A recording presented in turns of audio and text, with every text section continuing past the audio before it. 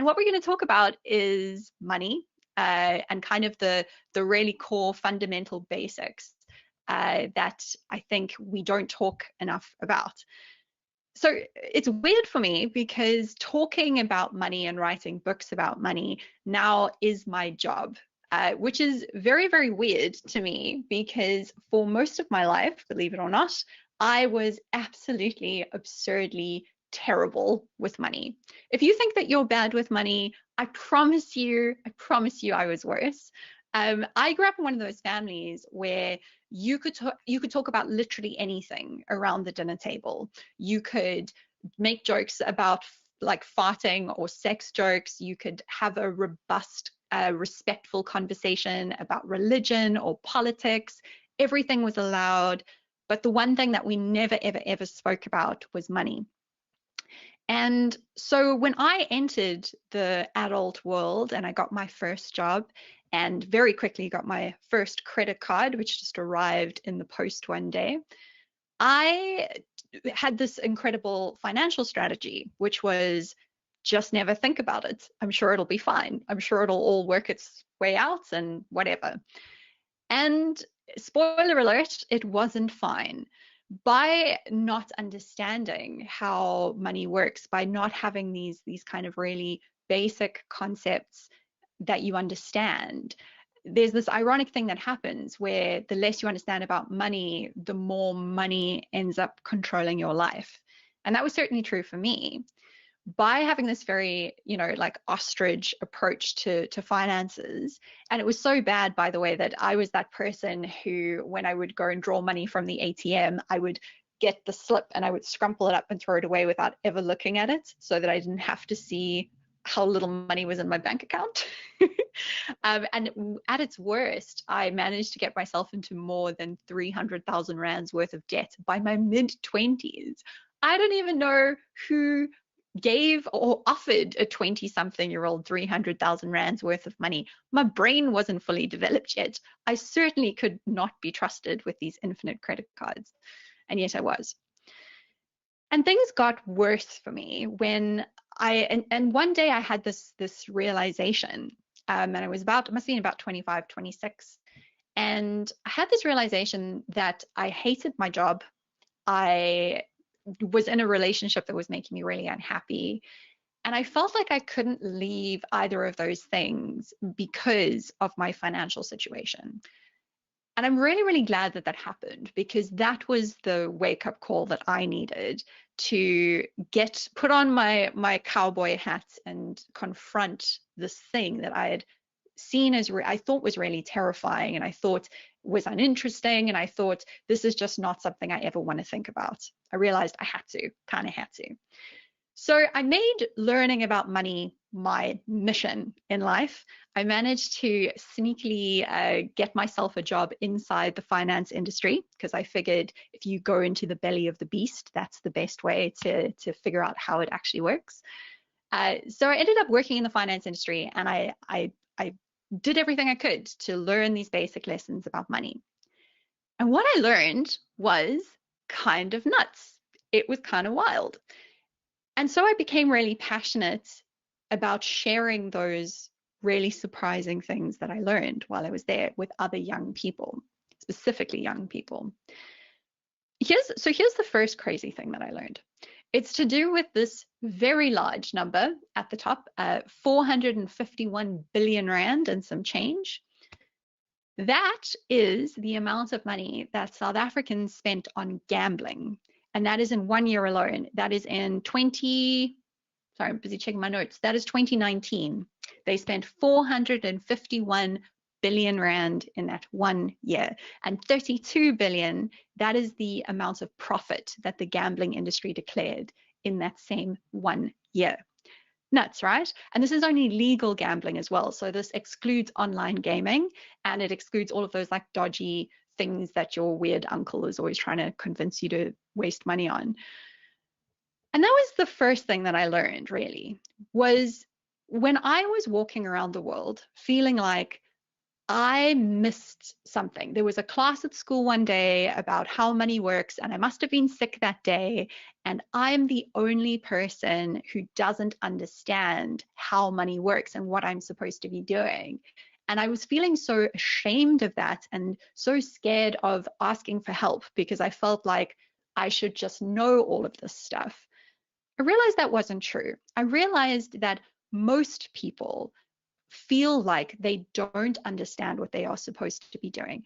And of course they don't, because we don't do a good job in South Africa or anywhere in the world really teaching young people the basic principles of money. We just don't. And then we just assume everyone will sort of just figure it out on their own. And unfortunately, people are not figuring it out on their own. TimeBank ran a study, I think it was 2-3 years ago now, where they interviewed South Africans across the income spectrum. And they found that 76%, so that's 3/4 of people, run out of money before the end of the month regularly. And in fact, more than half of people, 57%, run out of money by the 15th of the month. And if you think that that's just a problem of income, and certainly in our economy, that is often part of the problem is people just are not earning enough money.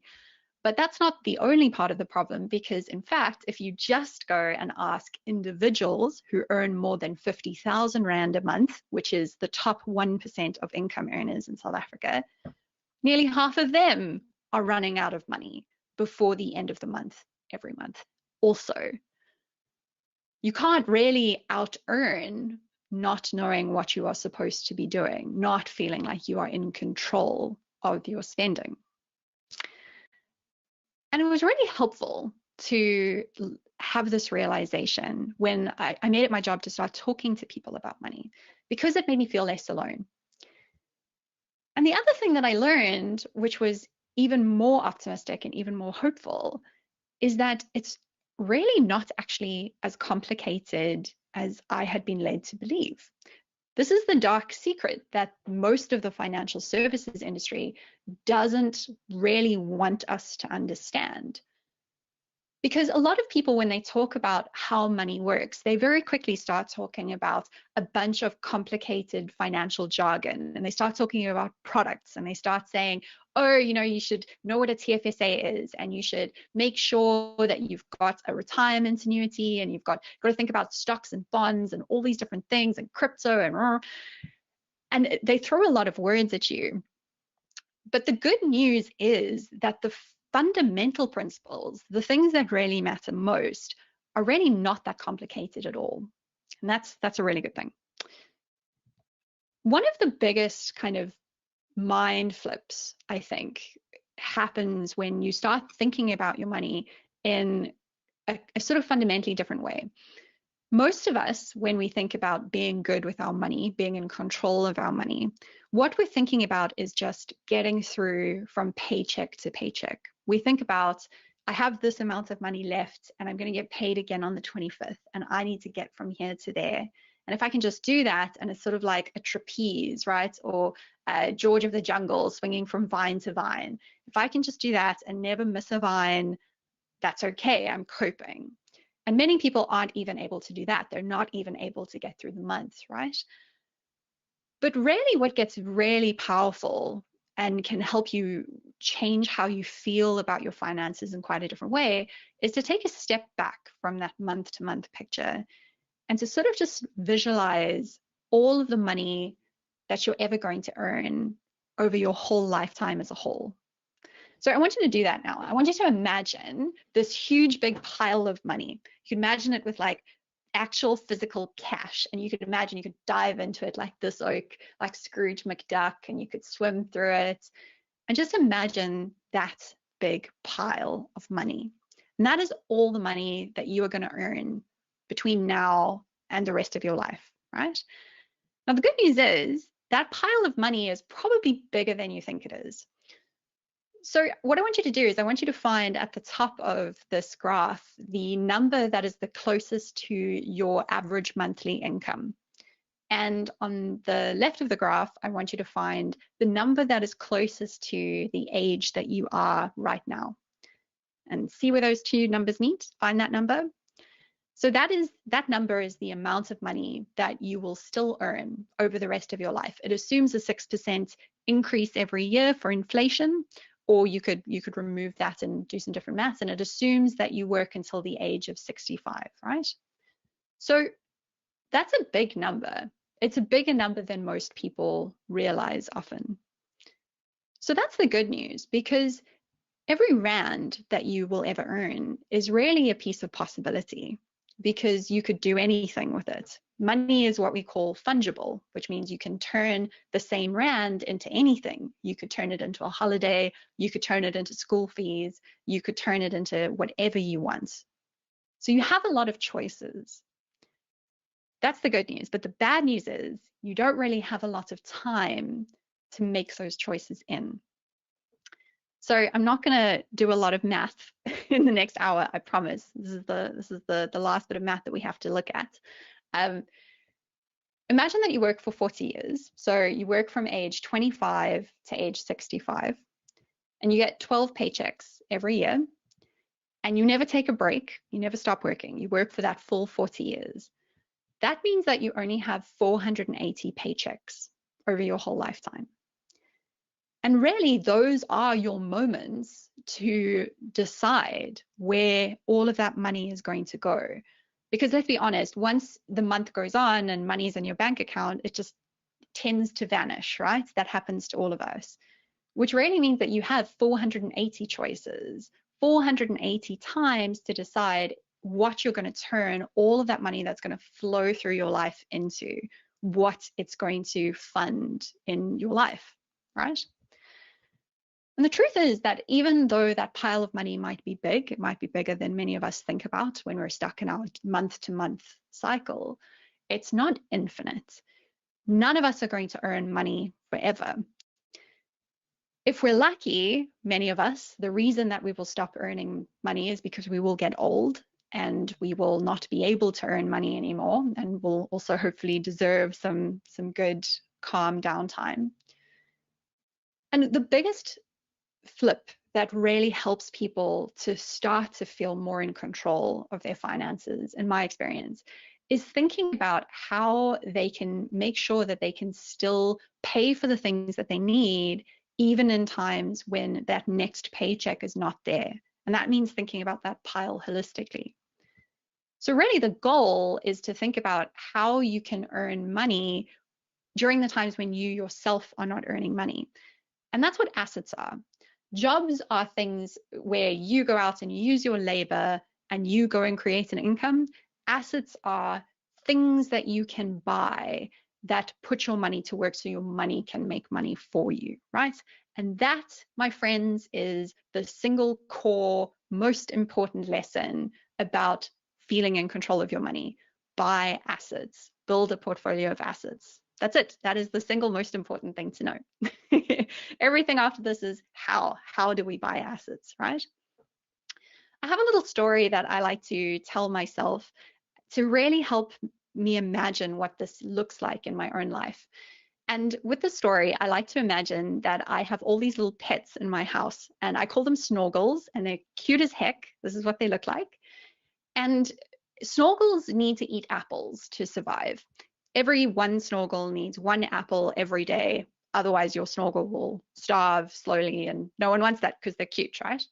So every day I have to go out to the fields and I have to go pick apples and I have to bring them back home so that I can feed my snorgels, right? And that's good and well, but there are times when I can't go do that, and there are times when I don't want to be doing that. So my goal is to rather start growing my own orchard of apple trees that I can laze around, I can play Xbox, I can teach my snorgels to hula hoop, and I don't have to go and pick apples every single day. Or it's not a disaster if there are days when I cannot pick apples. I think in the last year, all of us have confronted the fact that there are times when those paychecks dry up, and that's not in our control. That's not about us having done something bad or wrong. That can happen to everyone. So the goal is lots and lots of apple trees, right? Simple. How do you do that? 3 things. You save, you get out of debt, and then you start investing. You grow that money. Done. That's it. That's everything you need to do. But obviously, it it's easier said than done. And the first part of the first step really, which is saving, is interesting to me because it is the easiest one to understand and it's the hardest one to do. Saving is a lot like running a marathon, right? It's not complicated. In order to know what you need to do to run a marathon, you don't need to go and get a degree in biokinetics. You don't need to be a doctor. You don't need to understand what proteins muscles are made of. All you have to do is you have to put running shoes on your feet and you have to actually go running every day until you get fit. And saving is kind of the same thing. It's the easiest thing to understand, but it's so hard to do. So what do I mean by saving? Saving just means creating a surplus, which is making sure that you have apples left over, that you have more apples coming in than your snorgels are eating, right? So back to the snorgels are eating apples. You either earn extra apples, maybe you have a side hustle, maybe you get a long overdue raise at your job, or you put your snorgels on a diet and then you have a surplus. What you can do with that surplus is you can keep them aside so that you've got a bit of a spare cash if there's a day when you need some apples. And then once that pile is big enough that you've got emergency apples, you can then also start planting some of those apples, which is the investing side of things. Saving has to come first, right? But the reason that saving is so hard, right, is everyone hears, okay, I need to start saving money, fine. And then the first thing that we all think about is, okay, I'm going to go and create this big, long, complicated spreadsheet called a budget. And then I'm going to follow that budget.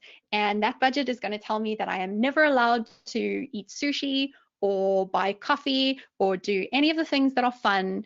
And I just have to follow the spreadsheet. And then, great, excellent, I'll have saved money. Problem solved, magic. And of course, all of us who've tried creating a budget and just following it know that unfortunately they're very seldom effective. And the reason that they are very seldom effective is that we like to imagine that our brains are these perfect computers and you feed our brains instructions and then your brain just does what you tell it to do. And that's kind of what a budget is. It's like a set of instructions for your brain and then cool, you just follow those instructions. But the truth is that your brain is not a computer. You have the brain of a primate, right? You are a primate with pants on. That is all you are. And your brain doesn't work like that. And we set ourselves up to fail when we treat our brain like a computer instead of treating it like a brain, which is this fallible thing. And you've got to work with how your brain really works, not pretend it's something that it isn't. So instead of just trying to save by writing down how you want to be spending your money in an ideal imaginary world, which is often all budgets are, try something that does actually work. So 3 of the tactics that are best supported by the data. So research shows that these things tend to be more effective than just trying to change your behavior. The first one is just to make saving automatic, something that you don't think about. And this is that old idea called pay yourself first, which when I was in my 20s, I told myself meant that on payday, I could take myself shopping. That's what it meant, to pay yourself first. Sadly, that is not what it means. What pay yourself first means is on the day you get paid, have an automatic transaction that goes off your bank account so that that money goes off away into a savings account or an investment or paying off debt. So you never see it to begin with. It's gone before you get attached to it. It's just away.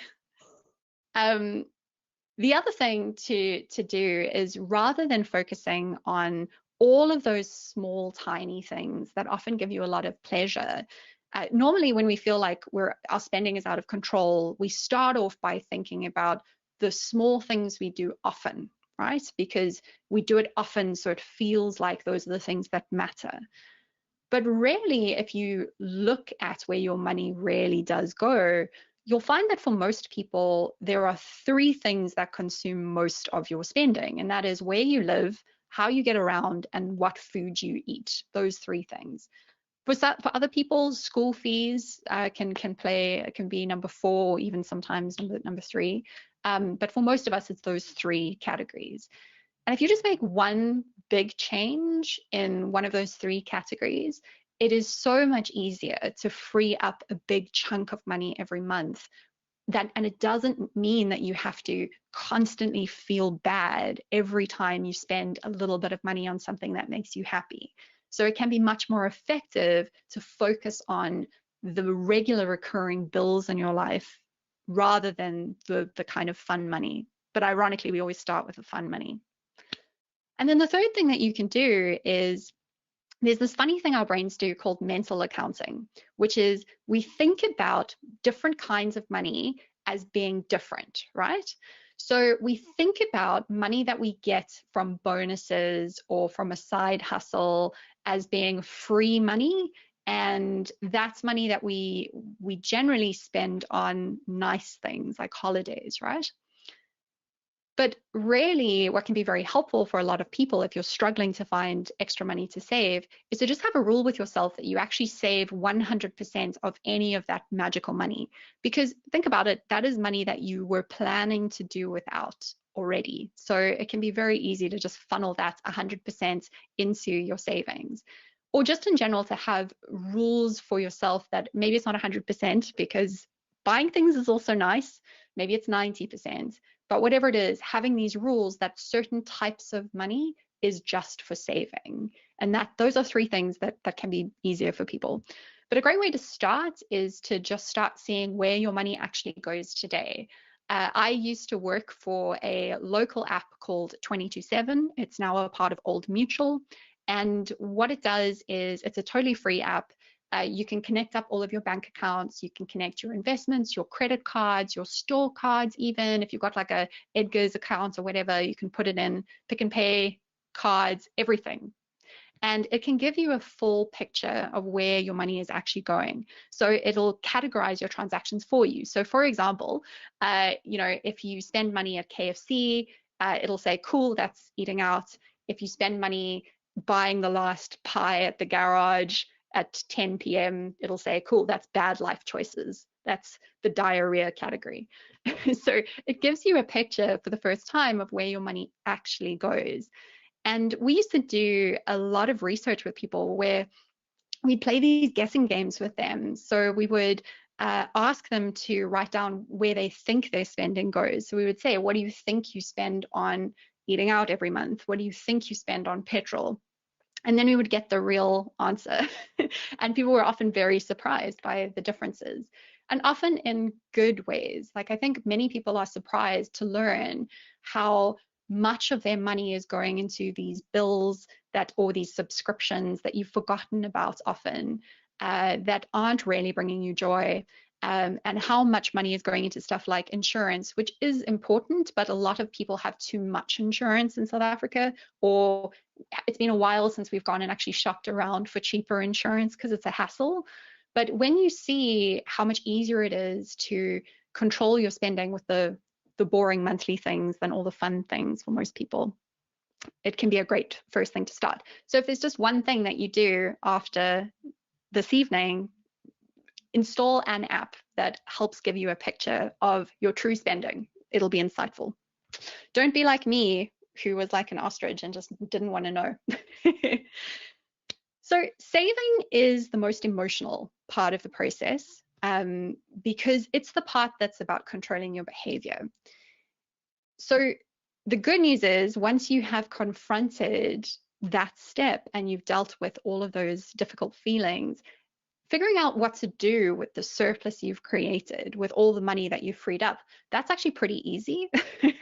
It's not the complicated part. And it can be quite like step by step. And for many people, the next step after you have built up some savings and you have freed up a surplus every month, so you're saving consistently every month, is to start thinking about getting out of debt. So we have this idea when we talk about debt often that people get into debt because of frivolous things, because they weren't in control of themselves and, they were just being silly. And that is certainly sometimes true. It was definitely true for me. But the most common reason that people get into debt, particularly in South Africa, is because they have unexpected emergencies that come up and they don't have a savings cushion, or they lose their job temporarily and don't have a savings cushion. And we talk about debt in this really morally loaded way. And it's part of what makes people feel so ashamed when they are struggling with debt. And that shame doesn't really help anyone, because it just means that people like me who really needed help don't ask for help. So if you are struggling with a lot of debt, this is my permission to you to stop feeling bad about it and to just deal with it, just make a plan, right? It's okay. Debt is not a moral failing. It's a consequence of our economic system. So what debt is and specifically how consumer debt works. I'm not talking about like house debt to buy a house. So go back to our lovely snorgels. What happens when something happens and you can't go and pick apples for that day and you don't have any emergency apples in your savings pile? You have no choice but to go and borrow apples from your very creepy neighbor. I call her Myrta, and she's very mean. And she'll give you apples, that's fine. And then there's an IOU, right? So like if you borrow money from a friend, you can have some apples now, but you have to give them back to me later. That's not the problematic part. That kind of debt, which is more like how we often loan money to friends and family, that doesn't cause debt spirals. What causes debt spirals is usually if Myrta, the person I'm borrowing apples from, is a bank or it's a store card or it's a credit card or a personal loan or a mashonisa or anything like that. It comes along with this creature called interest. So Myrta says, I'll loan you these apples, but you now have to adopt my pet too. And my pet is the interest monster. It's a bit gross, it's fine. The problem is that the interest monster also needs to eat apples and it grows. And the longer that you keep it, the bigger it gets. And the bigger it gets, you still only have the same amount of apples every day. And eventually the interest monster is eating all of your apples and there's nothing left for your own snorgels. And that is a debt spiral when that interest monster is growing faster than you are able to keep up with its growth by picking more apples. And in South Africa, what that often looks like is people who end up spending 60 to 70% of every paycheck just paying their interest. So that's a real stat from Debt Busters, which is one of the biggest debt counseling services in South Africa. So by the time a customer comes to them and asks for debt rescue, on average, it's 64% of their income, their paycheck is going just towards paying their debt, keeping up with their debt, which means they're now living off 36% of every paycheck, which is really, really hard. And that's why debt spirals are so dangerous for people, specifically when we're talking about high interest debt. The other thing about carrying debt is if the goal, we keep our eyes on the prize, which is the goal is to grow lots of beautiful apple trees, to have lots of assets so that you can, feed your snorgels even in times when you can't go pick apples, carrying debt erodes that whole plan. And that's because of something quite simple, which is that if you go to the bank and you ask for a credit card, the interest rate that they will make you pay on it is about 18% usually. And if you go to the same bank and you say, here's my money, would you pay me interest on this if I keep it in a savings account with you? They will typically give you like 4%? And the difference between 18% and 4% is the reason that bankers drive nicer cars than you do. That gap is why bankers make so much money. And the thing is, if you are sitting on debt, almost always the best investment you can make is paying off your debt first. And again, this only applies when I'm talking about high interest debt. So that's stuff like credit cards and store cards, right? But there is no investment on earth that can guarantee growth of 18% every year. And that's the growth that you get by paying off your debt. So the really thrilling thing about paying off your debt is if you've had debt, you're used to living on a small chunk of your paycheck. So you are used to creating a surplus, and once you've paid it off, you can really start to grow your money in the future, and you can free yourself from paying for stuff you bought in the past, and you can start focusing on growth. But you can't start focusing on growth if you are carrying debt, because it makes no sense to be investing in something that might be giving you 12 or 13% growth as an investment if it's losing value on your debt faster. See what I'm saying? So get out of debt. You don't need it. Your life is better without it, I promise. Once you've done that, you can start doing the really fun part, which before I knew anything about how money works, I assumed was the difficult and boring and scary part. And now I know is the fun and also incredibly simple part and very satisfying. So you want to get to this step as quickly as you can, and that is starting to invest. I used to think that investing was something that just wasn't relevant to people like me. Investing was something that you had to worry about if you were like, I don't know, some swanky oak living in Stanton, or I don't know, you had a yacht and you would read the business news on your yacht and you'd listen to Bruce Whitfield every day. I love Bruce, he's great, but no one wants to be listening to business news every day. Some people like Simon, I think, find it interesting. Many of us do not. So for a long time, I was just like, well, investing just doesn't apply to me. It's only for people who really know a lot about business and are interested in business. But the truth is, all of us have to figure out how investing works. And the reason is that keeping your money just in a regular savings account, ironically, is the most reliable way to make it lose value. And the reason is not because of, like little kleptomaniac tokoloshes who are like living under your bed, eating all the savings you've got stashed under your mattress. The reason is because of inflation. And all inflation means is that your money is worth less every single year. So the 10 Rand that today can buy you a can of Coke in 20 years' time will only be able to buy you half of that same can of Coke, probably even less, right? That's what inflation is. So we have to invest to just preserve the value of our savings over time. It's something that all of us have to wrap our heads around. And the other thing about investing that makes it relevant to all of us is that most of us who are alive today will, if we're lucky, statistically, live a very long time. And it's very difficult to keep working in a job after the age of 65. It's not fair, but that is the world that we live in. Most people who lose their jobs between the ages of 60 and 65 find that they cannot find another job even when they want to, right?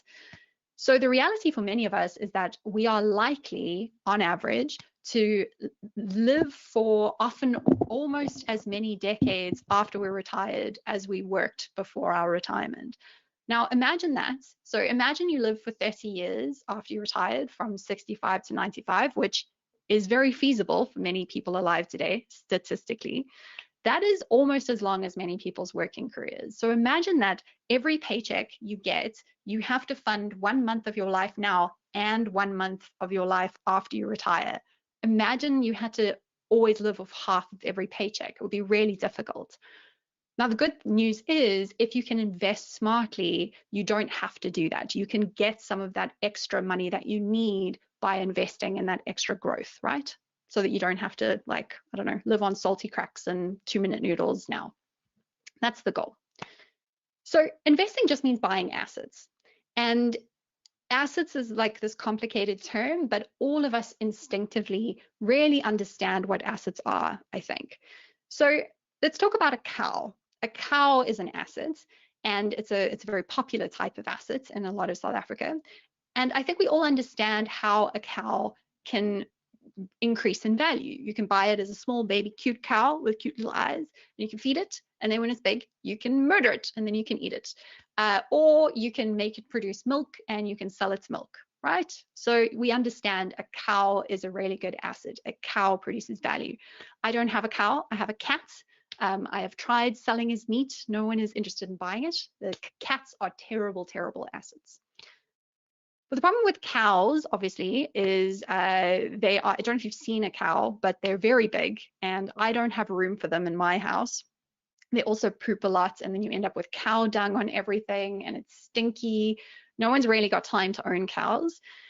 And that is why the type of asset that I am most unironically enthusiastic about is the stock market. And to be perfectly honest, I didn't actually know what the stock market was until my mid-20s. So if you don't know, don't worry about it. I will tell you what it is.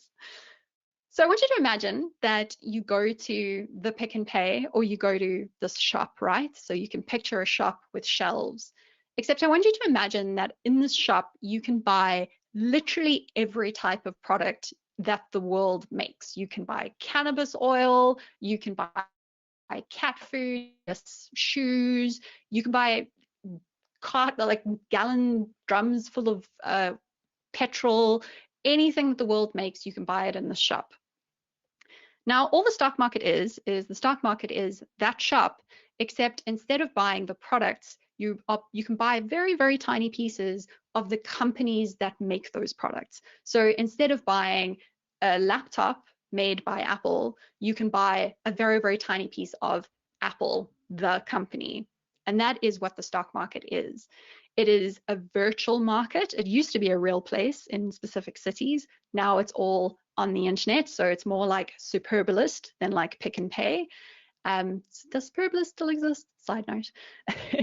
But the great thing is that as a person sitting in South Africa, it is very, very easy as shopping online and buying jeans, to buy tiny, tiny pieces of the biggest companies in the world. So all of the brands that you already know and you already love, you can sit on the loo with your phone and you can buy tiny, tiny pieces of those companies.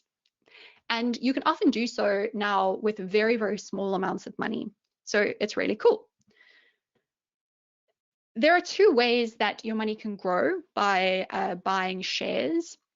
The first one is what we call dividends. So if you think back to the cow, if your cow produces milk and you go and sell that milk, that's equivalent in the stock market to a dividend. It's just a boring name for it's the profit, right? So when Apple sells lots of computers, they make a profit. They can either reinvest that profit back in their business, or they can pay it back to its shareholders. And if you own 1/100,000th of Apple, you will get 1/100,000th of the profits that Apple distributes, and those are called dividends. And they're awesome, right? Similar to the milk, because you still own the underlying thing. You haven't killed your cow. But if you do want to rather go and kill your cow, or rather just sell your cow to someone else, you don't own it anymore, you sell it, and hopefully you sell it for more money than you bought it for. That in the world of investing is usually called a capital gain.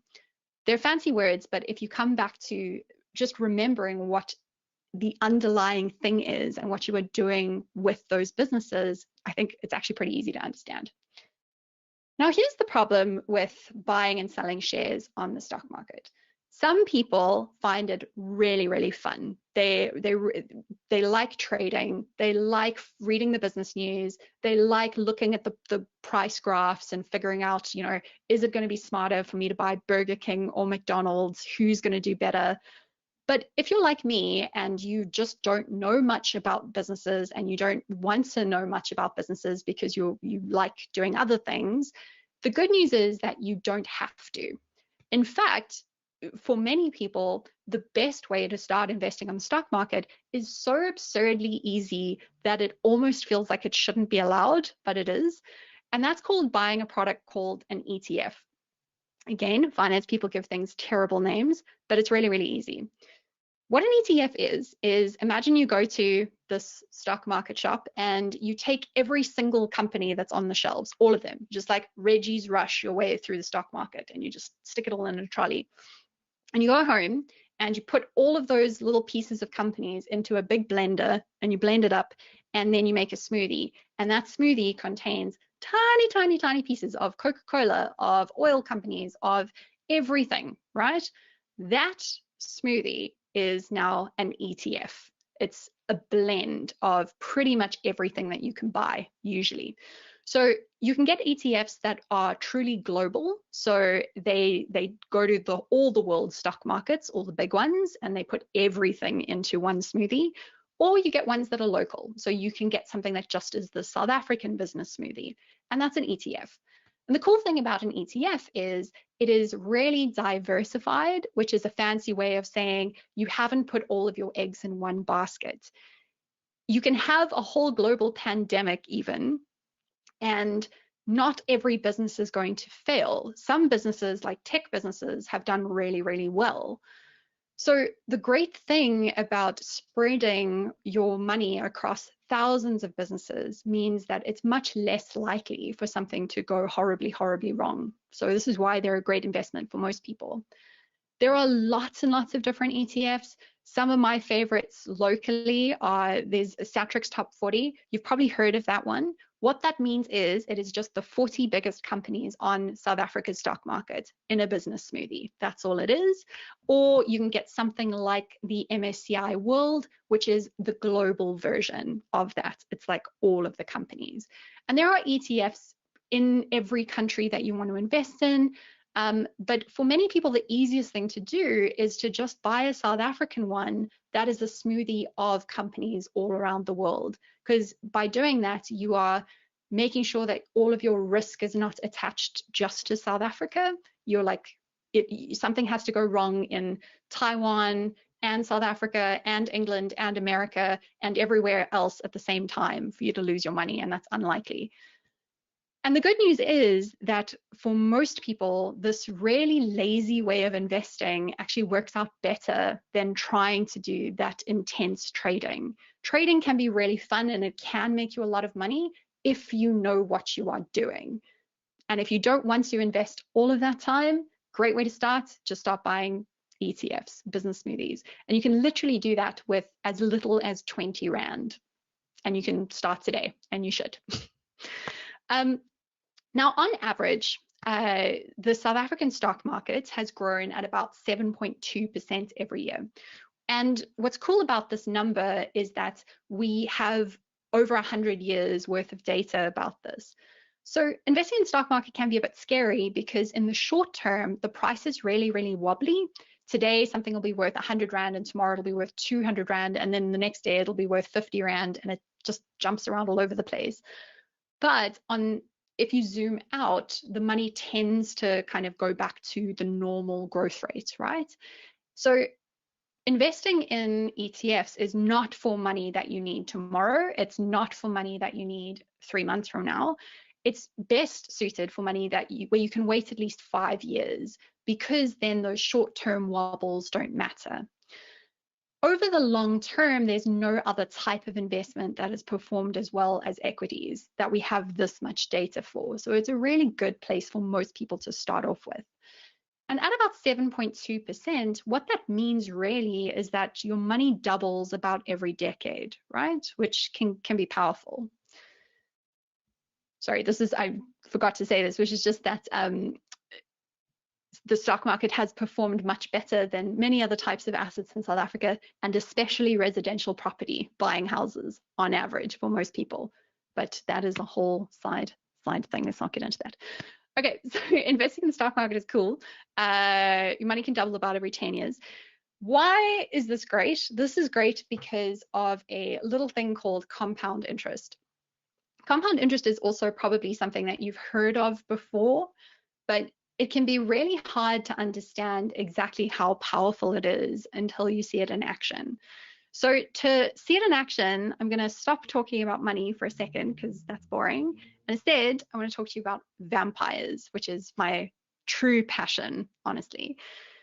So have you ever noticed that in vampire TV shows and movies and books, vampires always live in mansions and they always wear fancy waistcoats and they're drinking good wine? In other words, vampires are always loaded, right? They are rich. And have you ever stopped to wonder why that is? And the answer is compound interest.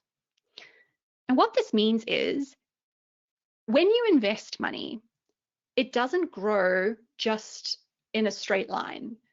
what happens is that it grows in a curved line, a lot like COVID does, is kind of like a terrible analogy.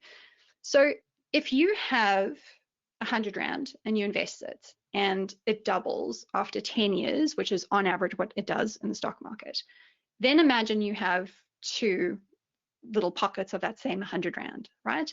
If it doubles again, both of those 100 Rand notes that you now have double. So, and then imagine it keeps doing that. Now that's exponential growth. It's not as easy as just the original thing doubles every 2 years. And to see why that's so powerful, I want you to imagine that 200 years ago, Edward Cullen, Dream Bay, went to Capitec Bank, and all he had with him was he had one 200 Rand note. And he put it in a Capitec savings account earning 6% interest, which is more than Capitec will give you these days, but a couple of years ago, they were giving you 6%. And then he forgets about it for 200 years. Now, Capitec didn't exist 200 years ago, neither did South African Rands, but just go with it, right? If you invest 200 Rand and it grows at just 6% interest, but you leave it for 200 years, what that turns into today is 1 billion Rand. Just think about that, 1 billion Rand. That's crazy. And that is because of the power of compounding. The thing about compounding is, and all money that you invest pretty much grows in this compounded way. And what it means is, what matters more than any other variable is how long you leave it alone for. That matters more than how much you start with. It even matters more than how fast it grows. The variable that is the most powerful is time. And you might be thinking, well, I'm not an immortal blood-sucking demon. This doesn't apply to me. But the thing is, it does, because there is a reason that you will want to invest for a very long period of time. And it's the one that we spoke about right at the beginning. One day, hopefully, you will retire. And compounding is a superpower when it comes to saving for your retirement. You might have seen this graph before, and forgive me if you have, because I think it is one of the most important things that I saw when I was learning about money. And it's this graph that compares two different people. Person A, let's call her Bella for lols. I want you to imagine that Bella starts saving for retirement when she is 25, and she saves 1,000 Rand every month, and she does that for 5 years until she's 30. So age 25 to age 30, 1,000 Rand a month. And then she stops. She never saves another cent for her retirement. So in total, I think she saved 60,000 Rand over that 5 years, never saves another cent. Now compare Bella to Edward, who does exactly the same thing, also saves 1,000 Rand a month for 5 years, and he just starts 5 years later. So he starts at age 30 and he saves until age 35, saves the same amount of money. Now, Bella's savings by the time she's 65 are going to have grown to almost 1 million Rand because of compound interest. Awesome. And now it seems like Edward, it shouldn't matter that much that he just started 5 years later, but it does. It turns out that it's a difference of nearly 300,000 Rand, which is almost a third of the final amount that you end up with. And it's much, much more than the total amounts of money that he saved. And this fact, this truth about compound interest, is why I'm so glad that you decided to spend this time here right now, this evening. When I was young, the biggest mistake that I made about money was I told myself that this could be future me's problem. Because I told myself, you know what, I'm young, I'm having fun, I'm not earning a lot of money right now. Let me wait until I'm 30 or 35 and I'm a proper adult and I've got more money, and then it'll be easier. Then I will start saving. Then I will start growing my orchard of apple trees. But that is not how money works. You only have 480 choices, moments to choose what is going to happen with all the money that is going to flow through your life.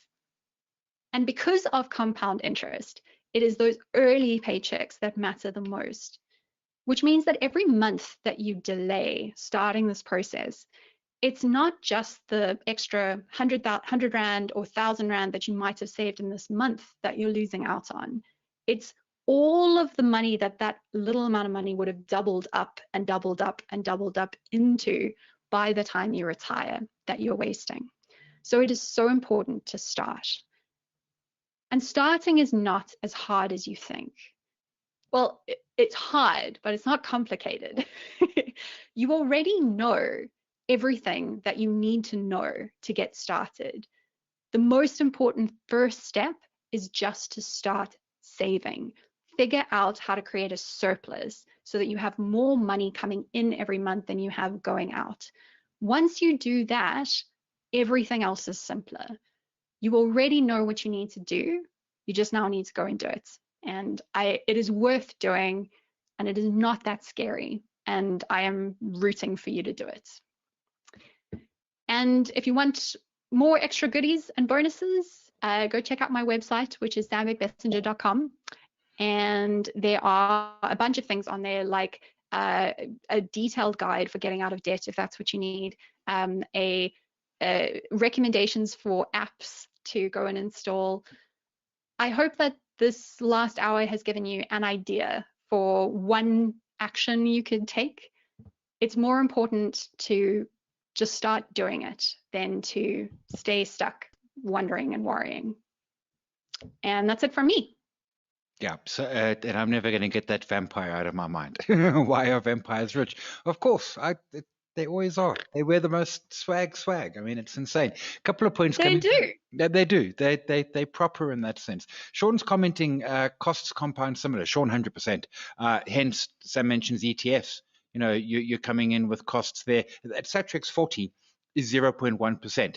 And I've told the story often about my first unit trust, which I think was 5% plus performance fees. So costs are hugely important, and hence ETFs. I mean, I think the expensive ETFs in our market are about 0.8. So they absolutely are quite cheap. Sam, a great question coming it's from... It's such a no-brainer.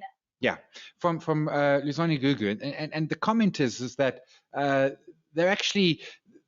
what they return is slightly better than the cost of their debt, which is unusual. It's usually the other way around. But they're commenting that they still want to pay off the debt because it stresses them. And my response to that is, you know what? Sleep well at night. Pay the debt. I don't like debt either. We were chatting off air before we went on. You know, if you have a phobia around debt, and it's not a bad phobia to have, and if it causes you stress, the spreadsheet might say one thing, but do what makes you comfortable. I couldn't agree enough. And people ask me this question all the time, and it often comes up with people who owe money. Where it comes up the most intensely is where people owe money to friends and family, and often those agreements are interest-free. So if you run that through the spreadsheet, exactly, the spreadsheet says, you know what, like rather invest and wait on this debt. But for me, I think the biggest change in how I think about my money now is understanding that my money is finite and limited, and so is my lifetime, right? So it's really important to not waste money. I don't hate spending money. I love spending money, but I hate wasting money. And for me, you're wasting money when you are funneling it into things that doesn't add to your happiness. And paying off debt might be one of those things for you that adds enormously to your happiness because it adds to your peace. And that's worth doing. Like, it's impossible to give general advice about what you should spend your money on because everyone values different things. But what I encourage everyone to do is make sure that you are being thoughtful about what you are spending your money on, and you are actually putting your money into what you value. And if what you value is relationships, sleeping well at night, totally pay off your debt. Yeah, no, I agree 100%. It's about being comfortable. Martin makes a great point, and Martin's point is, how do we get everyone to hear the message? And Martin, there's good news and there's bad news. The bad news is that, let's be clear, corporates, governments the world over are not spreading this message. In fact, governments are pretty much doing the opposite of everything that Sam says, in that they're spending our future money and they're not saving, and they are the worst to follow. That means the responsibility falls on us. And I talk about, I do presentations to the JC Schools Challenge, and I talk about the responsibility of knowledge. When we know something, we need to go and talk about it and tell peeps about it. There is one trick, however, with, I suppose, any knowledge, but mine is about money. you can't talk to someone about it who doesn't want to listen. It's as simple as that. The cliche, you can lead the horse to the water, but if that horse don't want to drink, there's nothing you can do. You can kind of plant seeds and then wait for people to come back to you and engage them. Sam's got 2 great books, one for adults, one for kids. There's content out there, but kind of let it be known that when people have questions, you're the go-to guy for those questions. Do you know, it was so amazing for me becoming someone. So, I grew up in a family that just never spoke about money because, and bless my parents for this, their intentions were good. It's because they found money really scary. So they wanted to protect us from ever having to worry about it. But, it had this terrible consequence of therefore we just, were clueless. And what I do now is I make up for this by I talk about money all the time. I have no scam. I tell people everything about my money. And what's incredibly powerful is that once I started doing that, other people started telling me about their money problems. So I found that that's really powerful as well, is just start being really open and honest with the people in your life about the things that are worrying you, but also the trade-offs that you are making. Like, oh, I'm choosing to downgrade my flat because I am doing this with it instead. And, talk about those things. And that is an invitation you'll find to other people to start opening up to you. And few people feel like they can talk about money. So when they find someone that they can talk about money to, they're often very excited to do so. Yeah, no, this is true. A bunch more coming through. Julia, you worried about 22/7 and sharing details with Old Mutual. I remember when it came out. I know folks who were involved in the process. Your stuff is safe. I mean, they at worst, what they might do is give Old Mutual your email address to phone you, but that hasn't even happened to me. I signed up. Was it 2012, 2011 it came out around mid-year? The Old Mutual's got, they're not going to suddenly start peaking in. I mean, it's just not in their interest. Truthfully, our finances are never that particularly interesting anyway. Here's my favorite. I will say that. Yeah. So just a quick thing on that. I absolutely, I will also, as someone who worked there, can tell you that it is really secure, but I do really respect that you are skeptical, because you should be skeptical whenever anyone asks for your money. Well done for asking the question. Yeah, be afraid. Be very afraid. Sam, here's one that's going to bless your heart. I'm 10 years old and I would like to invest my savings. What do you advise? Forget starting at 25. I love you. 25 is an amateur. No. Buy a 3D Switch. No, that's super exciting. I'm so pleased that you are here. I wish I had started investing when I was 10. One of the richest men in the world, Warren Buffett, started investing when he was 11. So yes, you already have a head start. Well done. My advice to all newbie investors is the same, which is try one of these business smoothie products. But what I would suggest if you're 10 is Easy Equities, which is this really cool local website, has a demo account. So you can go on there and you can start off playing with imaginary play money, which is a good thing to do until you feel comfortable and you understand what's happening. And do get an adult to help you open a real account. But it would be the same advice for everyone else. You're investing for a very long time because you're 10. You're basically a vampire. You have forever for your money to grow. So definitely put it into something like a good business smoothie product like I spoke about, would be my suggestion. Yeah. And you're ahead of Warren Buffett, and I think he's the 4th richest man anywhere in the top 10 is good enough for me. But do save some cash to buy me a Ferrari later, because if you're starting now at 10, you are going to be so rich. You are going to be so rich. A bunch of comments coming through about it should be part of schools. Some people love your book. No surprises there.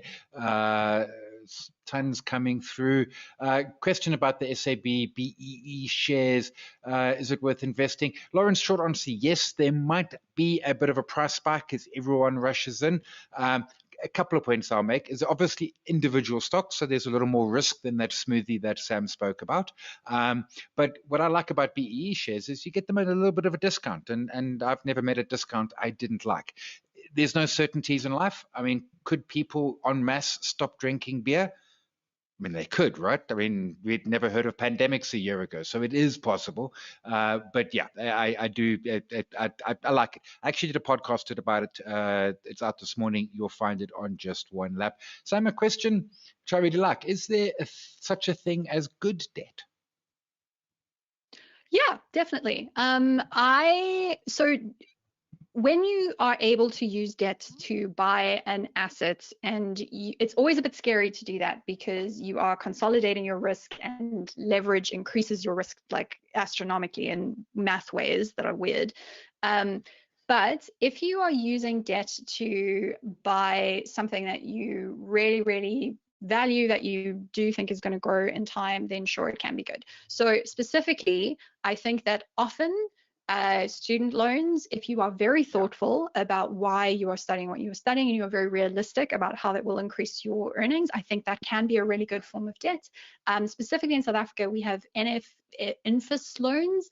Yes. We hope one day fees will fall, but until they have, NSFAS loans are fantastic. They are really low interest rate loans, great type of loan.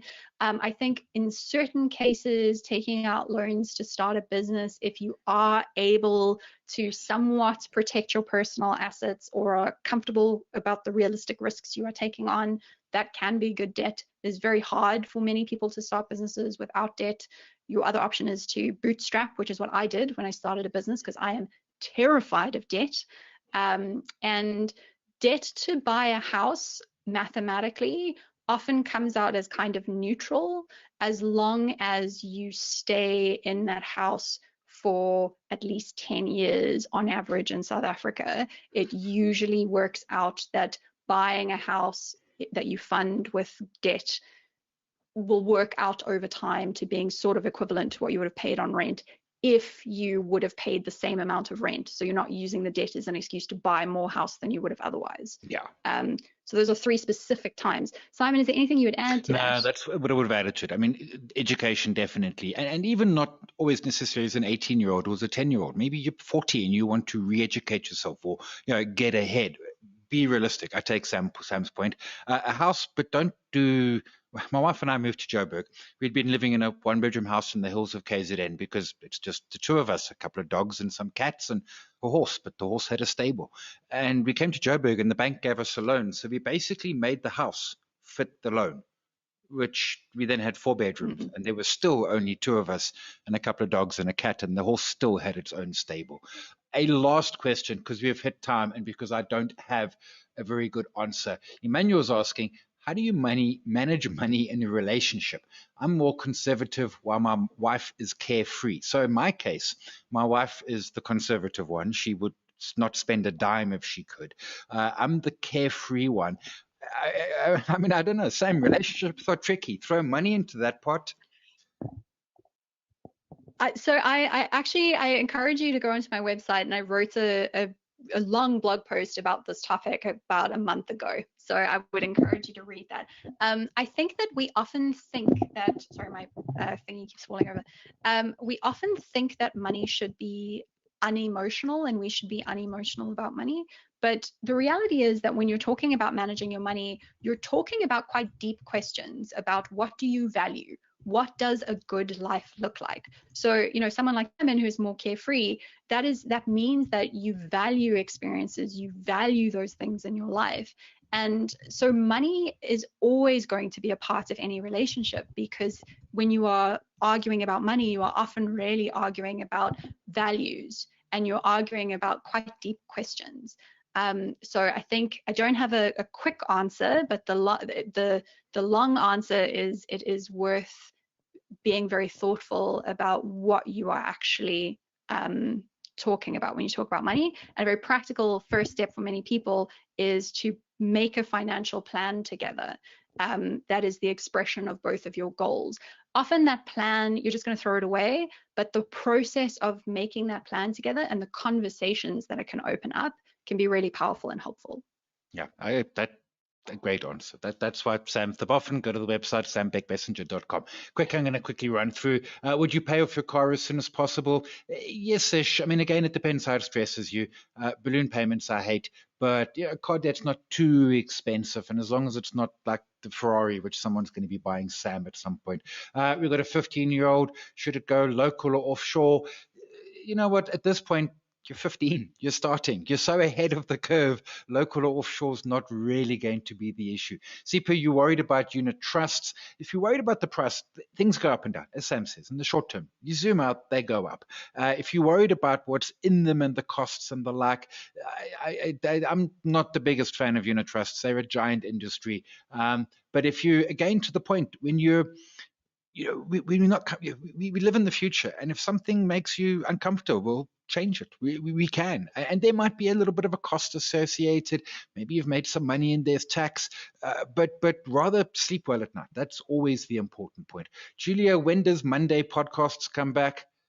Yeah, in time. I can promise you, I have not forgotten, I have not neglected, I have not abandoned, I have just not found the answer. But I'm young and I'm patient. Well, I'm not so young, but I'm patient.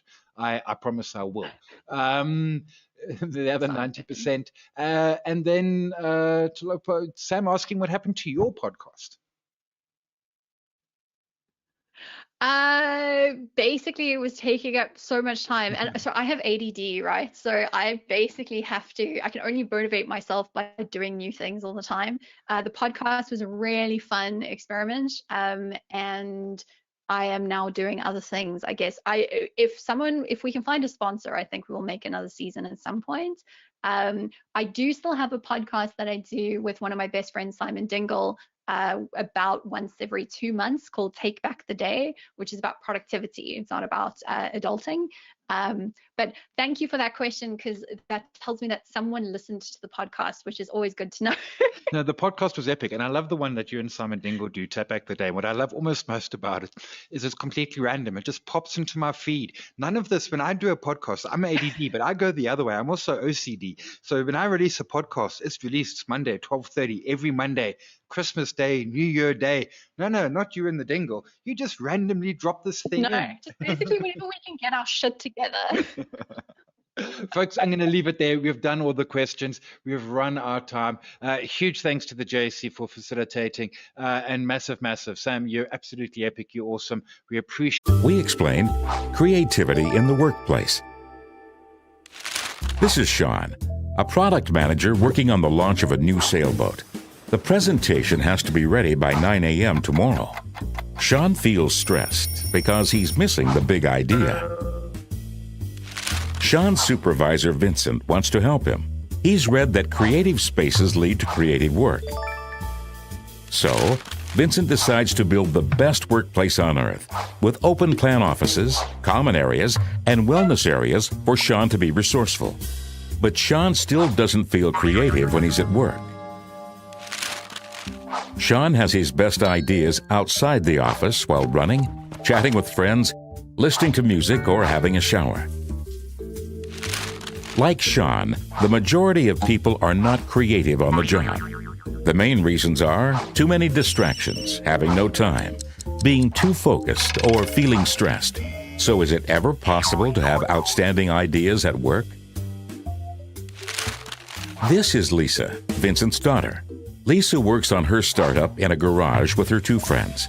Surprisingly, Lisa has her best ideas in the garage. Vincent wonders why. The garage isn't the best workplace on earth. Furthermore, he knows Lisa is stressed too.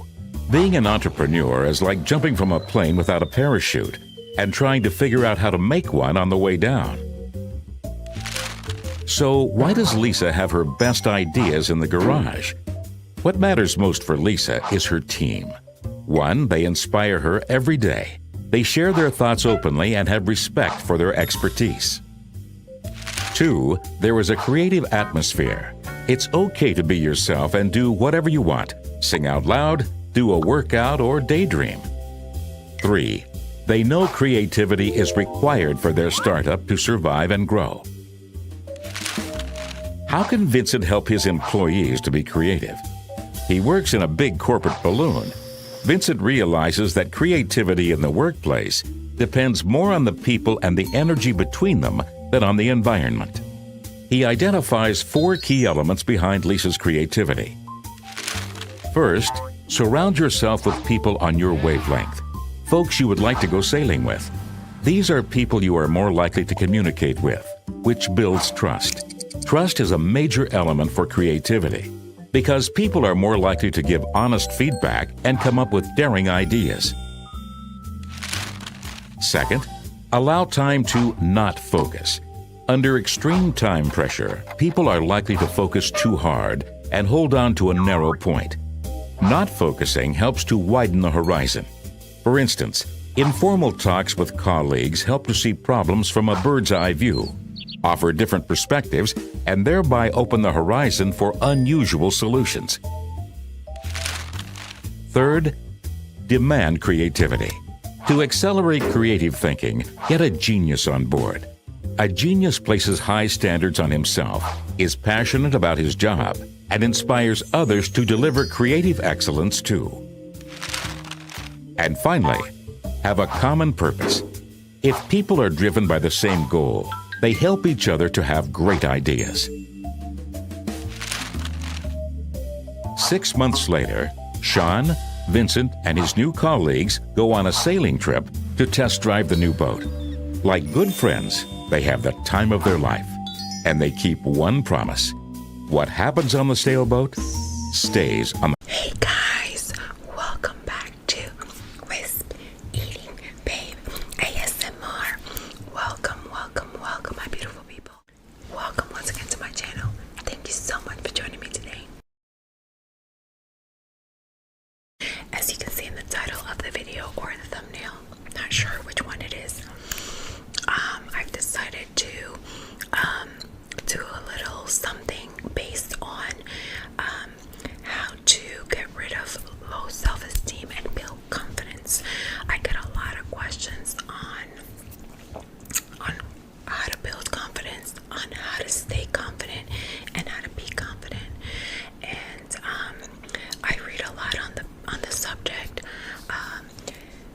I've always been a very confident person. I did have a part of my life, like I've said before, where I started lacking a little bit of that confidence, and so I found this article that I really, really enjoyed, and it really touched me. And I was like, you know what, this is something really great to read to my ASMR familia. So without further ado, I'm going to go ahead and leave you with me reading the article to you and kind of chit-chatting a little bit about it. But of course, guess what I'm gonna tell you?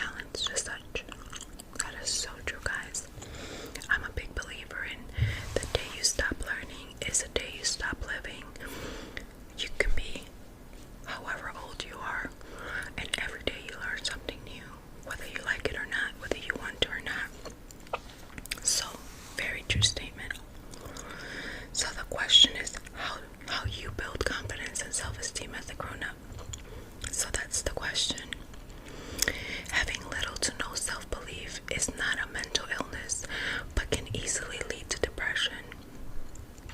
It's about how you perceive yourself. Having no little self-esteem means you don't see the value in yourself. Low self-esteem can be deeply rooted with origins in traumatic childhood experiences, neglect, or emotional, physical, or sexual abuse. If you feel that you suffer from a lack of confidence and poor self-esteem, there are a number of simple things you can do to boost yourself and potentially break out of the negative space. You don't need to do all the things at once. You just have to take one step at a time.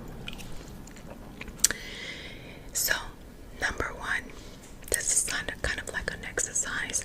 And again, guys, this is not coming from me per se as me writing it, but it's coming from me as I'm reading it to you, because as someone that tries to practice self-love, self-care, self-confidence, love yourself unconditionally, perfectly imperfect, when I read this article, it really, really touched me. Like, it really said, you know what, this is a great article. So I want to read you the exercises again. Remember what it says. You don't need to do all things at once. You just have to take one step at a time. Number one, excuse me, you hear my mentality. Number one. Where's my head? Who knows? Okay, let's get serious. Number one, find the root cause of your insecurities. Factors that can affect your self-esteem differ for everyone. Your confidence might have been lowered by a series of negative events, such as losing your job, being bullied or abused, poor health, and difficult toxic relationships. In my opinion, that has a lot to do with it, starting from home. Just saying. If your confidence and self-esteem are being lowered by something beyond your control, something you can't change at all, then it's important that you find a way to learn how to make peace with your reality. The beauty of life is it gives you back what you put into it. Do not let anything put you down, especially if it's something beyond anyone's control. In my opinion, right now, for example, it might be a dumb example, but it's a valid example, guys. This whole pandemic that's going on, and we've been in quarantine for so long, it's killed so many people so far, all over the world. If you think about it so hard, it freaking starts to get depressing, and you start to wonder and start to panic. Don't do that. You know why? Pray or meditate or whatever it is you believe in. But you have no control of it. You and I have no control over it. We do our part. We stay healthy. We stay safe. We stay in as much as we can. We do whatever it takes to take correct measures to avoid contamination. Our masks if we go out, our gloves, constantly washing our hands, sanitizing everything. But we have no control. I think that's a good way of putting that part into perspective. The best lives are created from the most difficult situations. You need to secure your happiness by reminding yourself that you are bigger than your situation, and don't allow it to cage you. Try not to compare yourself to others. I know it's easier said than done in this social media age, but no one posts their struggles and challenges online, and that is one thing we all have in common. How true is that, my friends? How true is that?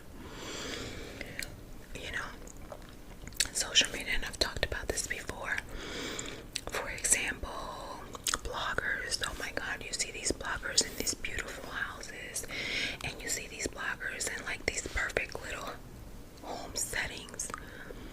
but they don't show what really happens behind those cameras.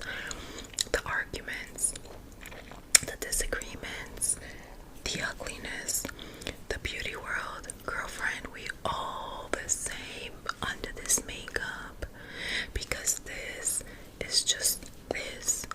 What's inside is what matters. So don't ever compare yourself to anyone. Don't ever compare your life to anyone's life, because you never know. I'm going to give you a great example, and I'm not going to mention any channel or names, but I used to watch this channel, blog channel, and I loved her channel. Oops, their channel.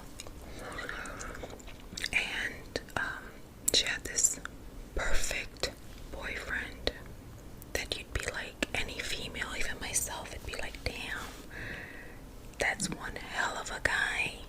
Like, damn, he treats her so nice. Like, damn, wow. Like, wow. A man that any woman's dream. A man that any woman would dream of. Suddenly, they stopped making vlogs.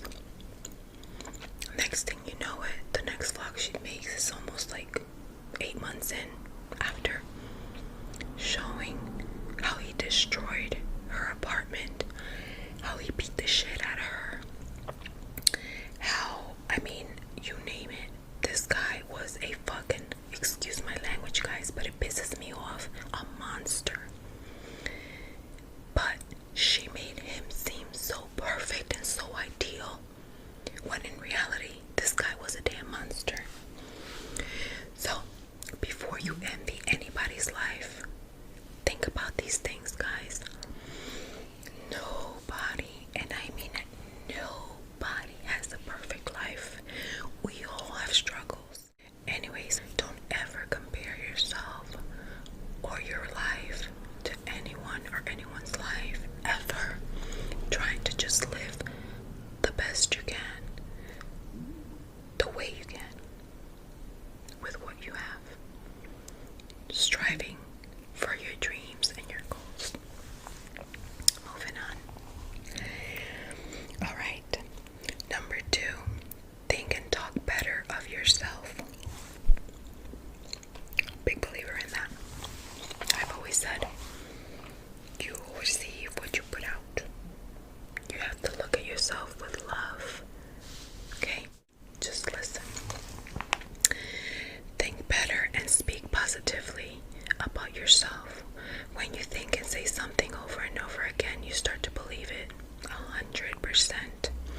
One thing I do not cleanse my mind after being exposed to negativity is meditating and listening to positive self-affirmations. And you guys know I'm a big believer in that. I made a whole video about it. These are the most helpful tools I can recommend. I can empathize how much they have helped me maintain positivity and build my self-confidence tremendously to feeling like I can take over the world. Absolutely. Because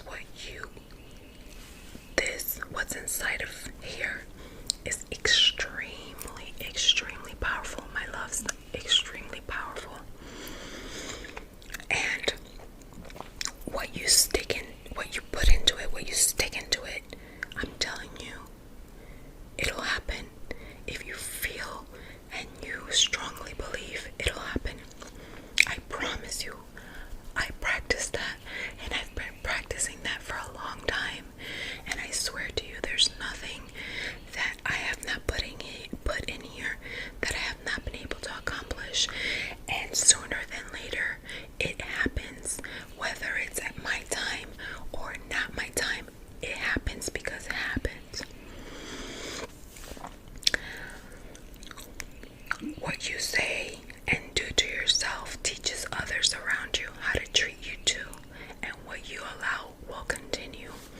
On a previous video I mentioned, I think it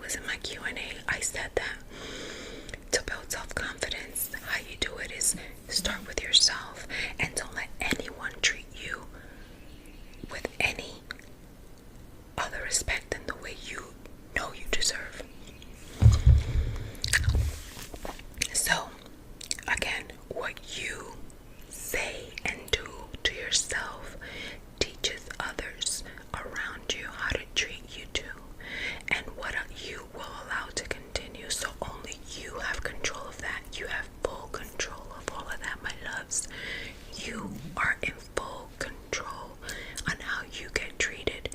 If you get mistreated, it's because you allow it. There's, again, situations where you have an argument, let's say with a loved one. It could be your parents, it could be your partner, it could be whoever. And sometimes, out of anger, we say stuff that we may not mean, you may not mean. You gotta be careful, don't confuse it. But if it's something that you know, because we know, whether we want to make ourselves blind of it is different. We know the difference. You're in control of that. Moving on, number 3, focus on your wins and accomplishments. Focusing on your accomplishments is a good way to focus on yourself and eliminate comparison. Doing this reminds you of the value and contributions you create as a person, and you should celebrate your skill set because of those have brought you far in life. Sometimes, for example, I feel that I need to do something to feel better about myself, okay? Whether it be compliment somebody or go out and serve my community, some community hours, just so I can feel better, because that helps me feel better. And sometimes people don't realize it, that it's not always about you. Sometimes giving helps you and makes you feel better about yourself and builds your confidence, believe it or not. So that's something you may want to keep in mind.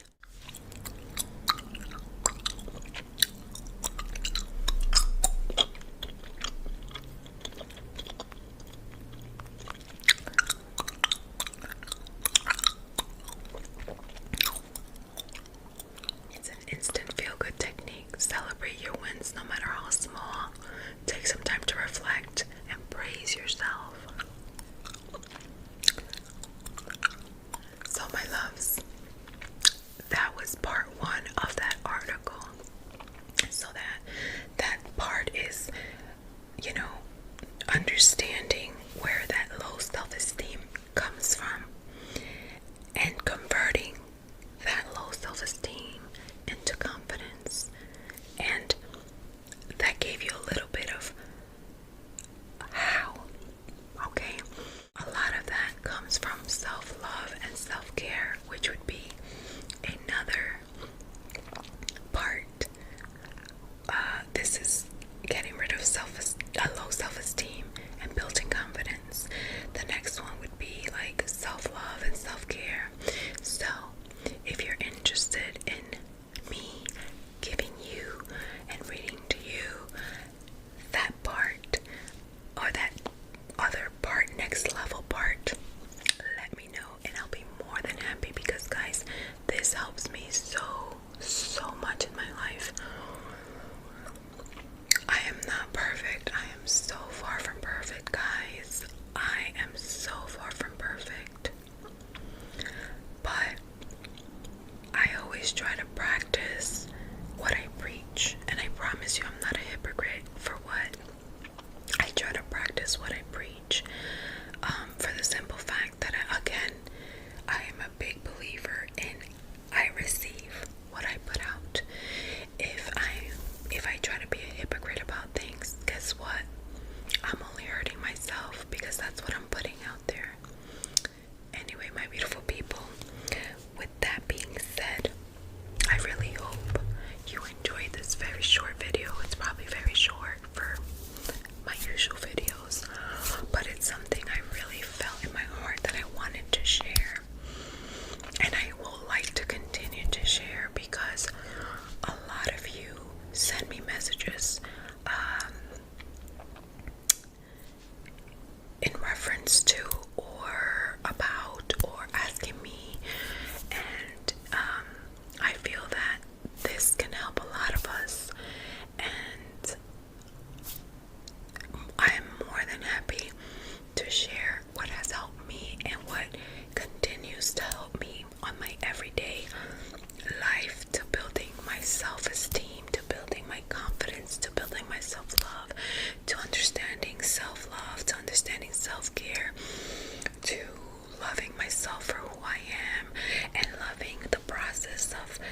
every step of what I'm going through, as hard as it can be sometimes, because sometimes it's like, why is this happening? Or why am I having to go through this? Or why, but if we like just take a moment to understand that everything happens for a reason and not necessarily for a negative reason, it helps us be better. And there's a lot of things that happen that are negative. Sometimes I'm like, my gosh, why is this happening? Or me being a big believer in God, sometimes I say, Lord, why are you allowing this to happen? Not that I'm questioning him, but I'm questioning almost myself. I'm like, why is this happening? But I understand, and I try. Well, I don't understand, but I try to understand and remind myself that hopefully there's a reason for it. And because I have no control over it besides my prayer and my kindness, there's nothing else I can do. My loves, thank you so much for watching me till this point. I love you guys. Don't forget to stay blessed. Don't forget to stay beautiful. Forget to stay glamorous. Most importantly, don't forget to stay kind. Be kind, my beautiful people. It is absolutely priceless, yet it doesn't cost a thing. Till next time, my beautiful people. Bye.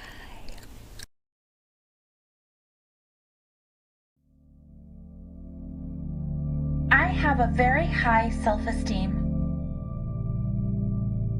My opinion of myself is the only one that matters.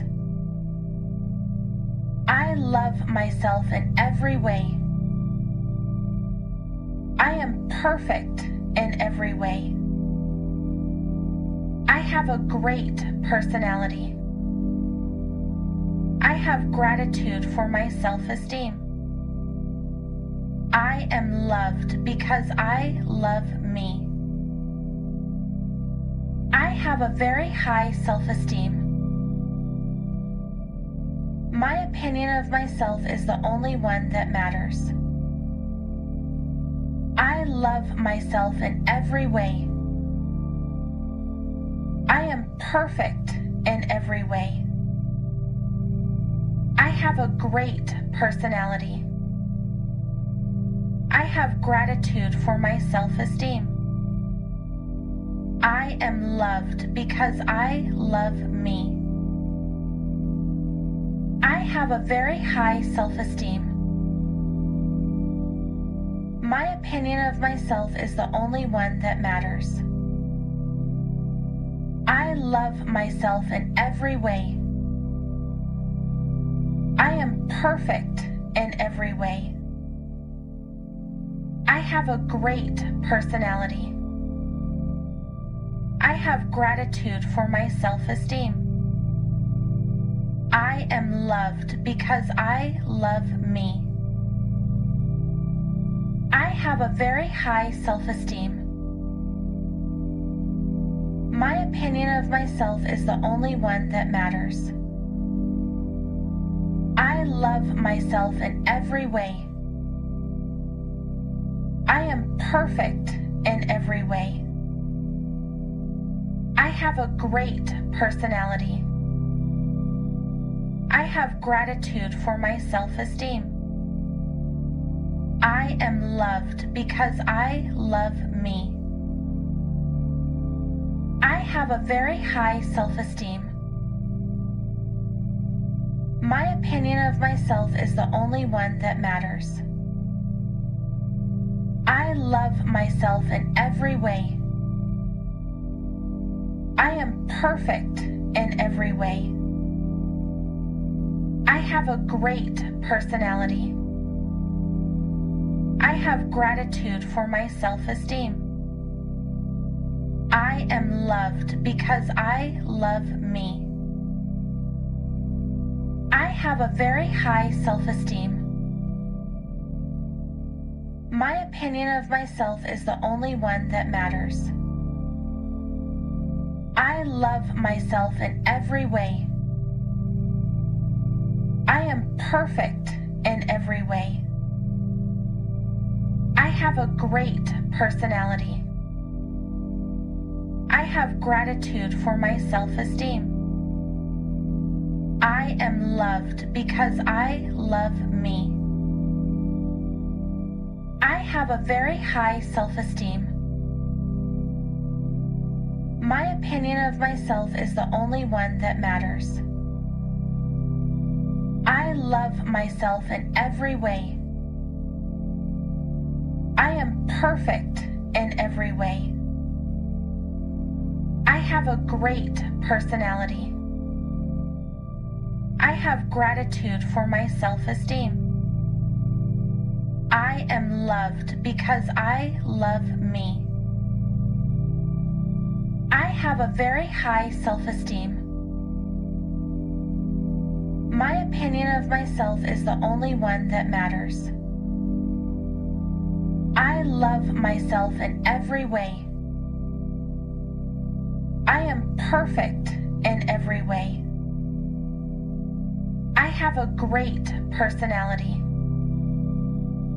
I have gratitude for my self-esteem. I am loved because I love me. I have a very high self-esteem. My opinion of myself is the only one that matters. I love myself in every way. I am perfect in every way. I have a great personality. I have gratitude for my self-esteem. I am loved because I love me.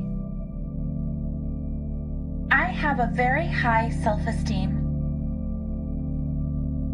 My opinion of myself is the only one that matters. I love myself in every way. I am perfect in every way.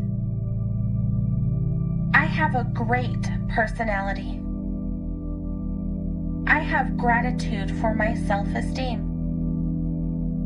I am loved because I love me. I have a very high self-esteem. My opinion of myself is the only one that matters. I love myself in every way. I am perfect in every way. I have a great personality. I have gratitude for my self-esteem. I am loved because I love me. I have a very high self-esteem. My opinion of myself is the only one that matters. I love myself in every way. I am perfect in every way. I have a great personality.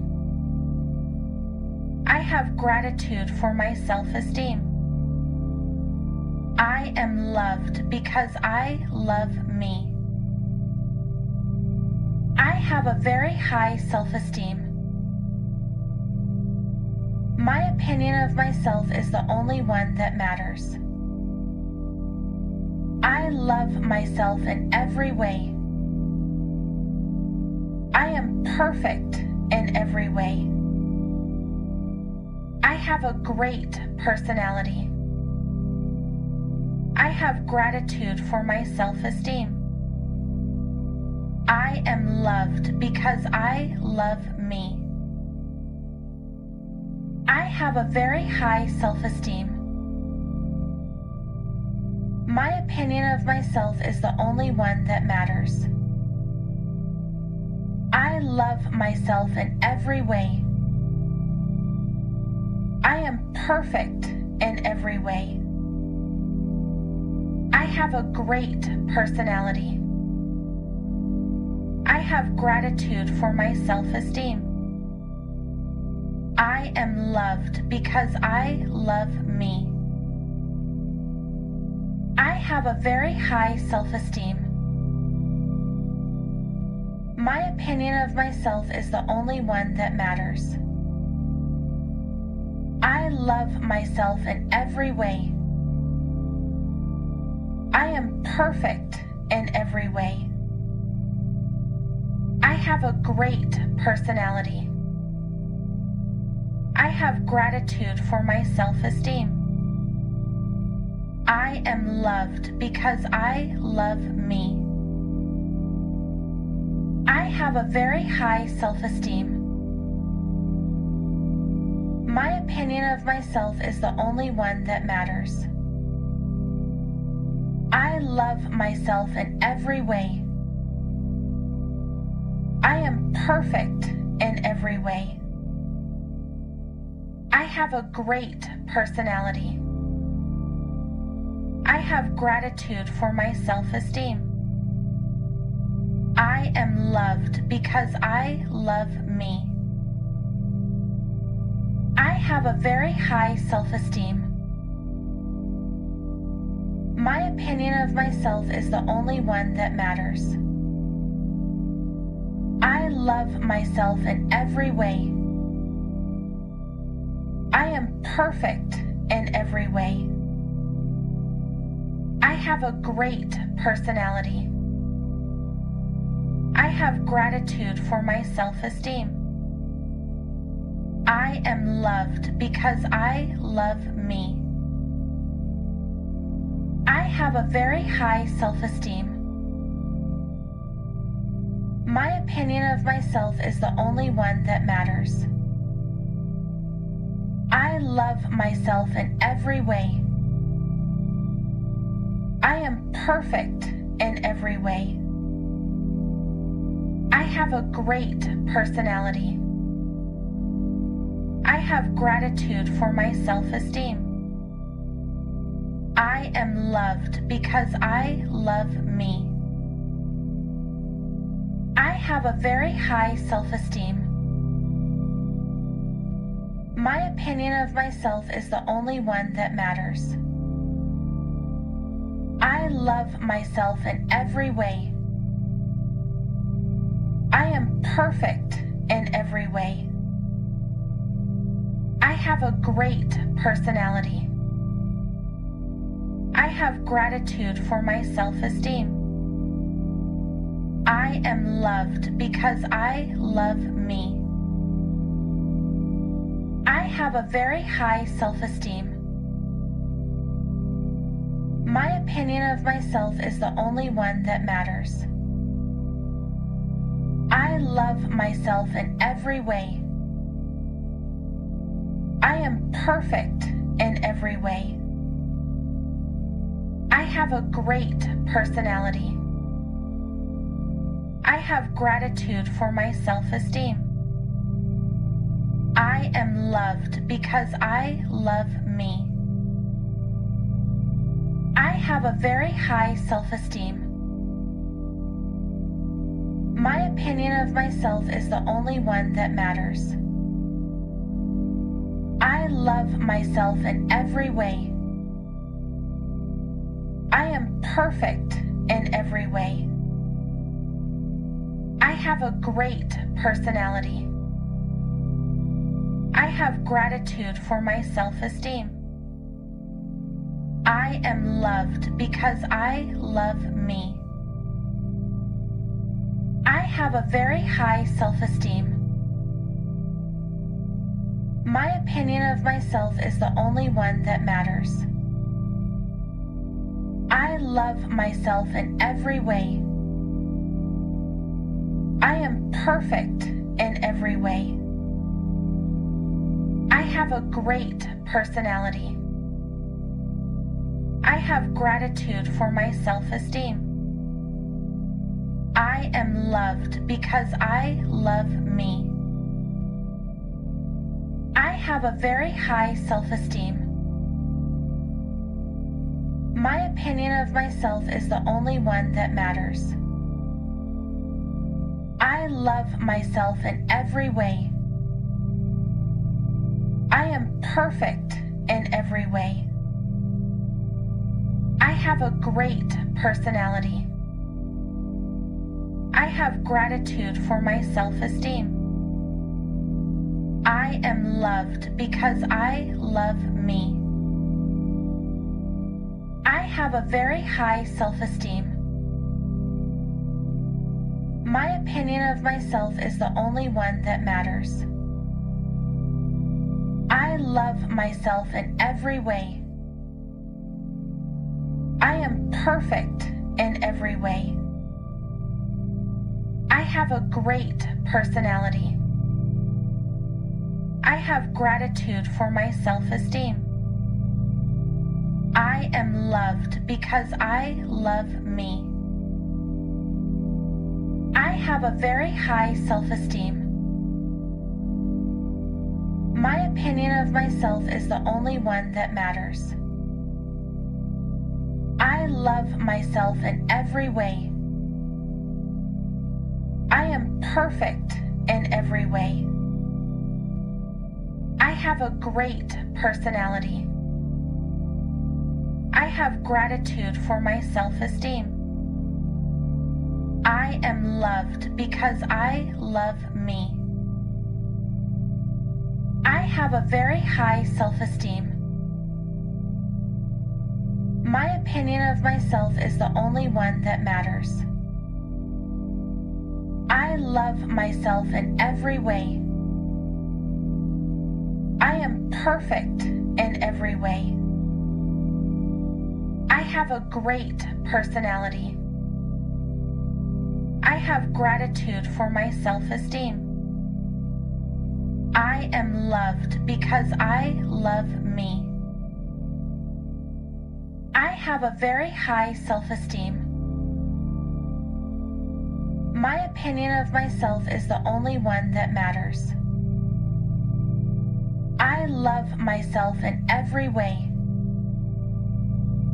I am perfect in every way. I have a great personality.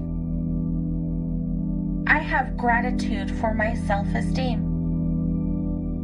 I am loved because I love me. I have a very high self-esteem.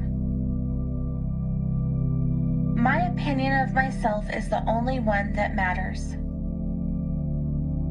I love myself in every way.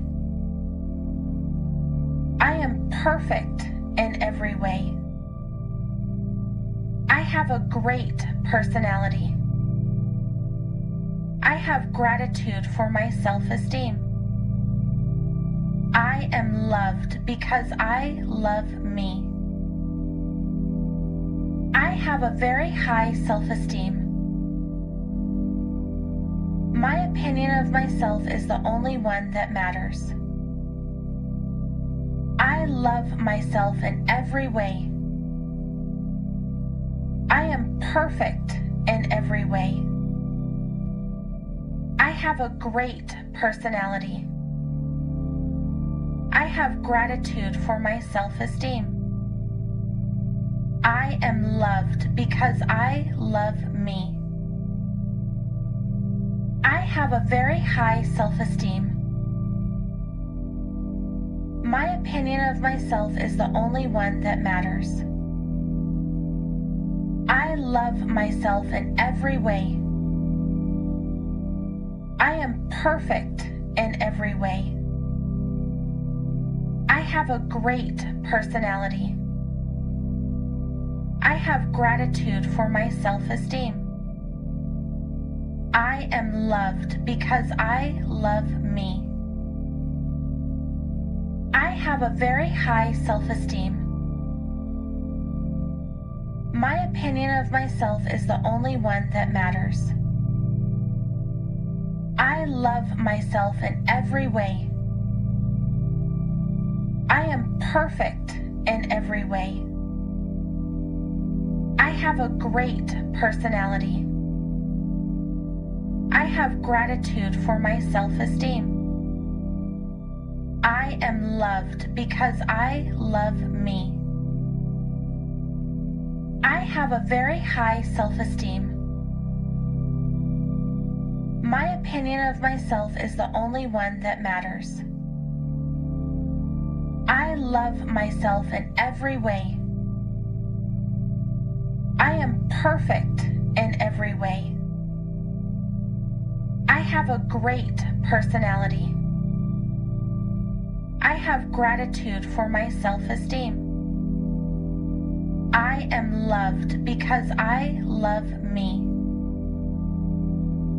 I have a very high self-esteem.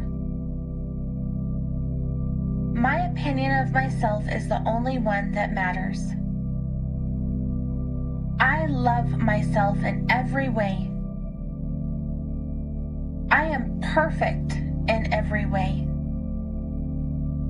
I have a great personality. I have gratitude for my self-esteem. I am loved because I love me. I have a very high self-esteem. My opinion of myself is the only one that matters. I love myself in every way. I am perfect in every way. I have a great personality. I have gratitude for my self-esteem. I am loved because I love me. I have a very high self-esteem. My opinion of myself is the only one that matters. I love myself in every way. I am perfect in every way. I have a great personality. I have gratitude for my self-esteem. I am loved because I love me. I have a very high self-esteem. My opinion of myself is the only one that matters. I love myself in every way. I am perfect in every way. I have a great personality. I have gratitude for my self-esteem. I am loved because I love me. I have a very high self-esteem. My opinion of myself is the only one that matters. I love myself in every way.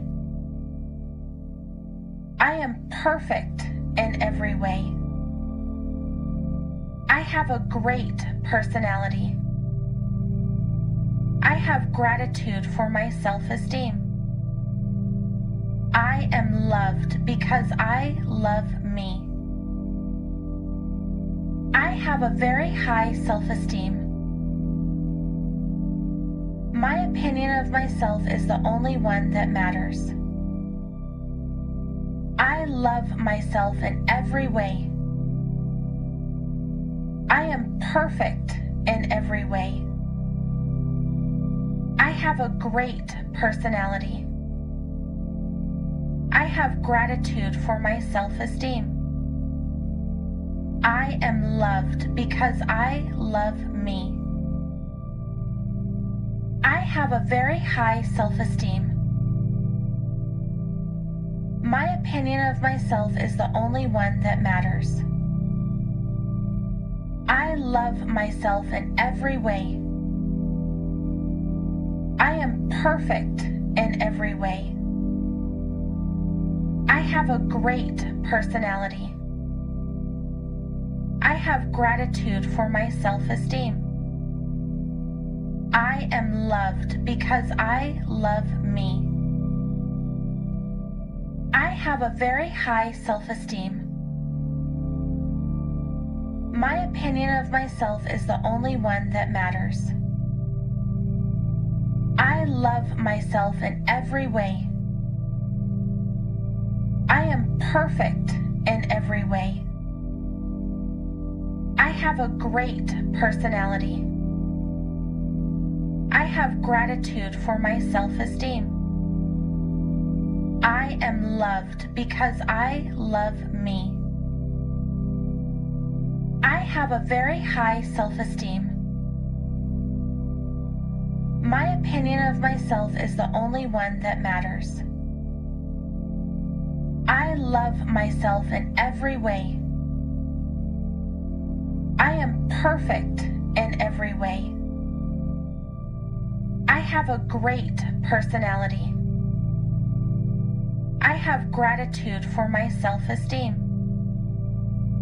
I am loved because I love me. I have a very high self-esteem. My opinion of myself is the only one that matters. I love myself in every way. I am perfect in every way. I have a great personality. I have gratitude for my self-esteem. I am loved because I love me. I have a very high self-esteem. My opinion of myself is the only one that matters. I love myself in every way. I am perfect in every way. I have a great personality. I have gratitude for my self-esteem. I am loved because I love me. I have a very high self-esteem. My opinion of myself is the only one that matters. I love myself in every way. I am perfect in every way. I have a great personality. I have gratitude for my self-esteem. I am loved because I love me. I have a very high self-esteem. My opinion of myself is the only one that matters. I love myself in every way. I am perfect in every way. I have a great personality. I have gratitude for my self-esteem. I am loved because I love me. I have a very high self-esteem. My opinion of myself is the only one that matters. I love myself in every way. I am perfect in every way. I have a great personality. I have gratitude for my self-esteem. I am loved because I love me. I have a very high self-esteem. My opinion of myself is the only one that matters. I love myself in every way. I am perfect in every way. I have a great personality. I have gratitude for my self-esteem. I am loved because I love me. I have a very high self-esteem. My opinion of myself is the only one that matters. I love myself in every way. I am perfect in every way. I have a great personality. I have gratitude for my self-esteem. I am loved because I love me. I have a very high self-esteem. My opinion of myself is the only one that matters. I love myself in every way. I am perfect in every way. I have a great personality. I have gratitude for my self-esteem. I am loved because I love me. I have a very high self-esteem. My opinion of myself is the only one that matters. I love myself in every way. I am perfect in every way. I have a great personality. I have gratitude for my self-esteem. I am loved because I love me. I have a very high self-esteem. My opinion of myself is the only one that matters. I love myself in every way. I am perfect in every way. I have a great personality. I have gratitude for my self-esteem. I am loved because I love me. I have a very high self-esteem. My opinion of myself is the only one that matters. I love myself in every way. I am perfect in every way. I have a great personality. I have gratitude for my self-esteem. I am loved because I love me. I have a very high self-esteem. My opinion of myself is the only one that matters. I love myself in every way. I am perfect in every way. I have a great personality.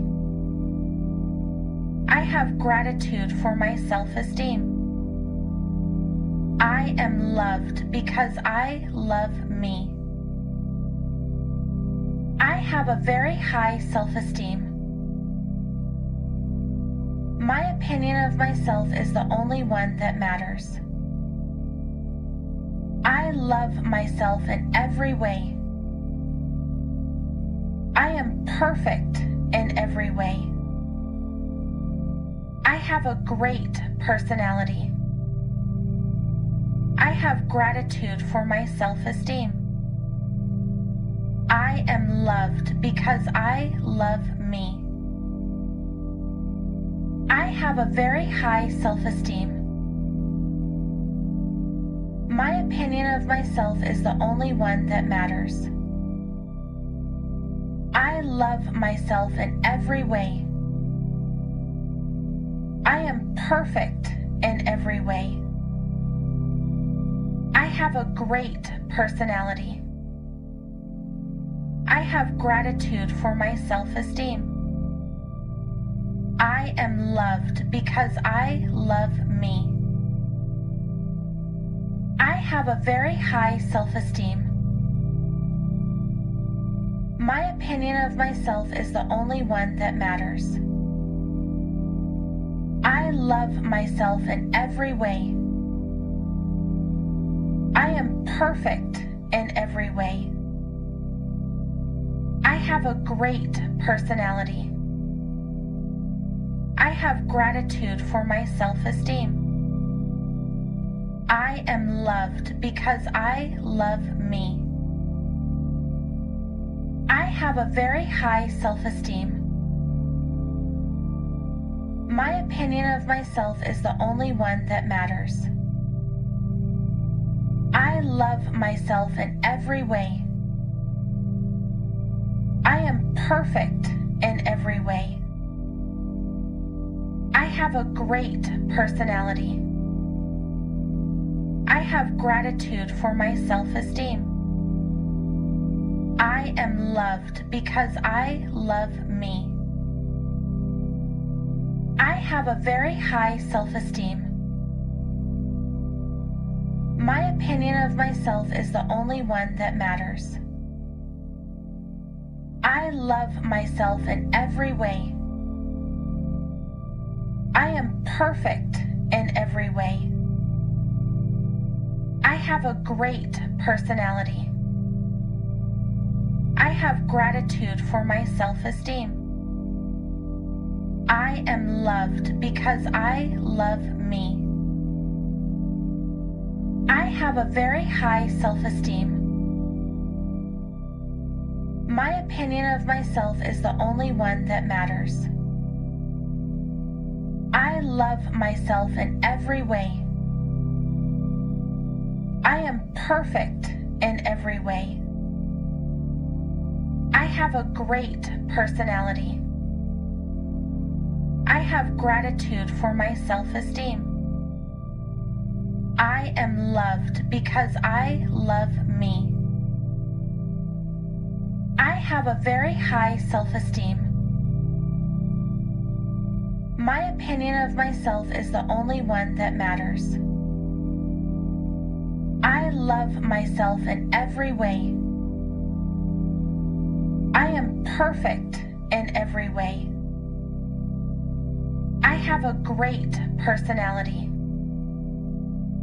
I have gratitude for my self-esteem. I am loved because I love me. I have a very high self-esteem. My opinion of myself is the only one that matters. I love myself in every way. I am perfect in every way. I have a great personality. I have gratitude for my self-esteem. I am loved because I love me. I have a very high self-esteem. My opinion of myself is the only one that matters. I love myself in every way. I am perfect in every way. I have a great personality. I have gratitude for my self-esteem. I am loved because I love me. I have a very high self-esteem. My opinion of myself is the only one that matters. I love myself in every way. I am perfect in every way. I have a great personality. I have gratitude for my self-esteem. I am loved because I love me. I have a very high self-esteem. My opinion of myself is the only one that matters.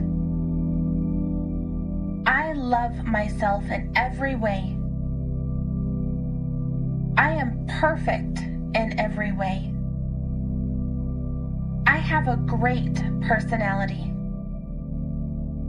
I have gratitude for my self-esteem. I am loved because I love me. I have a very high self-esteem. My opinion of myself is the only one that matters. I love myself in every way. I am perfect in every way. I have a great personality. I have gratitude for my self-esteem. I am loved because I love me. I have a very high self-esteem. My opinion of myself is the only one that matters. I love myself in every way. I am perfect in every way. I have a great personality. I have gratitude for my self-esteem. I am loved because I love me. I have a very high self-esteem. My opinion of myself is the only one that matters. I love myself in every way. I am perfect in every way. I have a great personality. I have gratitude for my self-esteem. I am loved because I love me. I have a very high self-esteem. My opinion of myself is the only one that matters. I love myself in every way. I am perfect in every way. I have a great personality. I have gratitude for my self-esteem. I am loved because I love me. I have a very high self-esteem. My opinion of myself is the only one that matters. I love myself in every way. I am perfect in every way. I have a great personality. I have gratitude for my self-esteem. I am loved because I love me. I have a very high self-esteem. My opinion of myself is the only one that matters. I love myself in every way. I am perfect in every way. I have a great personality. I have gratitude for my self-esteem. I am loved because I love me. I have a very high self-esteem. My opinion of myself is the only one that matters. I love myself in every way. I am perfect in every way. I have a great personality. I have gratitude for my self-esteem. I am loved because I love me. I have a very high self-esteem. My opinion of myself is the only one that matters. I love myself in every way. I am perfect in every way. I have a great personality. I have gratitude for my self-esteem. I am loved because I love me. I have a very high self-esteem. My opinion of myself is the only one that matters. I love myself in every way. I am perfect in every way. I have a great personality. I have gratitude for my self-esteem. I am loved because I love me. I have a very high self-esteem. My opinion of myself is the only one that matters. I love myself in every way. I am perfect in every way. I have a great personality. I have gratitude for my self-esteem. I am loved because I love me. I have a very high self-esteem. My opinion of myself is the only one that matters. I love myself in every way. I am perfect in every way. I have a great personality. I have gratitude for my self-esteem. I am loved because I love me. I have a very high self-esteem. My opinion of myself is the only one that matters. I love myself in every way. I am perfect in every way. I have a great personality. I have gratitude for my self-esteem. I am loved because I love me. I have a very high self-esteem. My opinion of myself is the only one that matters. I love myself in every way. I am perfect in every way. I have a great personality. I have gratitude for my self-esteem. I am loved because I love me. I have a very high self-esteem. My opinion of myself is the only one that matters. I love myself in every way. I am perfect in every way. I have a great personality. I have gratitude for my self-esteem. I am loved because I love me. I have a very high self-esteem. My opinion of myself is the only one that matters. I love myself in every way. I am perfect in every way. I have a great personality. I have gratitude for my self-esteem. I am loved because I love me. I have a very high self-esteem. My opinion of myself is the only one that matters. I love myself in every way. I am perfect in every way. I have a great personality. I have gratitude for my self-esteem. I am loved because I love me. I have a very high self-esteem.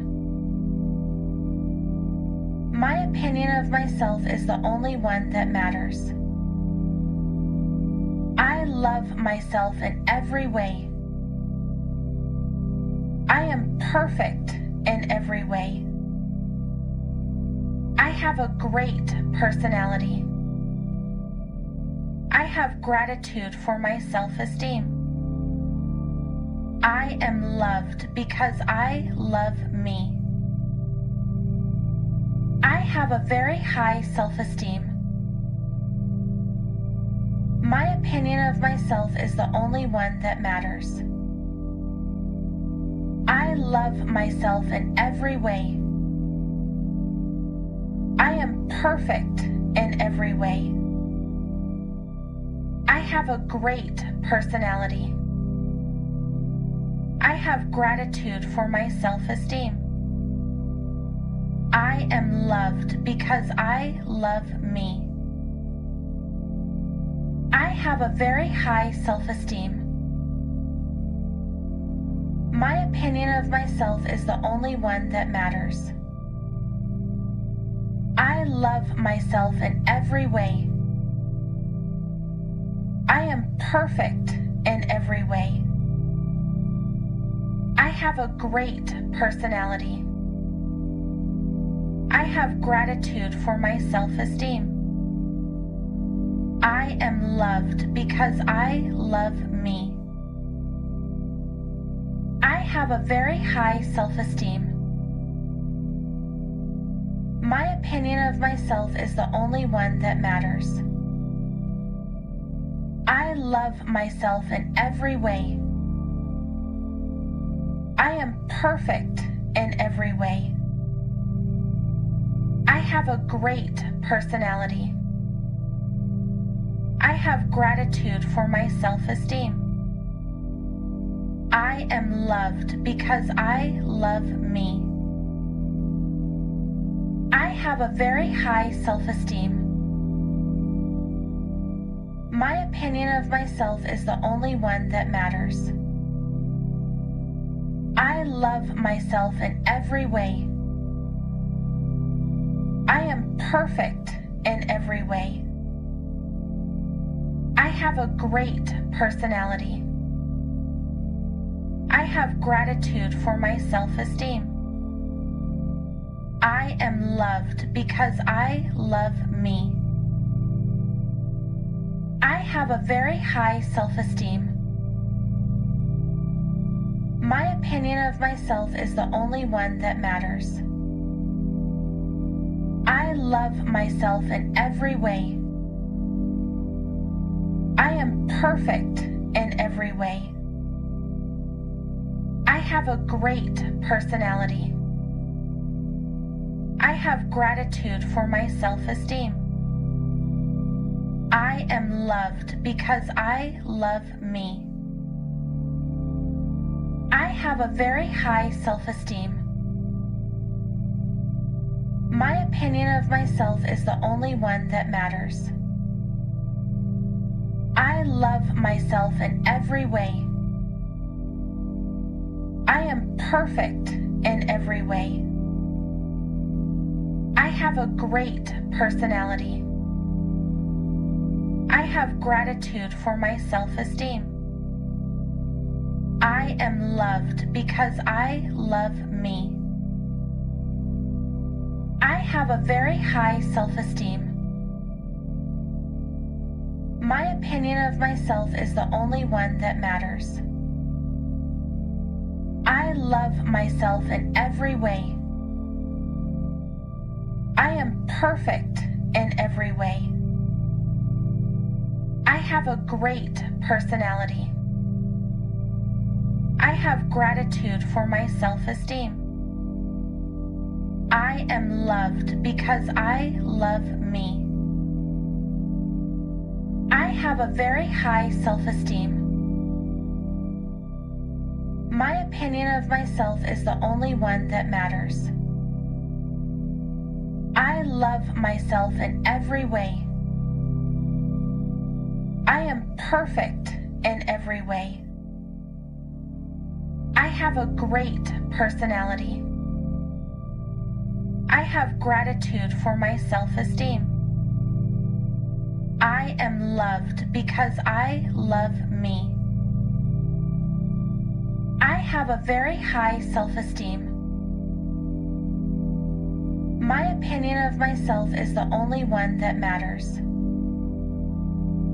I love myself in every way. I am perfect in every way. I have a great personality. I have gratitude for my self-esteem. I am loved because I love me. I have a very high self-esteem. My opinion of myself is the only one that matters. I love myself in every way. I am perfect in every way. I have a great personality. I have gratitude for my self-esteem. I am loved because I love me. I have a very high self-esteem. My opinion of myself is the only one that matters. I love myself in every way. I am perfect in every way. I have a great personality. I have gratitude for my self-esteem. I am loved because I love me. I have a very high self-esteem. My opinion of myself is the only one that matters. I love myself in every way. I am perfect in every way. I have a great personality. I have gratitude for my self-esteem. I am loved because I love me. I have a very high self-esteem. My opinion of myself is the only one that matters. I love myself in every way. I am perfect in every way. I have a great personality. I have gratitude for my self-esteem. I am loved because I love me. I have a very high self-esteem. My opinion of myself is the only one that matters. I love myself in every way. I am perfect in every way. I have a great personality. I have gratitude for my self-esteem. I am loved because I love me. I have a very high self-esteem. My opinion of myself is the only one that matters. I love myself in every way. I am perfect in every way. I have a great personality. I have gratitude for my self-esteem. I am loved because I love me. I have a very high self-esteem. My opinion of myself is the only one that matters. I love myself in every way. I am perfect in every way. I have a great personality. I have gratitude for my self-esteem. I am loved because I love me. I have a very high self-esteem. My opinion of myself is the only one that matters. I love myself in every way. I am perfect in every way.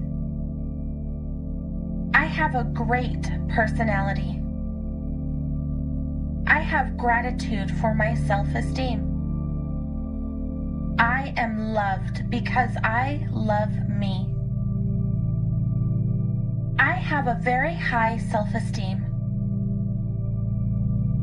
My opinion of myself is the only one that matters. I love myself in every way. I am perfect in every way. I have a great personality. I have gratitude for my self-esteem.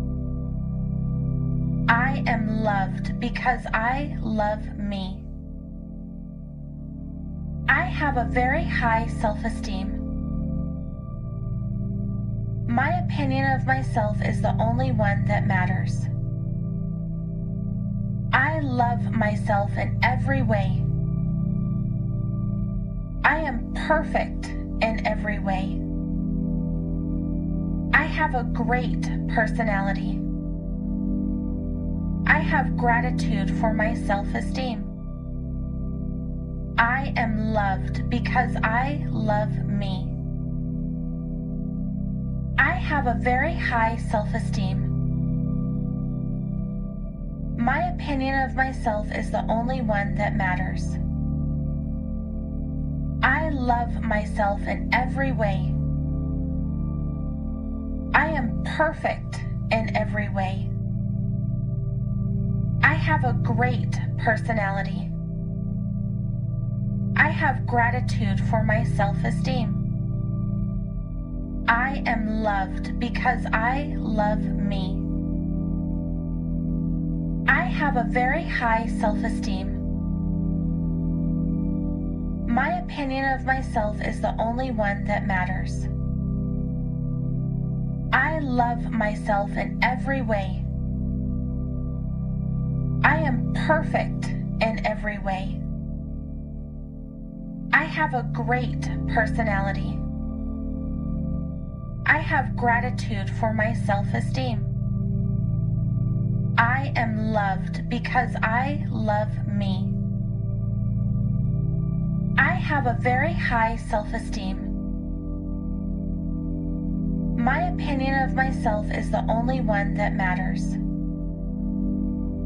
I love myself in every way. I am perfect in every way. I have a great personality. I have gratitude for my self-esteem. I am loved because I love me. Great engineering managers practice an inclusive management style. What does that mean? And how can you cultivate one? Well, in this episode of the Engineering Career Coach podcast, Jen Bunk, career coach for tech managers, is going to tell us exactly how to do it. She's going to list the points that you can use to create and cultivate an inclusive management style with your team. Let's jump right in.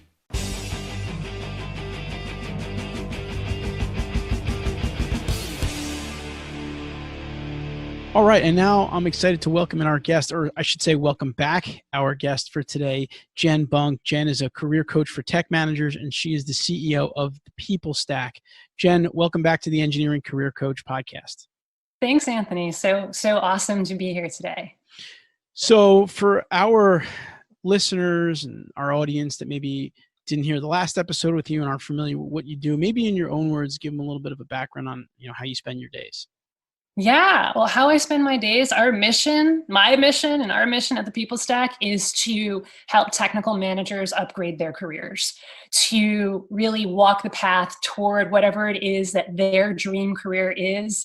And that means commanding a premium salary of at least $200K a year if you live in a high cost of living place like, say, San Francisco or the Bay Area. It's going to be higher than that. Maybe it'll be a little bit lower in certain parts of the country, but it's really getting paid for the value that you're adding, and doing that with a Zen-like work-life balance. So that's really what it is that we do.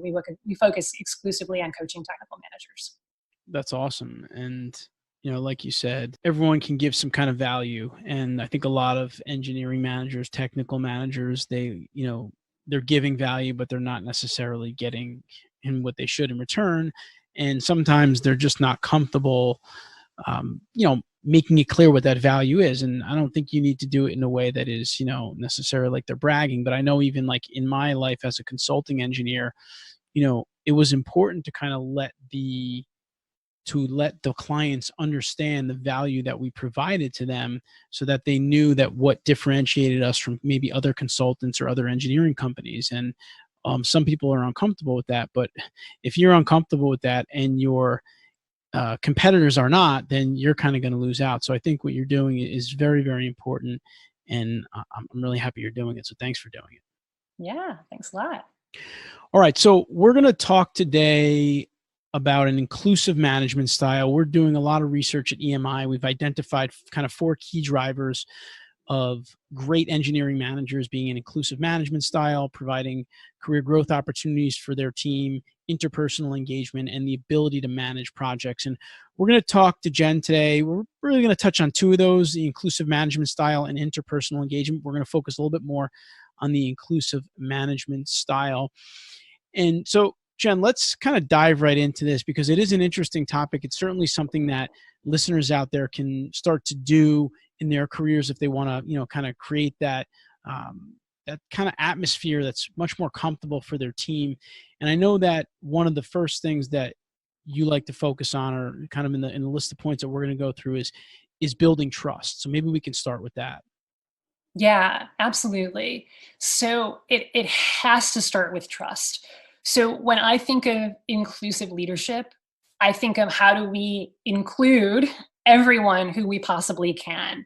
And that means not only making sure that you're communicating to everyone that you possibly can and including them in conversations, but it also means empowering everyone that you possibly can. So if you're an engineering manager and you have a team, that means empowering everyone on your team and hopefully even everyone in your organization to do what it is that they are great at.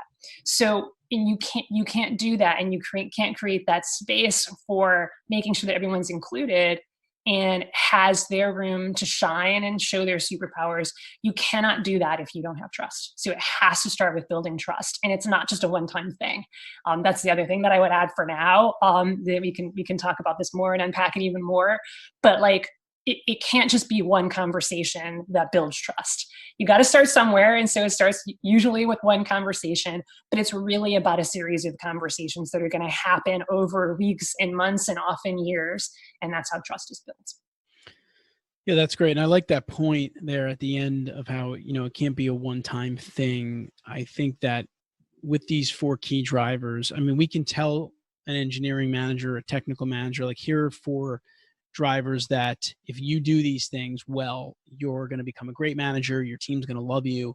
So that's great. But you can't then take those 4 things and go through them like an engineering punch list and just say, done, done, done, done. It's more like something that you need to cultivate habits. Like I always tell my kids, always build better habits, build better habits. So you got to cultivate these habits around these 4 drivers all the time in your career, and all the conversations with your team, and all the emails with your team, and all the correspondence with clients and different things. And so I think that's an important thing to highlight here at the beginning of Jen and I's conversation, because as we go through some of these different points, these are things that have to just become normal for you, that have to just become all the time things. And it happens for great managers. It happens even if you go into sports and you look at the teams that tend to win consistently over and over. It's because they're building better habits and doing all the right things. So that's something to keep in mind. So Jen, the next point that we want to dive into a little bit is, getting to know your team. Talk about that. Yeah. So a lot of times people say, okay, great. I understand that I need to build trust. How do I do that?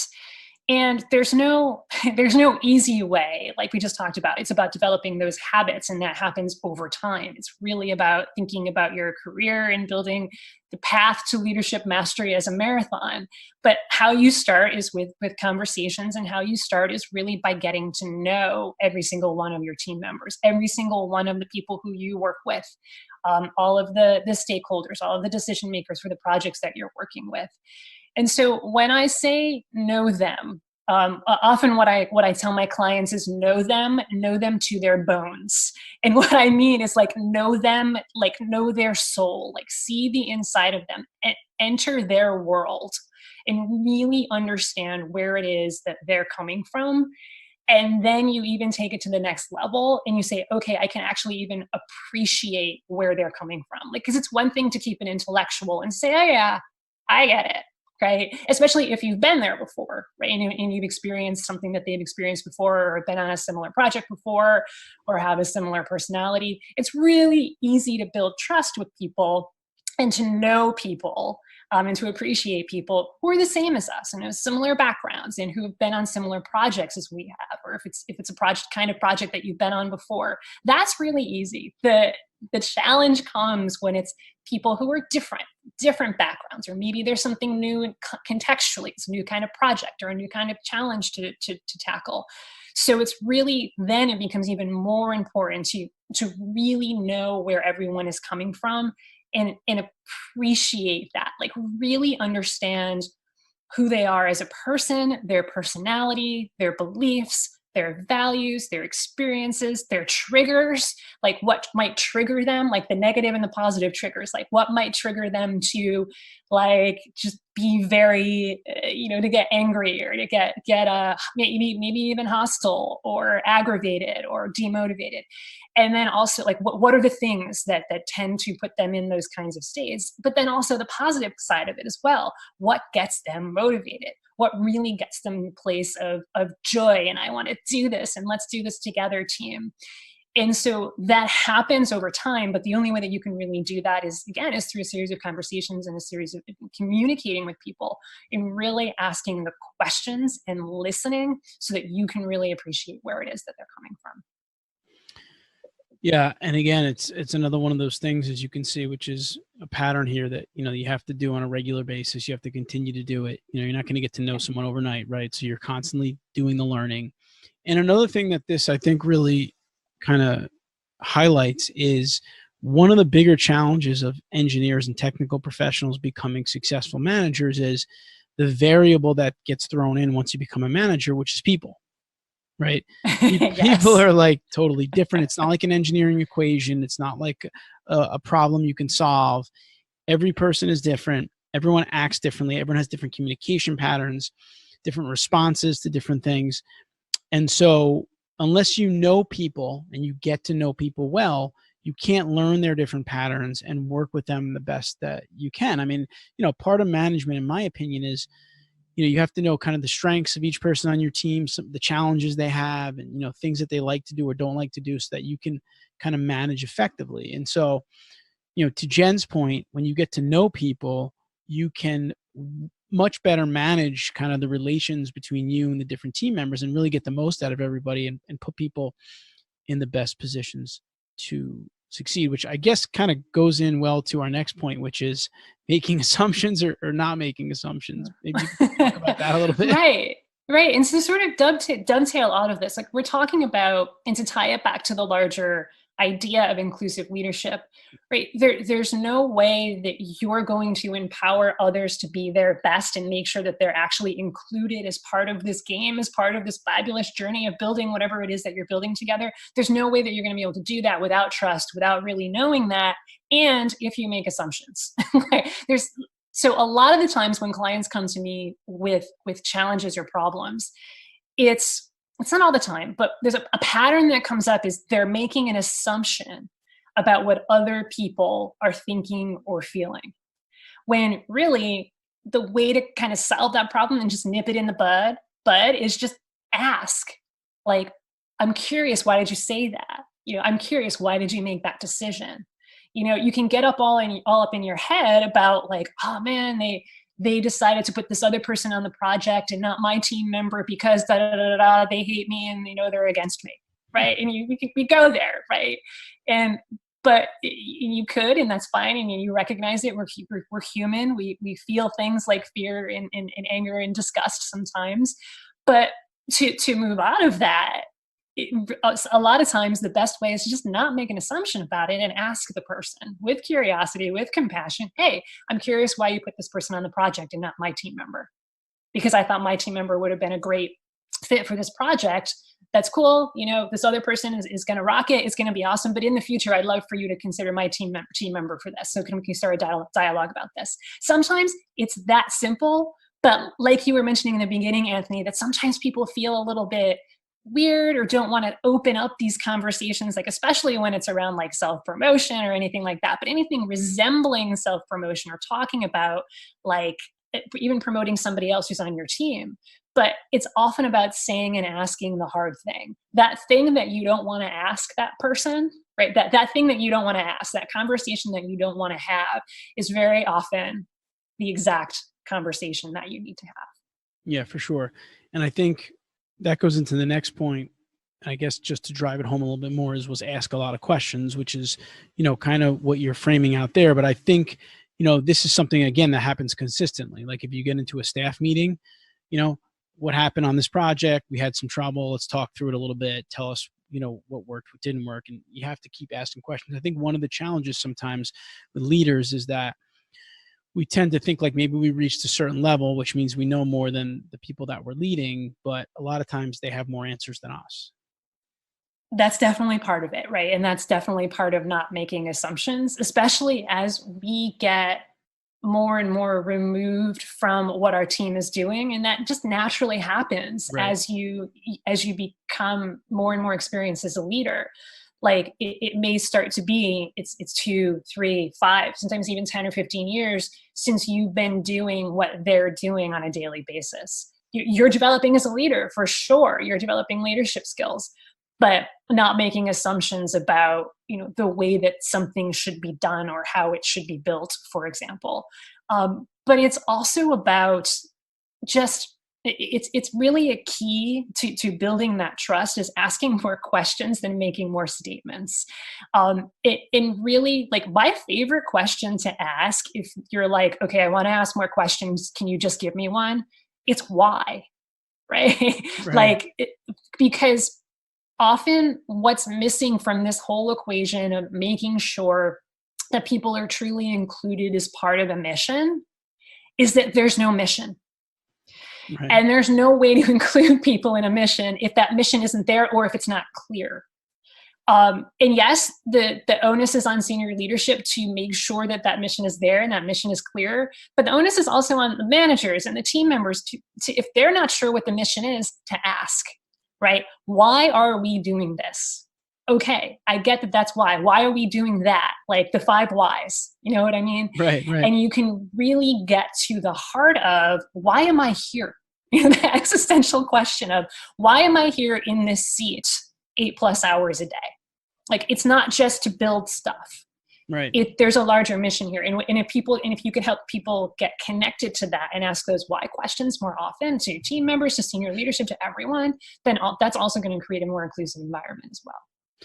Yeah, I totally agree. I mean, I think a big part of an inclusive environment is including your team in the bigger mission or vision of the company or of the project that they're working on. So if you tell me to go and, design this roadway or portion of a roadway, and I'm doing that all day, 3 weeks in a row, it can become monotonous. But if I understand that this roadway is going to, get people safely one place to another, or whatever the case may be, it takes on a bigger meaning because I'm being included in what the overall picture is. And I know that that's an important part of it. Ties into a bunch of these 4 drivers is, connecting people with, the bigger picture of what they're working on, so that they do feel really a part of that. So I think that kind of all comes together there. For sure. And then the other thing that I would add on there before we move to the next point is that what a lot of people miss, because, folks like you and folks like me, we talk a lot about organizational mission, like know the mission of your organization. Like why are you going to work? Why are you building the things that you're building at the end of the day? But the other thing that I would add to that so many people miss is, what's my mission in my career? What's my individual mission as a leader? And knowing that's going to help you show up better as a leader and be a more inclusive leader as well, because you're going to be able to behave according to that mission and get people on board with that mission as well. And you're going to be more motivated to do better and to always show up as the best leader possible. So that's the other thing that I would add in terms of mission is, yes, know what your organization's mission is, but also make sure you know what your mission is for your career and what kind of leader that you want to be. Yeah, great point. And that's something too that I can see for managers that can fall through the cracks, because you're thinking about your projects, you're thinking about everything else, and you're thinking about maybe you are thinking about the bigger mission of the company, and you're not thinking about, what is this person interested in specifically, and where do they want to go? Yeah. And the more that we get connected with our own missions, then that's how we're reminded, oh, wow, people on my team have career missions as well. Like I know one of the pillars is about career development, right? Like really making sure that you're talking about the career development of your team members. So that's going to overlap with this. And so if you don't really have a sense of how you want to develop your own career and you haven't done that intentionally, you're not really going to be able to help somebody else do that.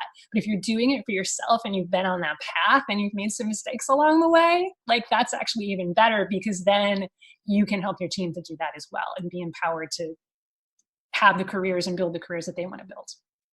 Yeah, which is also goes to a larger point that if you are a manager and you're focused on these 4 key drivers and you are practicing them, your team members are also by habit learning them, and they're going to exhibit those drivers and their management styles, and they're going to become great managers as well. And then, that's how you cultivate, a very positive leadership culture throughout an organization. It starts with, the managers building habits. So, all right. So Jen, talk about compassion and empathy and how they're tied into an inclusive manager. Yeah, they're tied into it because of trust, right? So we started out talking about trust. How do you build an inclusive team, an inclusive organization? Well, it all starts with trust. How do you build that trust? You have to have empathy.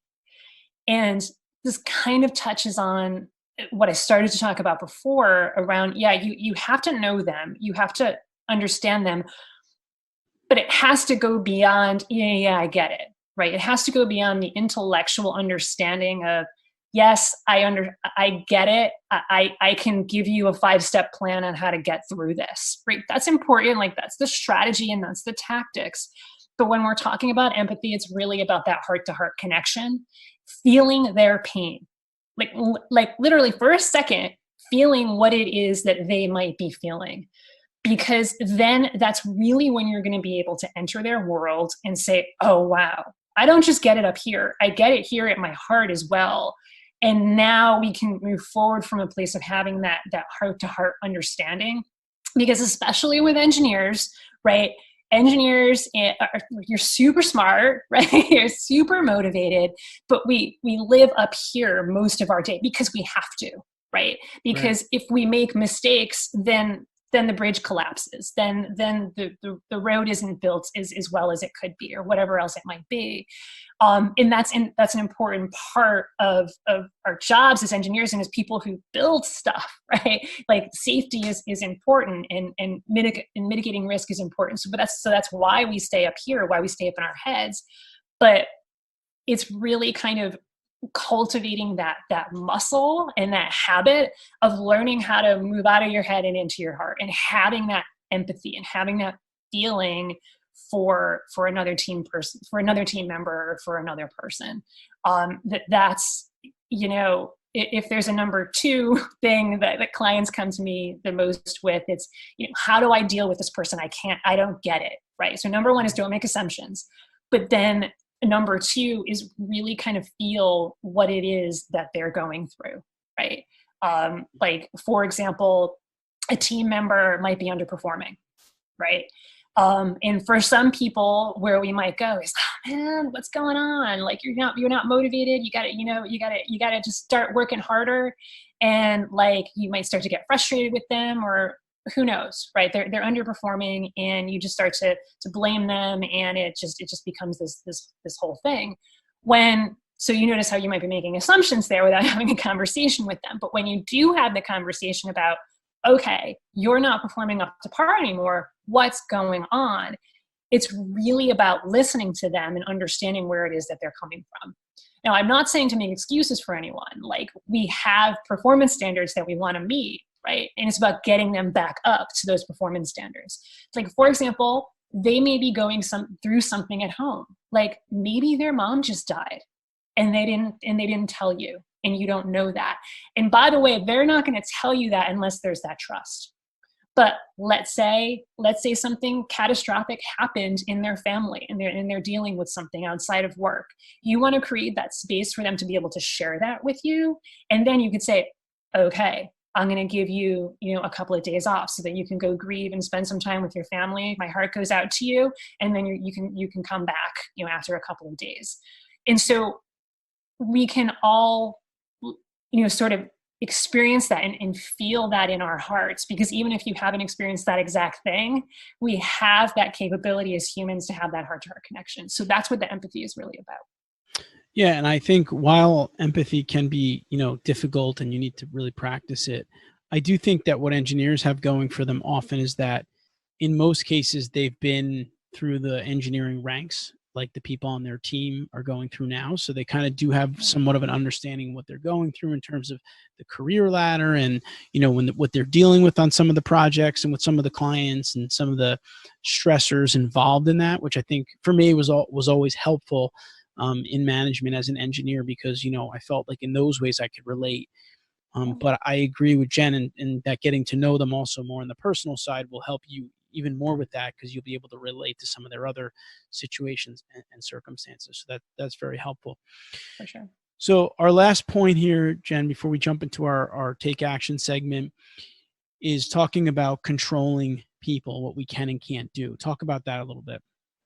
Yeah. One of the things, so if we're talking about inclusive leadership, and really the larger goal here is how can I be the best leader I can possibly be? How can I show up as that superhero leader and make the largest impact that I possibly can? And one of the larger concepts that often comes up when people ask questions around this is control. And often where people get stuck is they're focusing on things that they cannot control. Oh my God, my boss hasn't given me a promotion, right? I've tried and tried and tried for the last 3, 6, 9 months, 2 years, and my boss just won't give me a promotion. And if you focus on it from that perspective and have that internal dialogue going on, what you're focusing on is, in the way that you're looking at it, is what you can control. Because at the end of the day, let's just say in this case, it would be your boss's decision whether or not to give you that promotion. You cannot control your boss like a robot and just make him give you and reprogram your boss to give you a promotion, right? But instead, you can focus on what we can control, which is how we show up. So what we can control is how we respond to other people. So yes, your boss may say, yeah, I'm not really sure. There's still a few more skills that need to get upgraded before you get a promotion. So you can choose in that moment to play the blame and shame and how dare you game. But if you do that, then you're focusing on what you can't control. But if you say, okay, I get it. There's still a few skills. There's still a little bit more measurable impact that I need to give and show in these areas. What can I do? How can I show up? So that's one bigger example that has much more higher stakes, potentially higher stakes results there. But even if it's just I don't know, someone blows you off or something, you're supposed to meet with them. Right, you're supposed to meet them at 10 o'clock, and you're sitting there, and you're like, "Where's Jane? Jane's supposed to meet with me." Right. If you play the blame and shame game, where's Jane? Oh my God, Jane's always late. I can't believe it. Ugh, she's so terrible. How can she do this to me? But you can't control whether or not Jane's on time. That's Jane's choice. What I mean? Poor Jane. If there's Janes out there, we love you. But instead, you can say, "All right, gee, I wonder what's going on." Again, turn on that compassion and that empathy. Oh, wow, I hope Jane's okay. I hope everything's okay. And then just focus how you can respond in that moment. All right, cool. I can spend 15 minutes. I can respond to some Slack messages. I can respond to some emails. And if she's not here in 15 minutes, I can just decide that she either forgot about it or something else came up.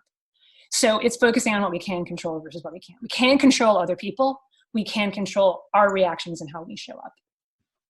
Yeah, that's awesome. And I'm actually rereading this book that I like a lot right now called Zen and the Art of Happiness by Chris Prentice. And there's a great line in the book where he says, stress doesn't come from the events that happen to us. They come from how we respond to those events. That's how stress is created. So, exactly to your point, something happens to you inevitably, especially in the world of engineering, on engineering projects, things happen all the time. And, the way that you respond to those will have a major impact in terms of your success overall. Absolutely. Certainly the way you interact with people too. Yeah. And then the other thing that I would stack on top of that is there's a difference between reacting and responding.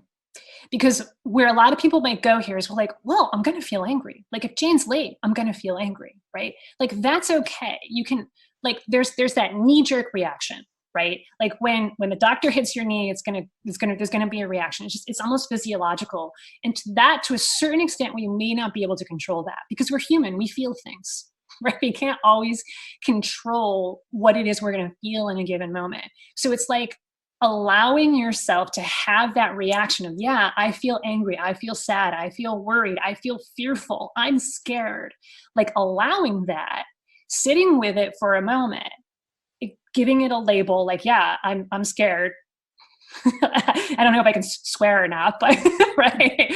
But like, I'm really scared out of my mind right now. And then you can choose how you respond to that, right? That's what we have control over. We can then say, all right, I can respond to this fear and like curl up into a ball and cry and like never come out of it, right? Or I could say, all right, the fear's there. Why is the fear there? How can I turn that fear into an opportunity? Or whatever it is, Sure. You know? So it's really like distinguishing between the reaction, that knee-jerk, like gut reaction that we're gonna feel because we're human, and then what happens in the 5 to 30 seconds after that and how we respond.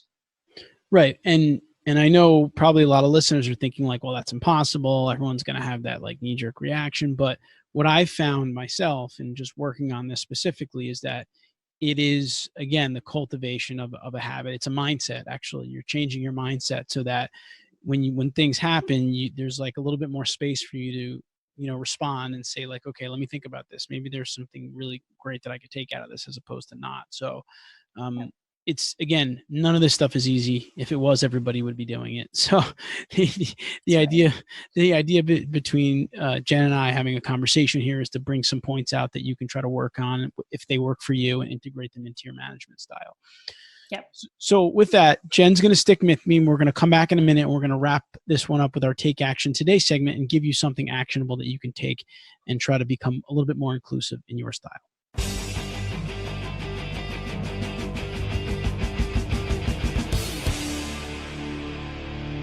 All right, we're back with Jen Bunk. Jen is a career coach for tech managers and CEO of the People Stack. And today we're talking about an inclusive management style, which we found to be one of the 4 key drivers of successful engineering managers.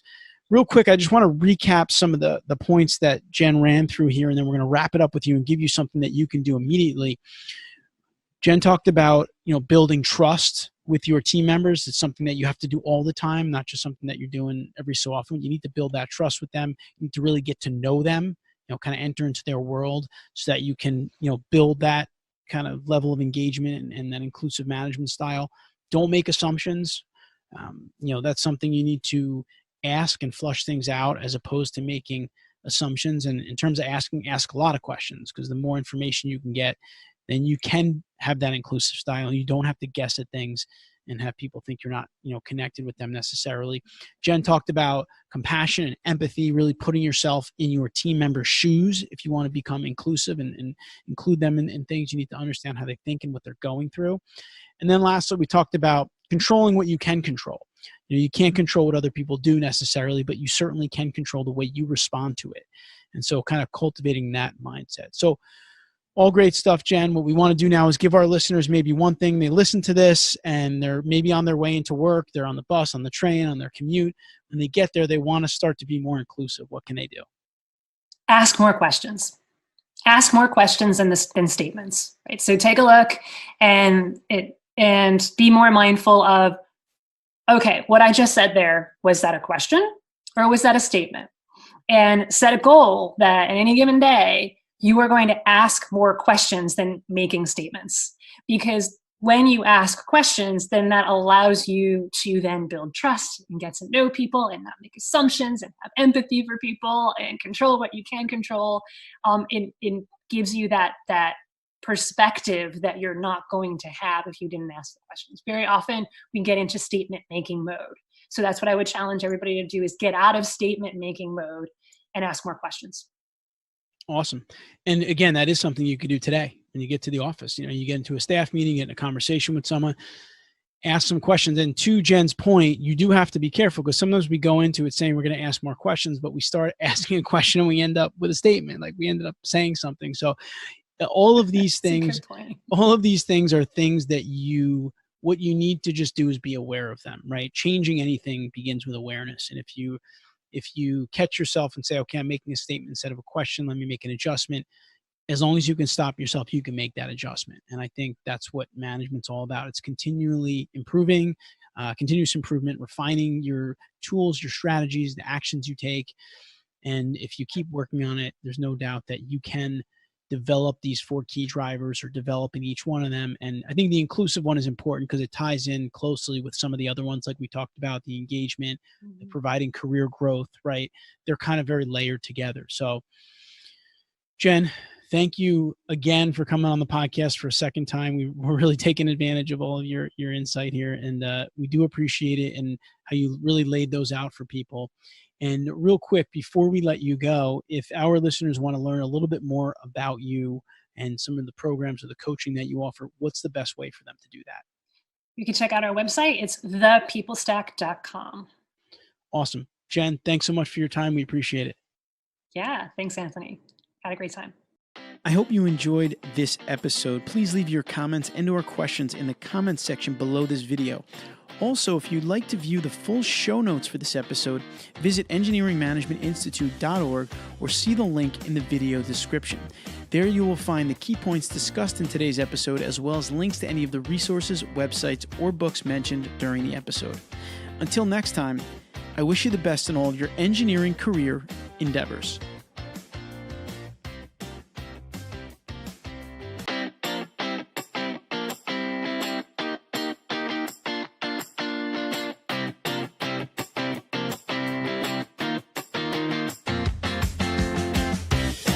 For folks who don't know, this is Ryan Macklin. He is an engineer turned game designer turned tech writer, and he focuses on empathetic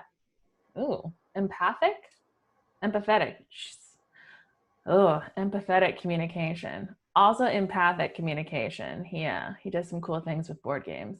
And he does work at Google. And for those of you who did not see the picture earlier, he is a very giant kitty who is nicknamed the Blessed Orb. So I'm going to let them take it away and do their presentation, and we can have questions afterwards and continue introductions.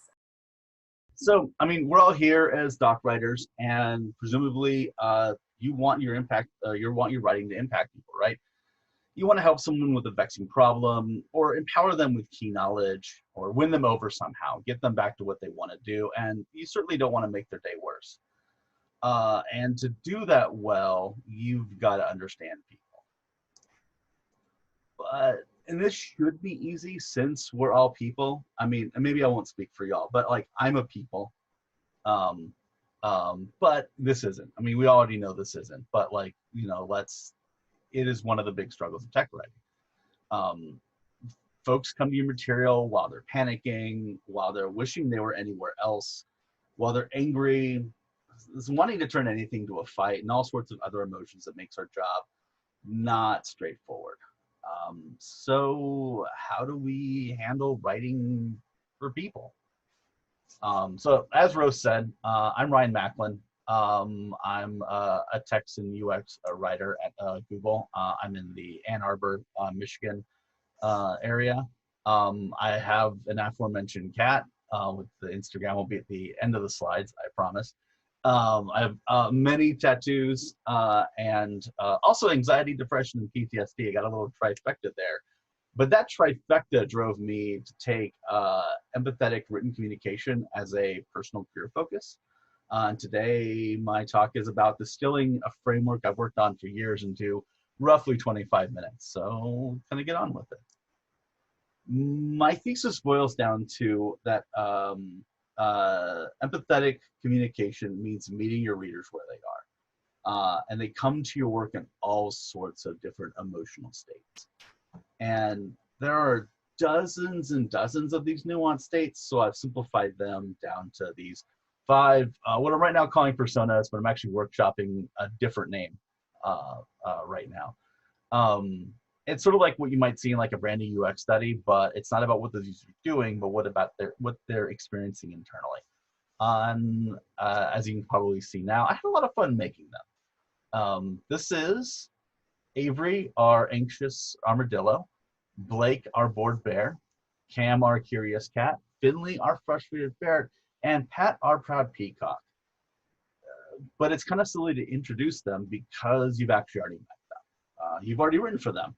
You've already been them. You just maybe haven't thought deeply about them because they're so baked into the experience.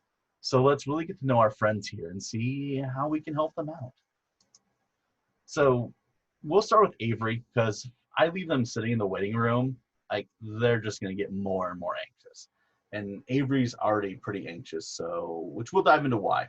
But first, what does Avery's mental state mean for us as writers? Well, it's that Avery doesn't feel safe. Someone coming to our work in this sort of distress state is going to be hyper vigilant. They don't feel safe right now. They're reading our instructions or our email or our UI or whatever. And their brain's being chewed on by their anxiety. Their attention is pulled to perceived dangers, which means that they're either not paying full attention to us or they're paying the wrong kind of attention to us, where they'll fixate on something on the screen we don't expect them to. And that gets their anxiety spiraling out. Before I go further into Avery, I really want to call this out and be really firm about this throughout the entire talk and in life in general. There's absolutely nothing wrong with Avery. There's nothing wrong with Avery having anxiety. That emotional space is valid and it comes from somewhere legit. Maybe it comes from our app or service or documentation or something like that. Or maybe it comes from something that has nothing to do with us. But either way, it's legit and there's nothing wrong with Avery. There's nothing wrong with this state. We're not trying to fix a person here. So Avery being everywhere, imagine someone who's on edge because they're expecting an important call. Or someone who is going about their day all chill before hearing a sudden car honk close by. I mean, you've probably all been in the situation where suddenly your heart rate is elevated, right? In that situation, you've got a little Avery surfacing. Same as if someone is apprehensive about making an embarrassing or detrimental mistake in our app or service, or like sending a mass email with broken links, or deleting critical data. And I am calling myself out there in both of those cases. And this is something you'll see in all these personas, this concept that it doesn't really make a significant difference whether the emotional state is because of our app or service, or if it's because of something totally unrelated to us. Because they're still users in natural states of mind and they're still trying to get something out of the material. There's some slight elements to it that are there, but really I approach this problem from a emotion first, reason second philosophy. So how do we care for our Averys? So one thing, definitely make no mistake, what we do as documentation writers, as sort of any role like this, is a form of care work. Helping people in distress is a form of care work. And in this case, two of the techniques I keep in mind for Avery are keeping to a sense of tone intentionality and making sure there are clear paths out. And tone intentionality is about watching the language you use to avoid reinforcing emotions that spiral, like anxiety definitely spirals. For instance, I avoid the word hopefully in instruction text.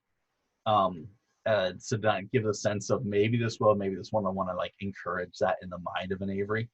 And I make sure that any uses of caution or warnings are actually worth the elevated heart rate that they could trigger in an Avery. And the other technique involves making sure there's a clear escalation path, a path to some sort of support material, someone to contact, etc., in case the anxiety builds to a point where it feels impossible to process the information, where they can't really process the information by themselves, and they need or feel they need, which is effectively the same thing, that they need to get somebody else involved. Or they get information that's framed in a different way that might help them break through sort of the anxiety barrier that's in their head. And I mean, these are just two techniques. I'm going to share a couple of techniques in each of these slides. I'm sure you have plenty of other techniques in mind, and I'm actually trying to catalog a lot of these for a much bigger project. And you can probably maybe guess that Avery could be an entire 25-minute talk alone, because the effect of anxiety on cognitive processing is not, not a thing like, oh yeah, it happens, and you sort of, move on. Although that is literally what I have to do in this talk to get through it. But yeah, like I said, so I'll stop here, and you'll kind of see as I go through this that the other techniques I mentioned will refer back to Avery, and some of these other techniques can be used in some of our other personas. So let's go ahead and move on to Blake then. This is me cosplaying as Blake by being very tired and low, and this is the sort of person that we're going to be engaging in now, which is our board bearer, Blake. And we're going to go on by being a little bit meta first, because there could be some Blakes right now listening to this talk. As I sort of overly hinted at just a moment ago, some Blakes are tired either physically or mentally. So they're not an engageable friend of mine. You can kind of cue your, before I've had my coffee drink, right? And some are dealing with depression or dissociation or situational sadness, which are very hard psychological states that are so consuming.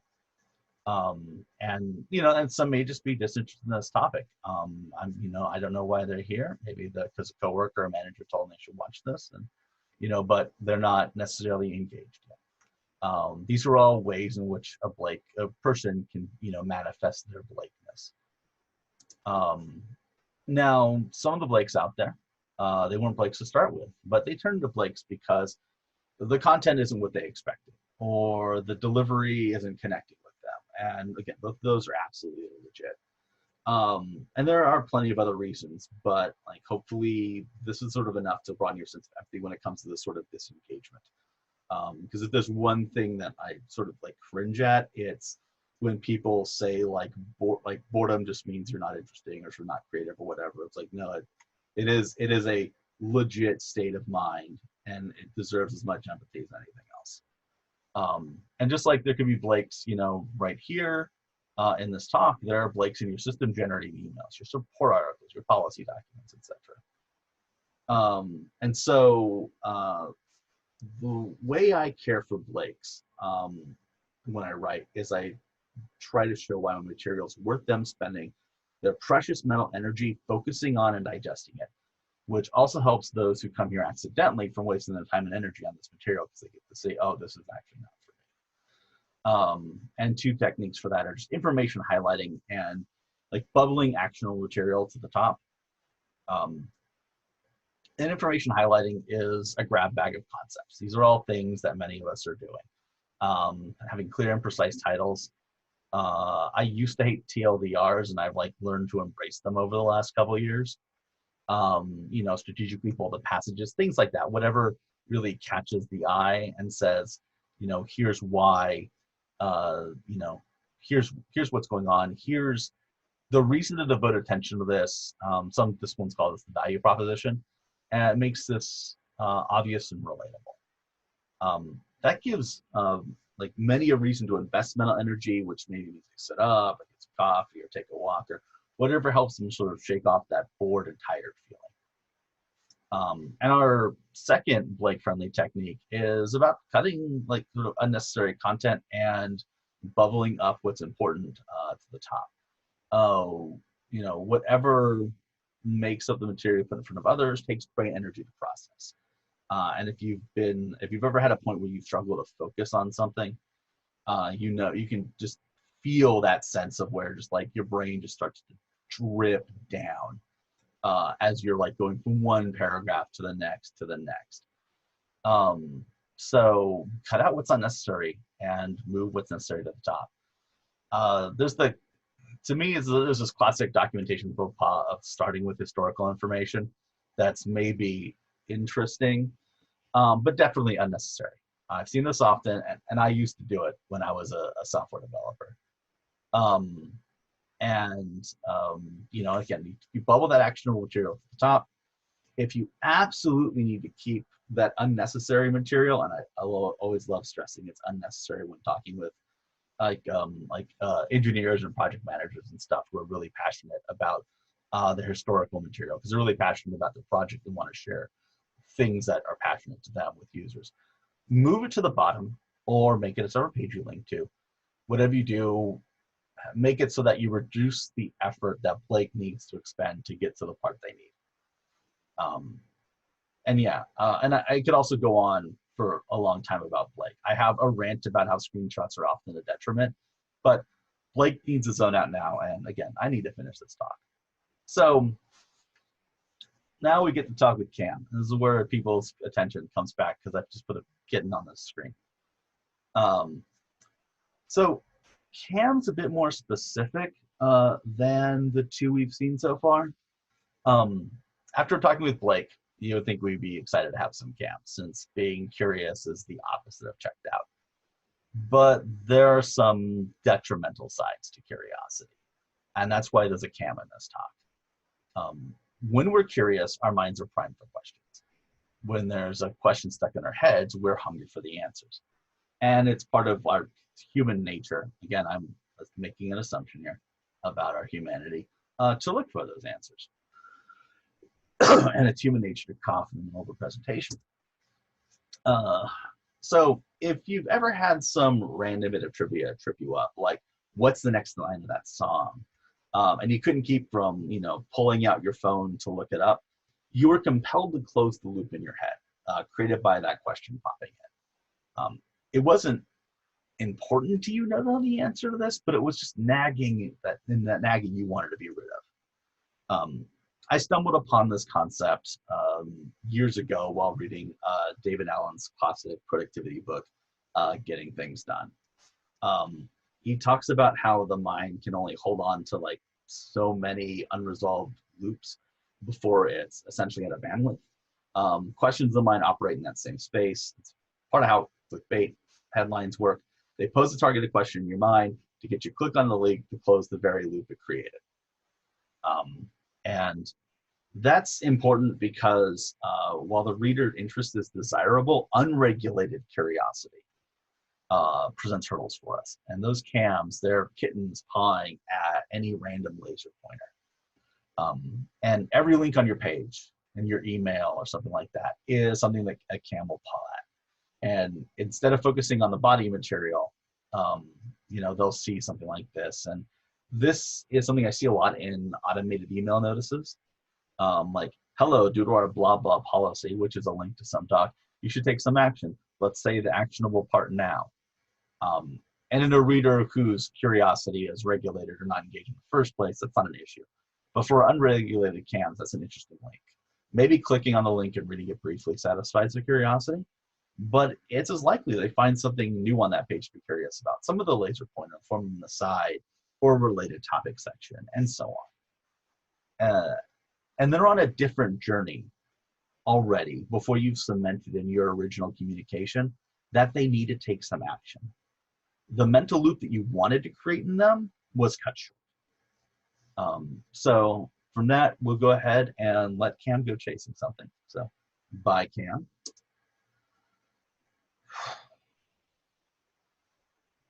Now we need to be careful because we've left Finley, our frustrated ferret, on hold for a while, and they are not having it. Any of you who have ever worked in support like I have can probably already empathize with getting a customer who's been really frustrated and has been on hold for a while and is very happy to know that to start with.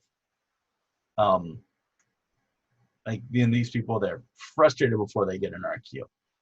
All of that time that they've been waiting sort of adds up to that micro frustration on top. And that frustration is a communication fog, which is not unlike anxiety. The thicker the fog, the harder it is for a support agent to break through it. So as writers, we want to diffuse the Finleys we're writing for. And when we can't do that, we want to at least not compound the situation with like adding micro frustration elements. Because that's just going to make that frustration fog harder for someone else's job. And Finley and Avery are cousins in a sense. And just like how Avery could be anxious because of our product or from something external, Finley could be frustrated again from our product or something external. Getting cut off in traffic, or getting into a fight on Twitter, or finding out they didn't get the promotion they fought for. Then they try to log into our account, it doesn't work. What might have been an annoyance in the moment now is like a full-blown meltdown. And to their credit, some Finleys do try to regulate themselves, recognizing that lashing out doesn't help, but they and we, when we're dealing with them, are still playing at a higher difficulty level in getting them help, because they're in that combative brain space. And that combative brain space means that Finleys are looking for a win. What if our docs can't help a Finley? Can we still try to give them a win before they contact support? I think we can. And this is where my first technique comes into play, which is about empathetic acknowledgement. You've probably encountered this with UIs that apologize for inconveniences, or support docs that acknowledge a situation what the user's dealing with isn't fun. And other places where passive text that we write tries to imprint the feeling of like, hey, your feelings are valid. Hey, we see you. This technique is also a part of support tactics for a reason. It's not a win-win form of solving Finley's problem, but even just being validated is a small win. And if that's enough to get a Finley to calm down, to get a Finley to help center themselves, that makes our job easier. And that makes any support agent who has to deal with them their job easier. And ultimately, it means Finley's job of helping themselves is easier. And like I said, you might know that, like I said, I've used the concept of centering with a Finley, and these concepts of sort of like centering or regulating with Avery. And this goes for any agitated state of mind. And the further agitated somebody is, the thicker that communication fog that I mentioned is. So that technique about de-escalating Finley, the other technique I use, which really relates to communication fog, is to watch out for micro frustrations or micro confrontation language to avoid adding to Finley's frustration. That includes anything with a condescending flavor, things like starting a passage with obviously, or I've even removed like remember that from passages after some experience over a decade ago of realizing that wasn't actually helping me. As I mentioned earlier, and I think maybe at this point, hopefully enough users are pieced together, techniques for One Health persona help Finley, and like cutting unnecessary material and bubbling stuff to the top for a Blake, or being mindful for outbound links for Cam. And they reduce the amount of time Finley spends before getting the help they need. That's great. And vice versa with these ideas about watching the language we use, and making sure that we are able to affirm people will definitely help up some of our other personas. And if we can help a few Finleys out by showing them care, we're showing care, again, let's bring it back to this point, we're showing care to our support agents who would otherwise take these irate calls and be in a more difficult position. So thank you, Finley, for letting us borrow you, and I hope you find some chill soon. That leaves us with Pat, our proud peacock.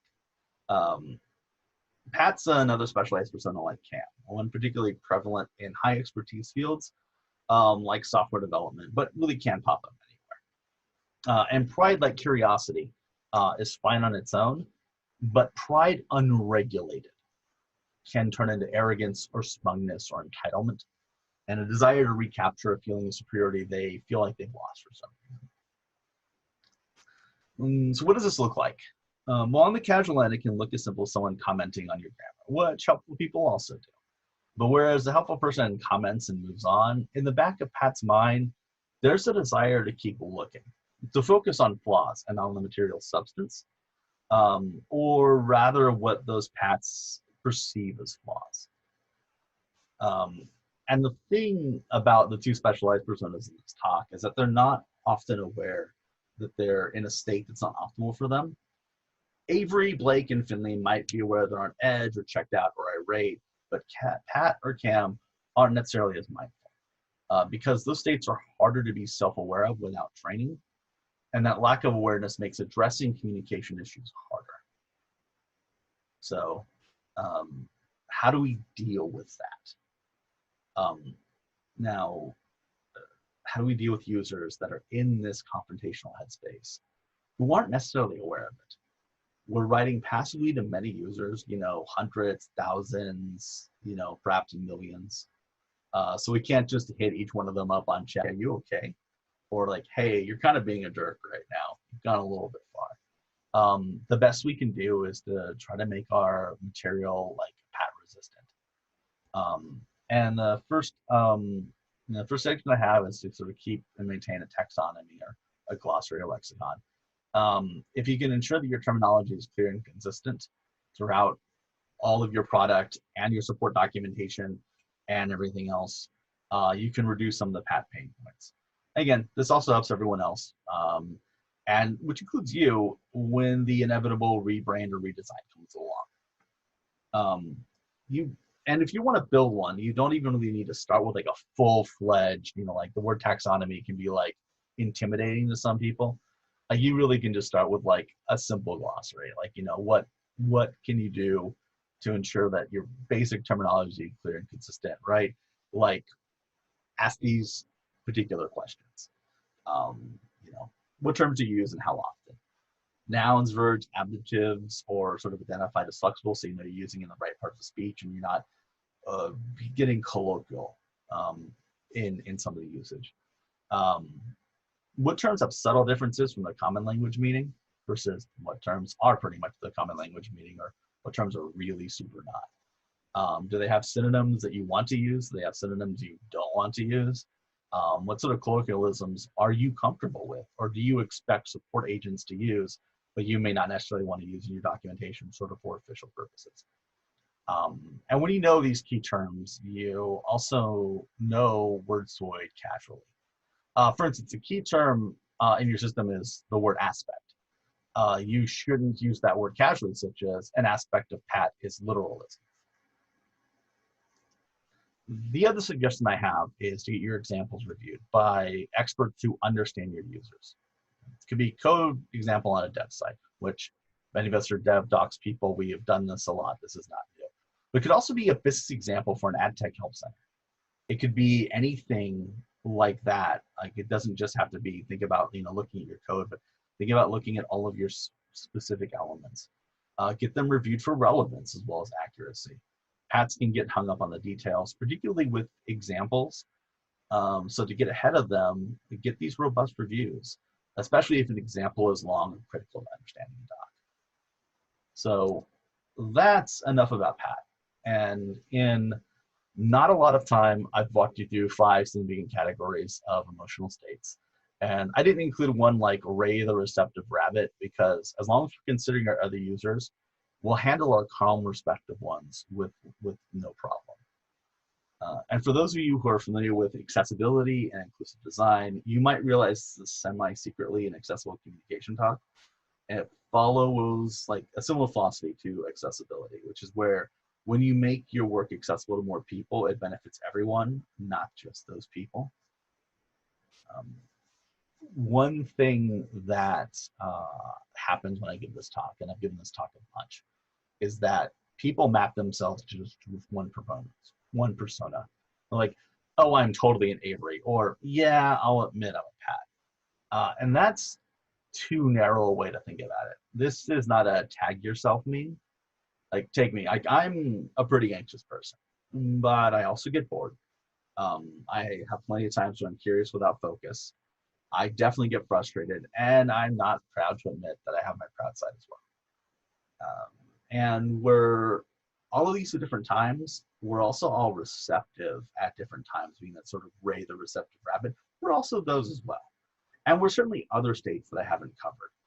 You might feel like you genuinely lean one or two ways, but all of these are inside.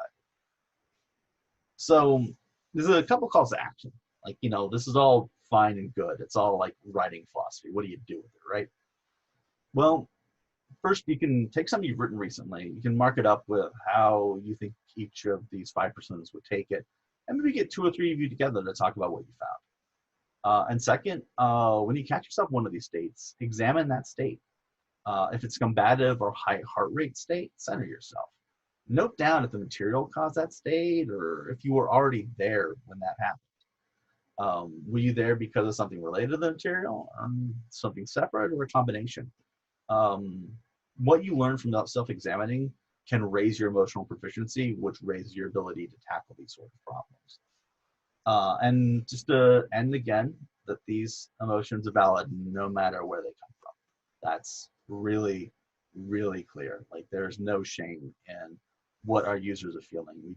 I don't want to, ever in sort of this talk or anything related, suggest that that's something that we should think about. So again, this is me. I'm Ryan Macklin. I just got back on Twitter, and again, my cat has an Instagram. And I also am the co-organizer of Write the Docs Detroit Windsor, which, like everything else, is online right now. So check it out on Meetup. And here's like a little quick reference that I have here, which, since it's getting recorded out into the world, is there sort of some questions that I consider. Feel free to also screen cap this if you like. I will go ahead and leave it up for a moment. That is my talk on emotional personas. Thank you, Ryan. Are you happy to take some questions? Either folks can post them in the chat and I'll monitor that, or people are more than, for those who are happy to do audio and video, please feel free to jump on that way. Yeah, totally. And did you want to record the questions as well? Yeah, I can record the questions. We'll see if maybe I'll cut them or not, depending on the size of the video. But yeah, let's go ahead and record them. Great. It looks like we do have one from the chat, and it says, where do you draw the line between harsh language choices versus straightforward imperative statements? So it depends for me, it would depend on the subject. The more serious the subject, especially if it's something where there's a destructive element to it, like you could, delete all your data from this.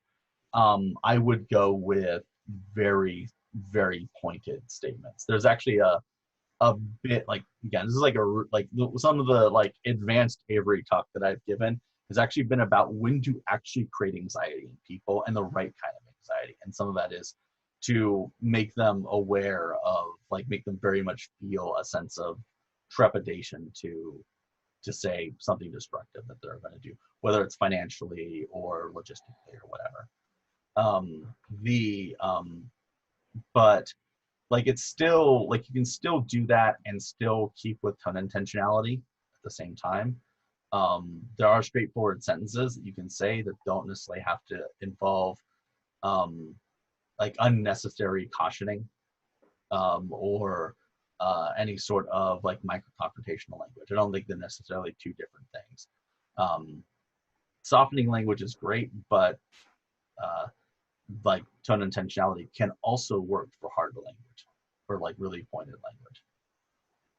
If I could add to that, Ryan, I'm guessing that one of the phenomenon you might have encountered is that if we have an idea that users tend to make a certain kind of mistake, even if it's not a serious one, or even if it just ends up going slightly off track and then you can come quickly back on, one of the documentation solutions is to warn people not to do that. But in a lot of cases, if they do that, it really doesn't matter and it's fine. So that would be a case where it might be really easy to create unnecessary warnings. Yeah, exactly. Yeah, the bit there is, and this is very much I see this from a lot of times. I'll see this from people who are support agents first, writers second, because this is the experience that they've had to deal with, and they're translating that individual user experience into a doc for a broad audience. Which again, I was a support agent a long time ago. This is one of the things that I had to learn. But yeah, so getting to that state of how do you write it and not have it be a warning, or how do you write it and have it be a soft warning? And that is I'd say that ends up being why writing is also partly an art. I think also at this point I can stop the screen here so I can actually see everyone. All right. So yeah, that is I don't know if that answers the question or not. Yeah, I'm the one who asked it. It it does. It's something I come up against, quite a bit. Mostly I ask because I write, API documentation where you're always giving enough rope to hang yourself with. Yeah. It's when you do these things, you're messing with real data that's potentially not yours and unrecoverable. Yeah. So we have chocolate, and it looks as though they asked, how often do you check the personas? How do you plan content changes for newly added and removed personas? Well, I don't, like, these personas have been pretty static for me for a number of years. It's really about, it's a mental framework for making sure that the end product that I'm sending out to users has a sense of users in mind, instead of just I'm not trying to achieve an objective for my product team. I'm trying to achieve objective for my users that also happens to be the objective my product team wants. Or even, that's actually something that I do, is I even try to say people instead of users, because it's a subtle difference, but it's a really important one. So I'm people first, product second. Even though the product is what's paying me, although the people are paying never mind, that you can follow that logic. But I would say a lot of it is in a sense of is in a sense of like patterns. It's like this sort of style of email. Like I write some like philosophy and structure docs as part of my day job. And some of it is like, here's when we should use a TLDR, because this is the sort of email that's about to tell you you're about to lose access. Right now, my main writing for tech and UI is about access management systems.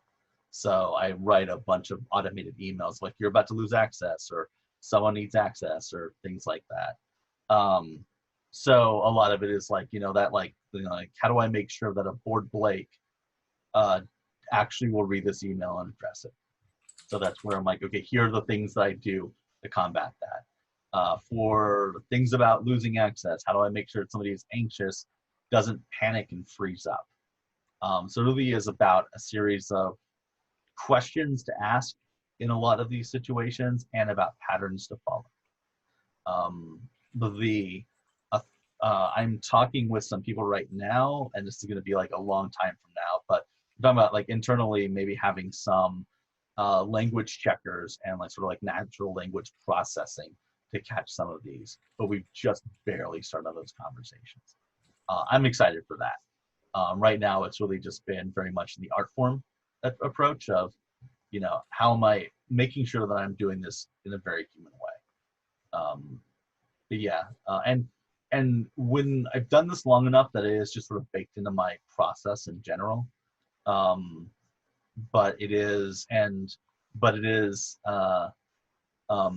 So it's really just how I write, how I think about the patterns that are in my head or documented somewhere that I bring to my writing.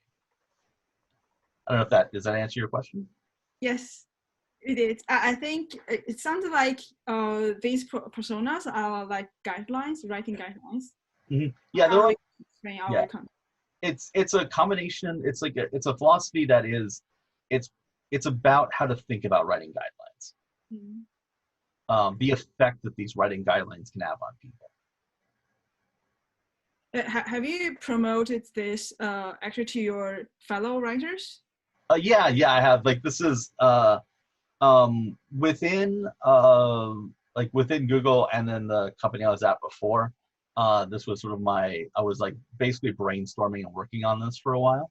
But yeah, this was, and then everyone's basically said I should actually give this talk. This is the third time in like a month I give this talk. So I'm trying to get the idea out there. I have a lot of people who are interested in sort of in this as a framework to teach people sort of how to think about writing. And I'm looking at also how to turn this into material so that people who want to learn how to do writing, technical writing, can use it as a sense of philosophy. But that is like, a lot of these things are down the road. But this is a way to teach philosophy of writing rather than teaching just the mechanics of it. please let me know when you actually roll out the material. I will definitely sign up. Yeah, definitely.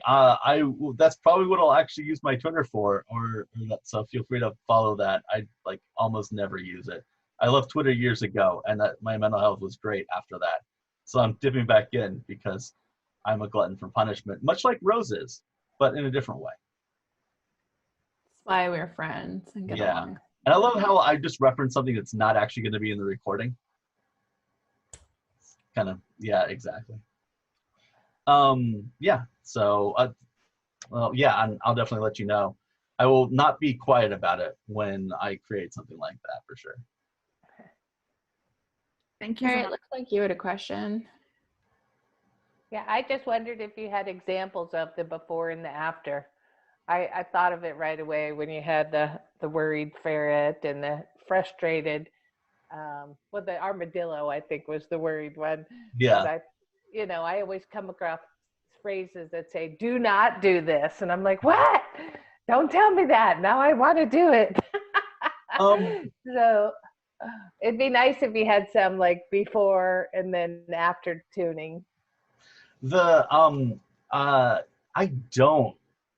Like at this point, I don't. I haven't edited anybody else's writing that deeply in a long time to have that example. So really, it's just me knowing like a lot of these rules are just baked into what I'm doing. I think the before and after I probably have might be internal stuff where when I have gone through and done some rewriting of it because it needed to be updated anyway. The CSAT of it increased, but that's all internal stuff I couldn't share anyway. But yeah, that's I would love to be able to put something together. Like there's a lot of places here where I wish I could put examples in, but like it already is on the edge of a long talk. So, and that's what I want to follow up with is actually get deeper into each of these concepts. And Ryan, one of the things you mentioned early on is that you were thinking of considering a word other than persona. And I can understand that because I've seen that word being overloaded and diverging in meaning in ways that has made it difficult to communicate at my company for sure. Yeah. A couple of words that had occurred to me was one being archetype, because it seems like you're coming up with essentially kind of emotional archetypes of emotional states and of the users move through.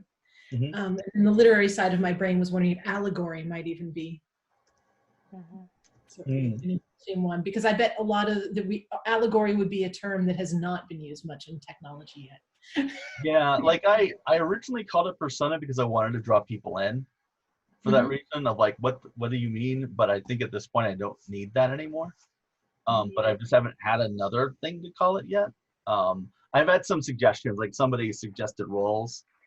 Somebody suggested profiles too, but profiles think has a similar thing of like kind of being overloaded, but it's still generic enough that it could kind of work. But yeah, no, I'll have to. I like those. I'll have to chew on those. I'm gonna spend a while on thesaurus.com one of these days and just, which is my one of my little joys is naming things. I will spend weeks figuring out the name for something and that I'm working on personally, and so it'll just be a lot of thesaurus.com and other searches and learning about words I didn't know about. Like if I a few months ago learned about the word ambit, which I'm not going to define for you. I'm going to say go search for AMBIT, ambit, and maybe you can use it in your own stuff. Does that need a not safe for work tag? It is a legit, totally cool, safe for life and work. Great. Thought I would double check. I didn't see it. I respect that. Would be, but it's most of us there are no work machines, so it's a Merriam-Webster search, not a Urban Dictionary search. Nice. Just noted, you said ambit, and I saw everyone's heads kind of swing that way. Yeah. I was guilty too. Yeah, it's my favorite new word. I had to since I'm still a game writer, and I had to come up with something for a game term, and trolling through the thesaurus. Yeah, that's what I came up with. It's a good word. Yeah. Any other questions? I'm also happy to turn it over to the Sloppy Times.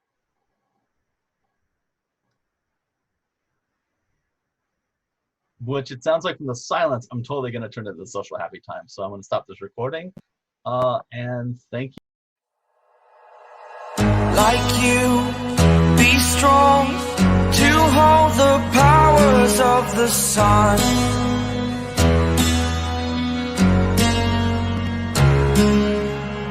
To dream, believe in strength. Now I'm the only one, only one.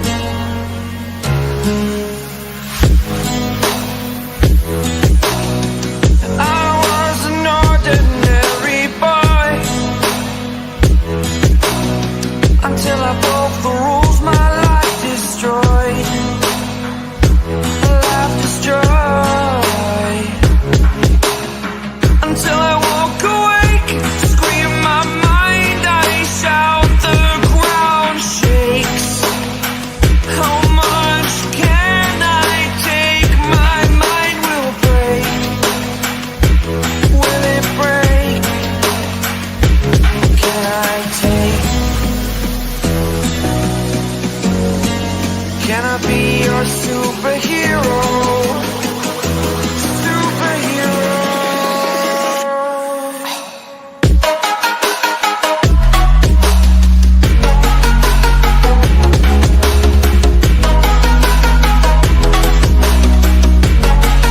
Can I be your superhero? Superhero. Superhero.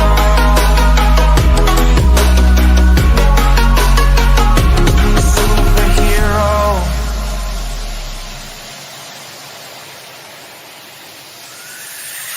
Fly up away. It's the first time of today. Today. To dream, believe. You are the strength, you're all I need. Need. Oh, gonna give it a shot. Only one of me to shield you all from the enemy. You're a superhero. You're a superhero.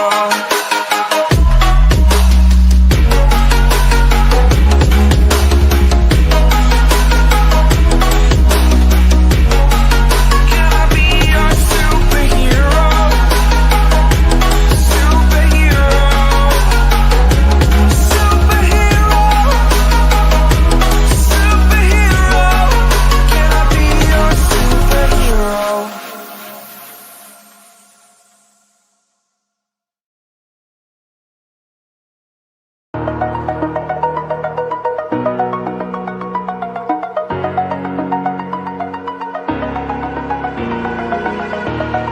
Over the edge, feel like I'm floating through the air.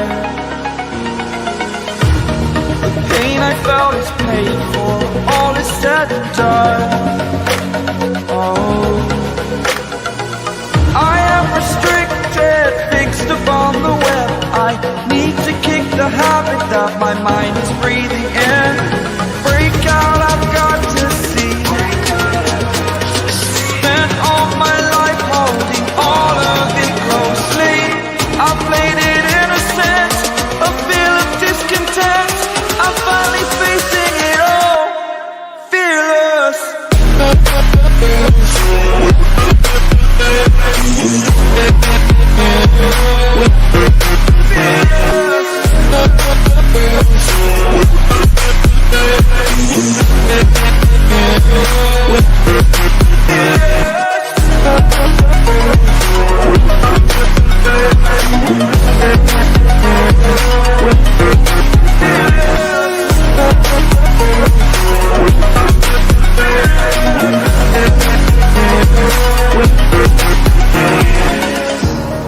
Burning the bridge that keeps us. I'm here and I'm feeling exaggerated, that's what you assume. The story's over now, I must conclude. I am conflicted. head, watching where I step, still hanging in the balance. Not the life I want to live, I want to take it all, standing tall. Fear I weighed the person you are. Oh, break out, I've got to see. Spent all my life holding all of it closely.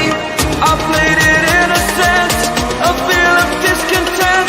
I'm finally facing it all, fearless.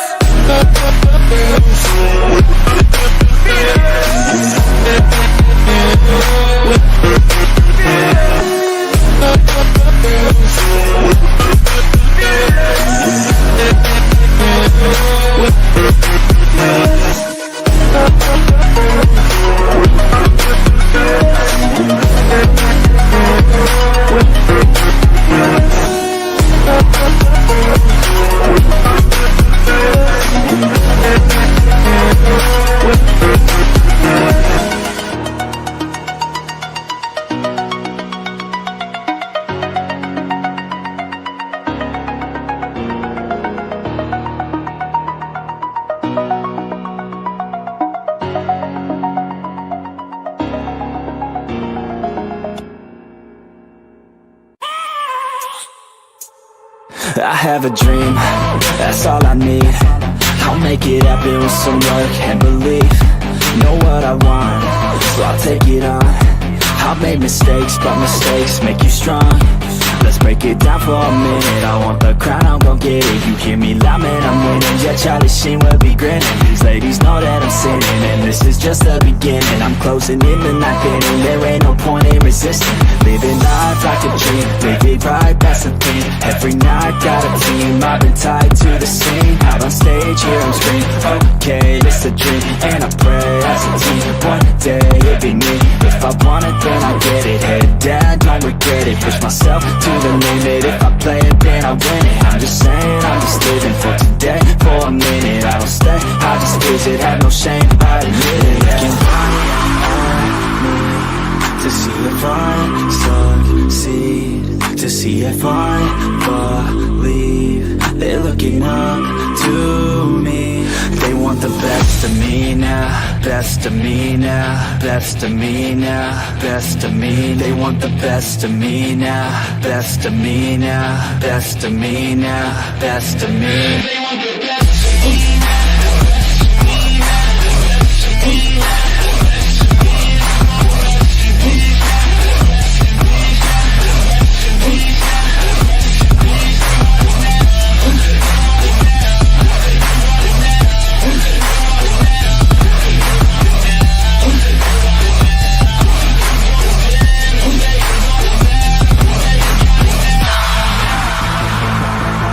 Swear to God, man, I'ma make it soon.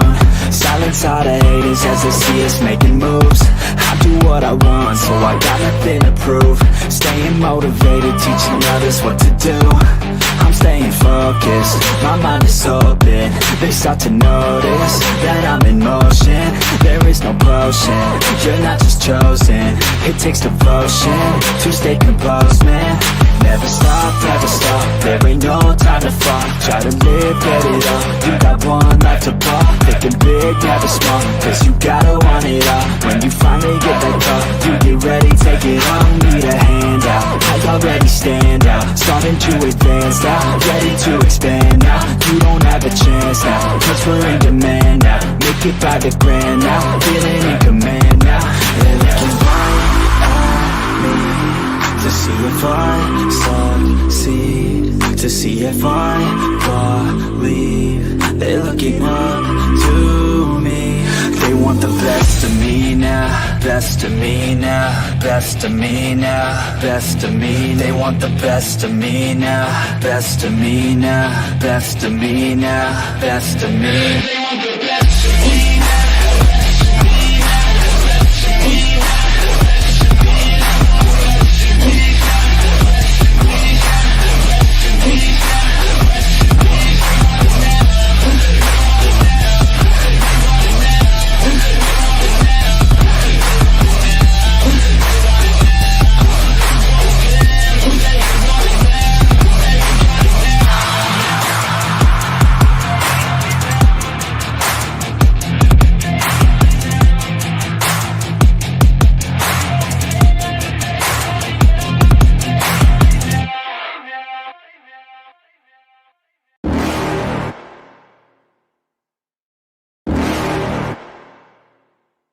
You're never gonna make it, you're not good enough. There's a million other people with the same stuff. You really think you're different? Man, you must be kidding. Think you're gonna hit it, but you just don't get it. It's impossible, it's not probable, you're irresponsible. Too many obstacles, you gotta stop it, yo. You gotta take it slow, you can't be a pro. Don't waste your time no more. Who the fuck are you to tell me what to do? I don't give a damn if you say you disapprove. I'm gonna make my move, I'm gonna make it soon. And I'll do it cause it's what I wanna fucking do. Cause all these opinions and all these positions, they come in millions, they blocking your vision. But no, you can't listen, that shit is all fiction. Cause you hold the power as long as you're dreaming. There's no way that you make it. And maybe you can fake it, but you're never gonna make it. Are you just gonna take that? Make them take it all back. Don't tell me you believe that.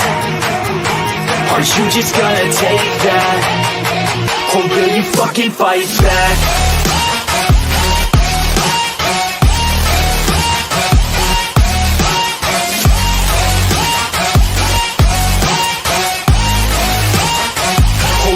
Fucking fight back.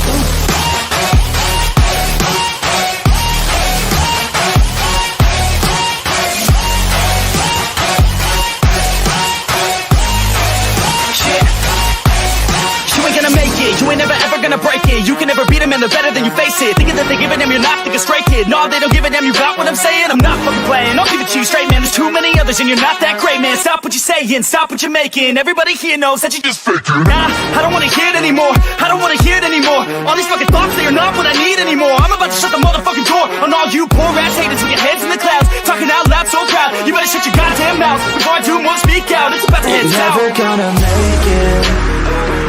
There's no way that you make it. And maybe you can fake it, but you're never gonna make it. Are you just gonna take that? Make them take it all back. Don't tell me you believe that. Are you just gonna take that? Or will you fucking fight back?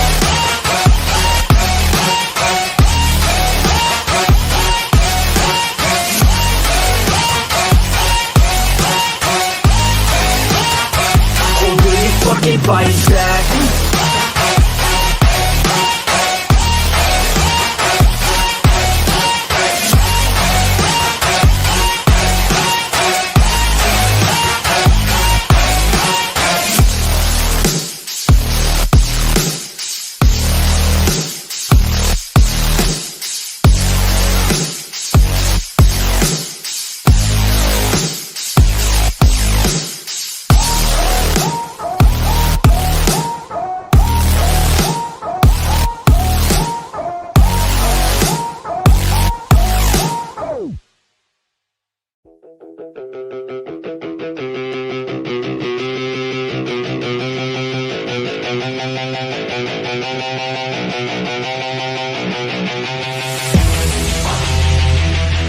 Yeah, straight out of the 949. OC. Yeah, you can't stop this show. It's fucking chronic, yo. It's fucking toxic like an alcoholic logic flow. It's catastrophic like a psychotic erotic code. Cause even though I wanna quit her, man, she kinda dope. I gotta go. I never slow down, everybody knows now. We the best to throw down, parties in the SoCal. We getting so loud, party with the whole crowd. Kick the haters all out, taking away all now. I've been hella focused, never slow down. Put my shit out in the open, so you know now. Everybody's taking notice, there they go now. Yeah, welcome to my show, bitch. This my hometown, I'ma get it right. Focus, never slow down. Put my shit out in the open, so you know now. Everybody's taking notice, there they go now. Yeah, welcome to my show, bitch. This my hometown, I'ma get it right.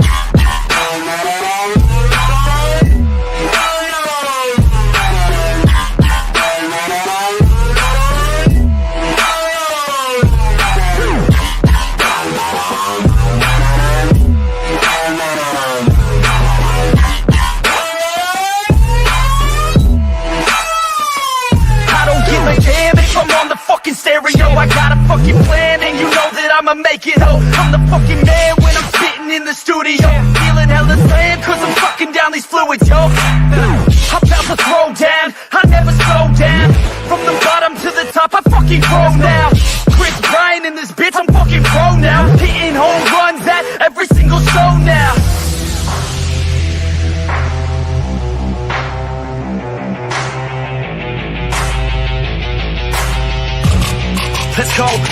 I got a couple shots in my system of that whiskey. I'm the best in fucking town in this motherfucking city. Everybody knows me now cause I'm staying hella busy. Got the ladies all around thinking that I'm hella filthy cause I'm guilty, yo.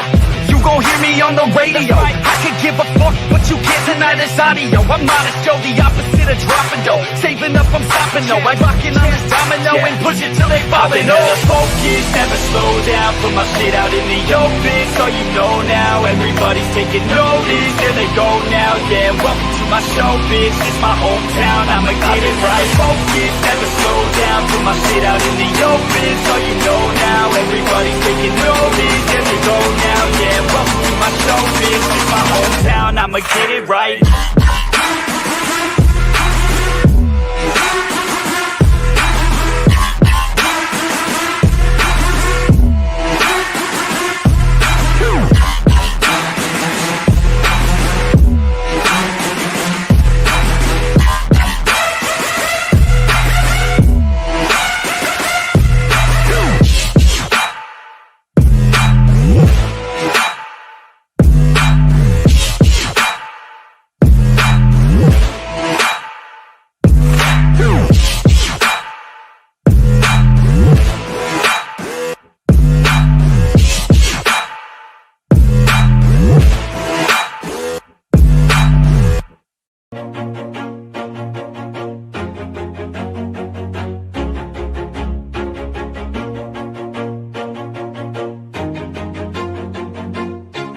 Always do it on my own, so I gotta get through it. And the only thing I know is to love what I'm doing. Never give up, never slow, till I finally prove it. Never listen to the no's, I just wanna keep moving. Keep my head up when I act, head up, that's a fact.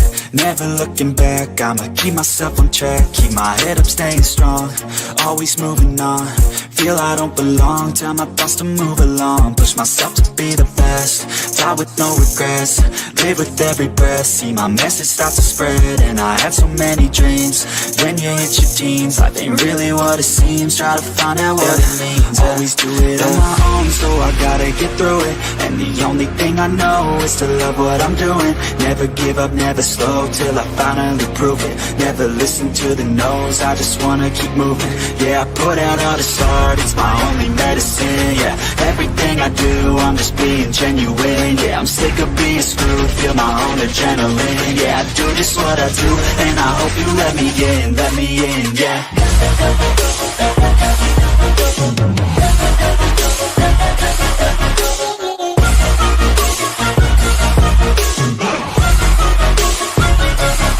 I'm grateful, oh yeah, able, oh yeah, I'm stable, oh yeah, no label, oh yeah, you know me, I have only a path, I'm lonely, but damn, I'm going to win.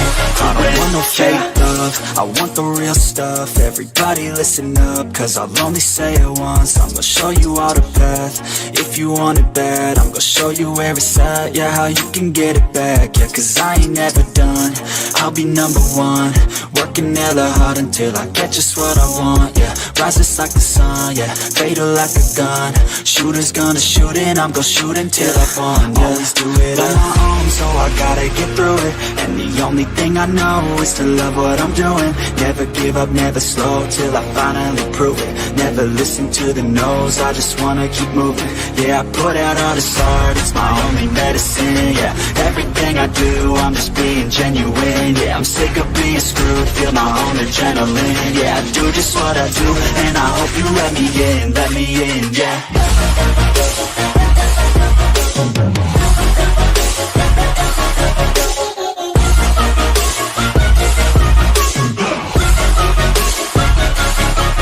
Grateful, oh yeah, able, oh yeah, I'm stable, oh yeah, no label, oh yeah, you know me, I have only a path, I'm lonely, but damn, I'm going to win, yeah.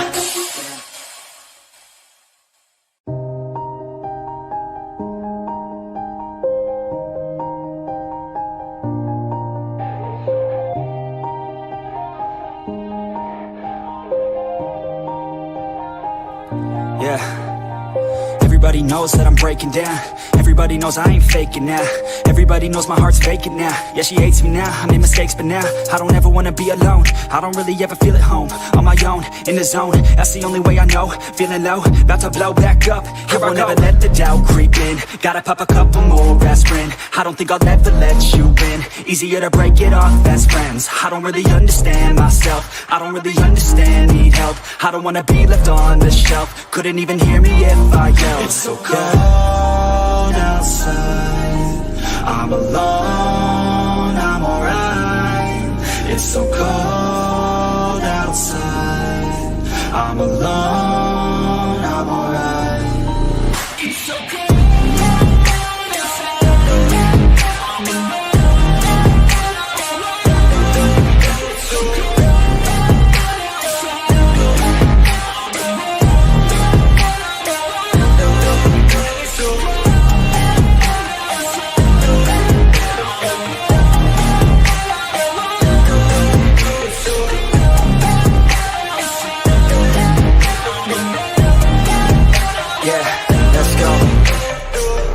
Break down, always feel like I could break now, but I never let it take me to that place now. I won't ever let my thoughts get away now. I got better things to do, picking fate now. I just wanna be the best, call me great now. I don't know if I'm okay or insane now. I remember better days on the playground, hoping I can find my way. Even when I'm feeling down, I fight. Even when I don't know what is right, I'ma pick a side and I'ma take pride. I will decide my fate and I will never let them tell me who I am. If you try to shape me, I'll be damned. Planet on the ground is where I stand. Never give up, that was always the plan. It's so cold outside. I'm alone, I'm alright. It's so cold outside. I'm alone, I'm alright. It's so cold.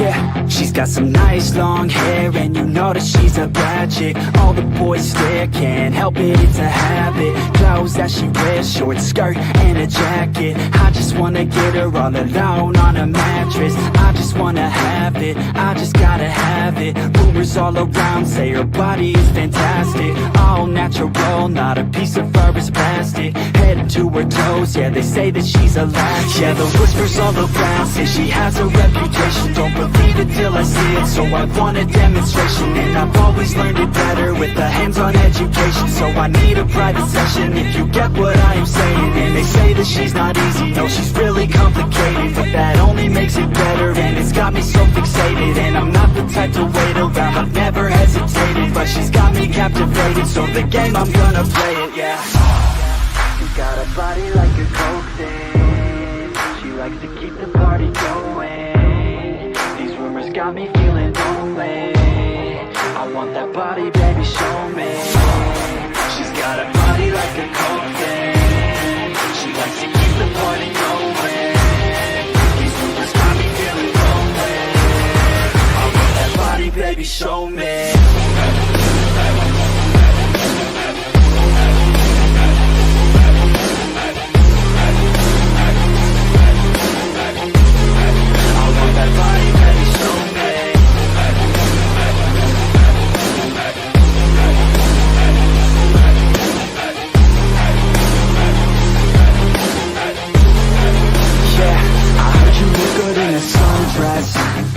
I heard you look good when you're undressed. I heard you like to get away. I heard you like to stay out late. I heard you had a couple boyfriends. I heard they didn't treat you right. I heard you're hated by your girlfriends, 'cause all the guys want you tonight. Yeah.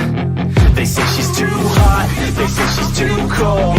Where she came from, nobody really knows. They say she looks young, but say she acts old. From everything I've heard, she gets out of control. And all the boys say she was sent from the heavens, but I'm not too sure that this girl is a blessing. She's got the devil's eyes and they'll cut you like a weapon. She's stuck in my mind like a bad obsession. Got bad intentions. She got a body like a coffin. She likes to keep the party going. These rumors got me feeling lonely. I want that body, baby, show me. She's got a body like a coffin. She likes to keep the party going. These rumors got me feeling lonely. I want that body, baby, show me.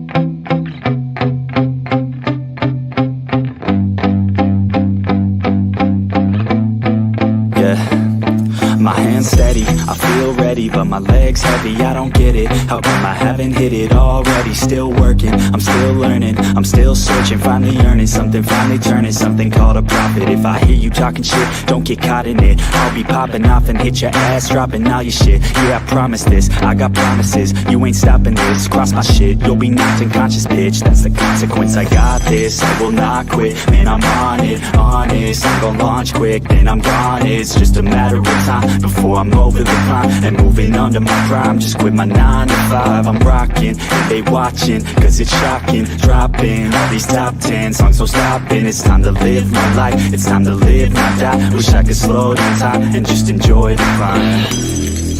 And I'm the one to get it, bro. I swear to God I get it, bro. So don't just let me get it. Yeah, let's go. I'm gonna get it, yeah. Yeah, I'm the one to get it, bro. I swear to God I'll get it, bro. Hey, I ain't never giving up. Said I never give up. I got this, man, I got it. I will not quit, I'm on it. Never rock it. Got the block lit, I'm toxic. Spitting logic, make them nauseous. Honest, can I stop this? Never cautious, drop it. I'm the hardest. Dark, bitch, watching. I'm the fucking king of rock, bitch. Poppin', spitting hot shit. I'm topic, chronic. I think I'm motherfucking lost it. Back, better back, making racks where it's at. Have my back to the mat, not an act, that's a fact. We attack in a back, no react, no react. Think I'm black, off his back. While I rap, does a step, throw it down, give a crap. We're advanced, I'm the man. Got a plan better than both brands. Goddamn, I'm a rhyme till I die. Never lie, that's a lie. I don't try, I defy. Get the time that I'm right, yeah.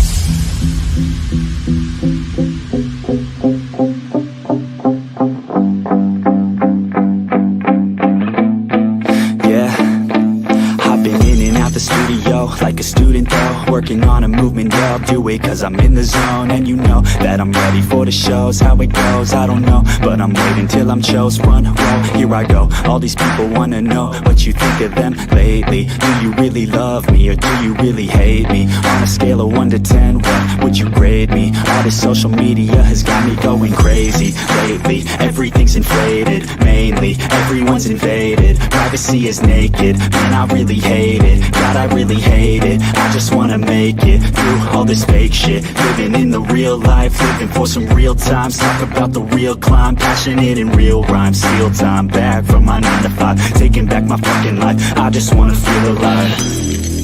And I'm the one to get it, bro. I swear to God, I get it, bro. So don't just let me get it. Yeah, let's go. I'm gonna get it, yeah, I'm the one to get it, bro. I swear to God, I'll get it, bro. Hey, I ain't never giving up.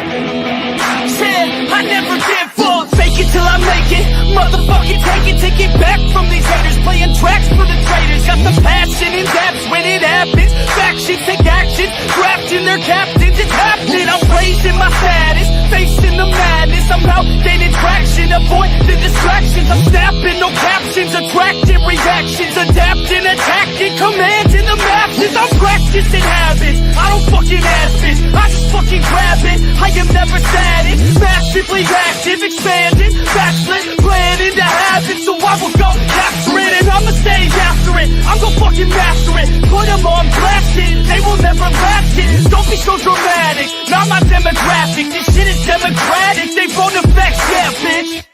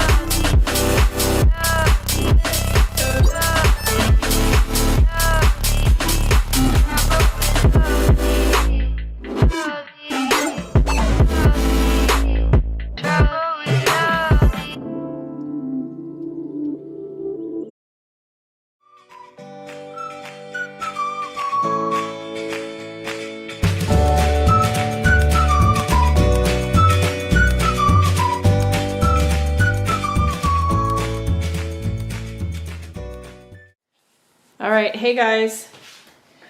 So I've been asked a lot of questions about this journal, and I know we've at this point shown it briefly before and we've talked about it, but I haven't shown you how I actually do a page and what my process is, which I'm going to now.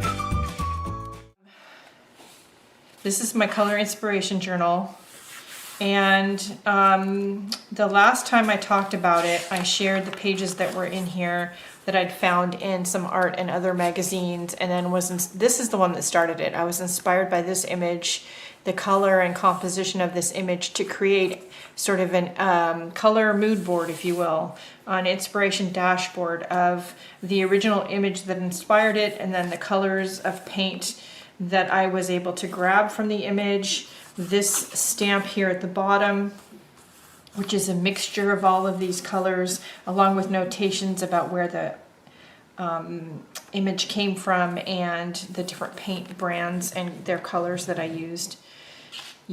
Although this is done in acrylic, you could definitely use this as just a color inspiration landing point to find out or mix these colors in your watercolor palette, your gouache palette, whatever medium you're using.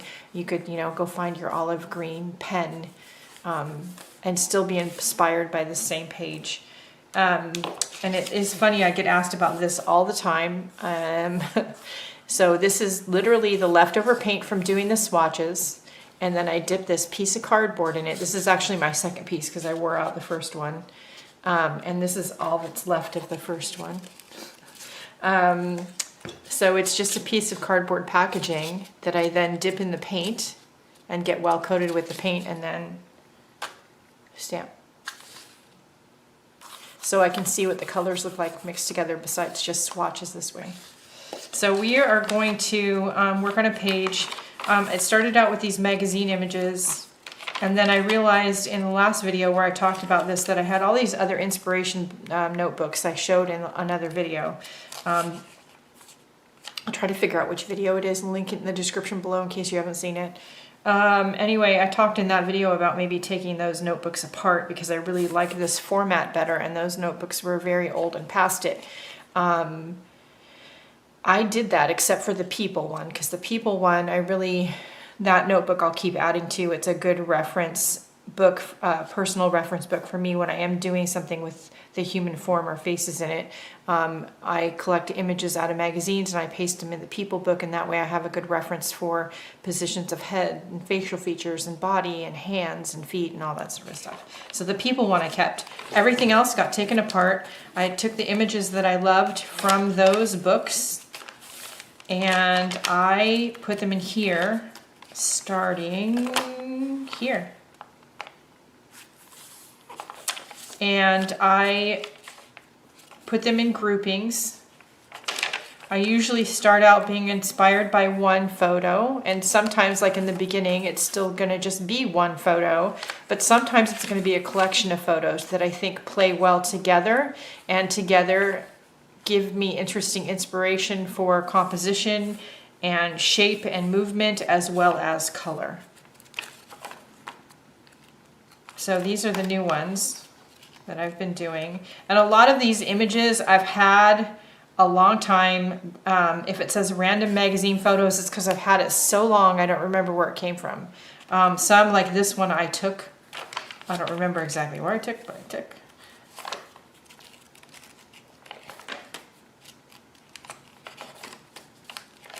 And so I love this one. I love this one. And a lot of them are very much departures for me in color because I'm used to traditionally doing something that's more like this. So this color palette, that would be a challenge for me, but that's why I like doing this, because I can flip to this with intention and, okay, just be inspired by these pages to create an interesting work of art. These images with these movements and the shapes and the textures in the images, as well as the color palette inspired by these images. So that's what this is all about. So now we have this new page and I've got this new collection of images that I think I want to see if we can work together on one page. So the first thing we're going to do is grab some glue. because that's important. Okay, which I didn't grab. So these are a collection of images. So they're all from, I think, a House Beautiful magazine that I picked up at the library. And I found this one first. And there was just something about the colors in this picture and the textures in this did I say picture? Picture. Colors in this picture and the textures in this picture that I was very attracted to. Then I found this one, which goes, I don't know which way, but it's like a piece of a photo, like the corner of some architecture. And there was something about the colors and texture in that distressed stone or wood or whatever that is. And then I found this one, this just gigantic bright pop of yellow. So I think that I want to use all of these. So what I want to do first is find out the important parts of this one for me to add to our book. I do also like the size of this because if I am traveling, say for instance, or teaching, this is a good size to take with me. Those other ones were a little big. So, but the space is limited, so I want to find out which parts of the photo for me are important. I do think this dish, not necessarily the hands, but the dish is important. I usually don't think about it this much, to be really honest with you. Grab some bigger scissors. And I'm going to whack off a piece.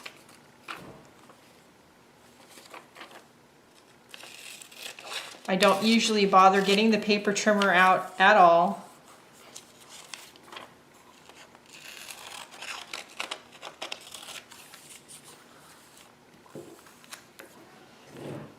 And then I'm gonna trim this one.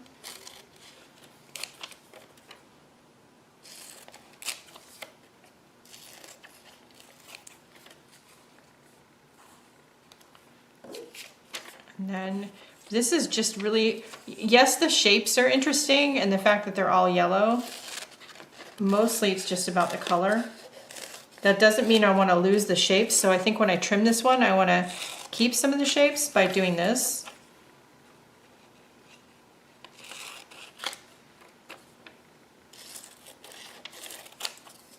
Because I think those shapes are inspiring. And I think I want to do something like that. Now, if the little bits are interesting enough, I will save them to do collage work with or paperclip art or something like that, a tag. So I do generally set them aside at least for a little bit. But this, I like this. So my only question is, do I want these other, I don't really think I need them. Do I? I really like this bit.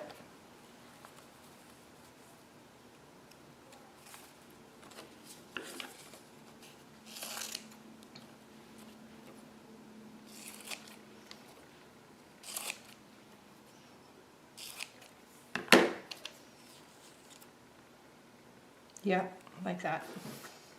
All right, so now we're gonna get to gluing. So you can use glue stick, you can use Elmer's glue, tacky glue, whatever you have. Nothing fancy. Just glue your images down. In the old journals, they were taped in with Scotch tape. So, I mean, you could do that too. Scotch tape, washi tape. If you're gonna do washi tape or decorative tape, try to pick tapes from your collection that add to the color and inspiration of the images and the movement in the images, the texture in the images. Don't just add like hot pink washi tape to this. I don't think that will work very well. Okay. And then put this one. I love this yellow, which is so funny because I'm not normally that big a yellow or orange fan. But when you're painting, it is a must-have color. When you're painting, you must have yellow and or orange. It just gives a nice pop. Okay. I do wish I knew which House Beautiful magazine this is from, and I might actually still have it in the garbage can, so I might need to go take a look. To notate the month.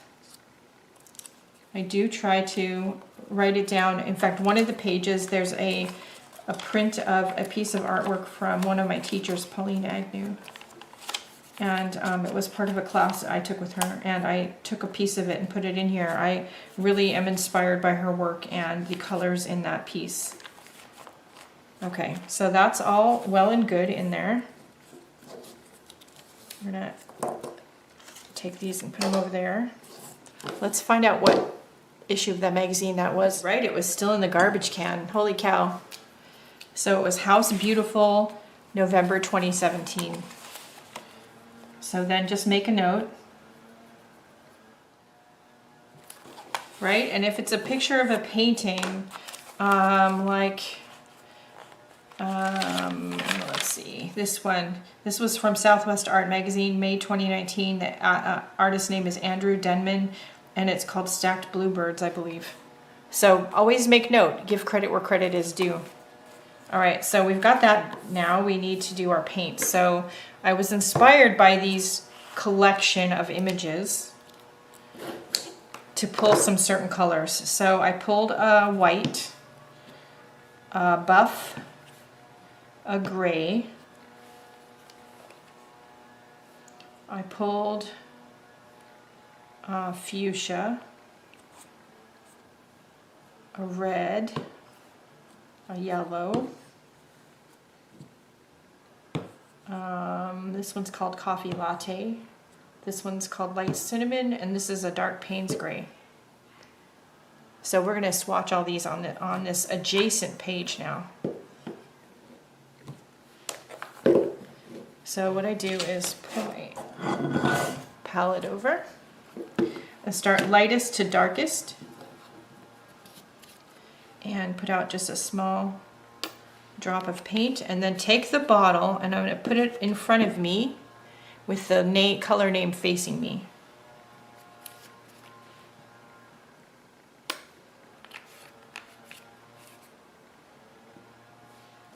If you're going to do this with watercolor paints, you probably wanted, this is a Moleskine Cahiers. I like this journal. I like the paper for this kind of thing. I like the weight of the paper is interesting for mixed media, but if you're going to do this kind of thing with it, you probably want to use, with watercolor, you probably want to use watercolor paper. It's a Coffee Latte color. And we'll go with the yellow.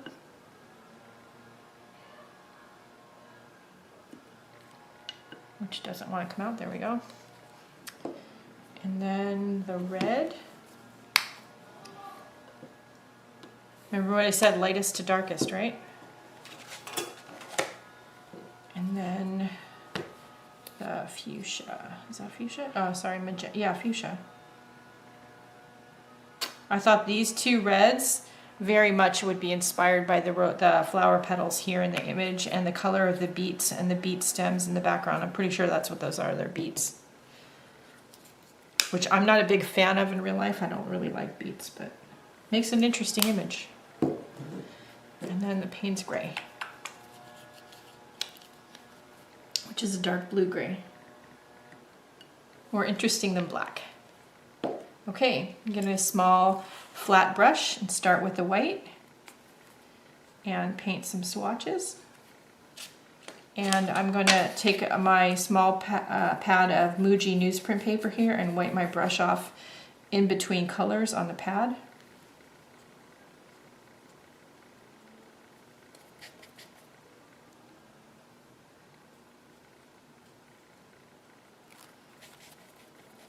Hopefully, as I'm putting the swatches on the paper, you can see by looking from the swatches to the images and see where I was inspired to pull that particular color. Look at that yellow. That is DecoArt Americana Cadmium Yellow, just FYI. Okay, now we are going to write our color brand and name down. Now in the front of the book, I made some notations about what my different abbreviations for the brands mean, what brand that actually is. Like when I write media, what is that? It's a Dina Wakley Media Paint, okay? So you can make yourself a little key in the front if you use abbreviations like that. This doesn't have to be neat. It doesn't have to be, you know, typed or anything. Nobody's really gonna see this except you. This is for you. So just use your own handwriting. If it's messy, it's messy. If you spell something wrong, you spell something wrong. I think every time I write Payne's Gray, I spell it a different way. So yeah, just FYI. I know I misspell it, and my misspellings are not consistent. Spelling is not my strong suit.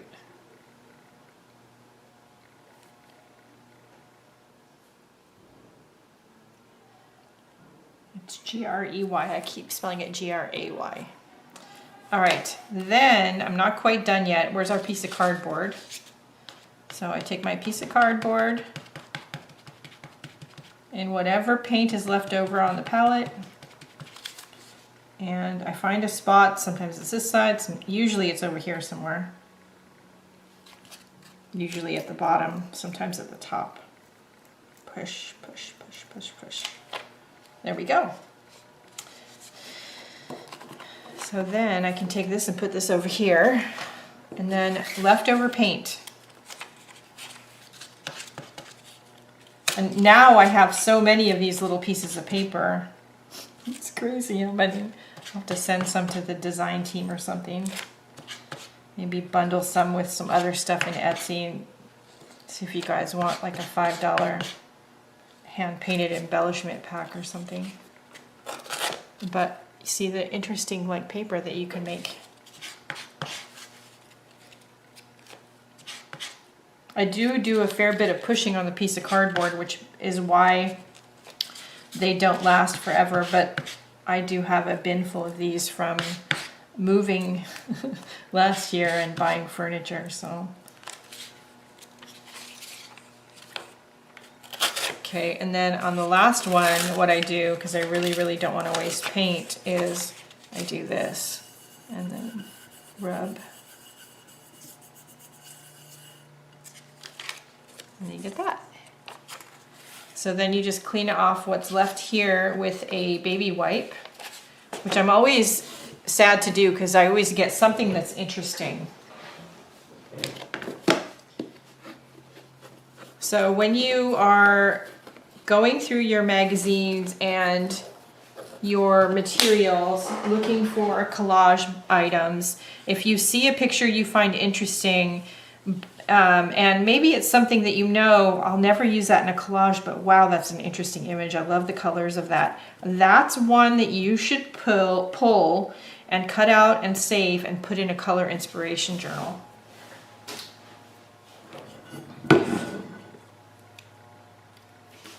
So that's all done, and we're left with a few pieces of hand-painted collage papers,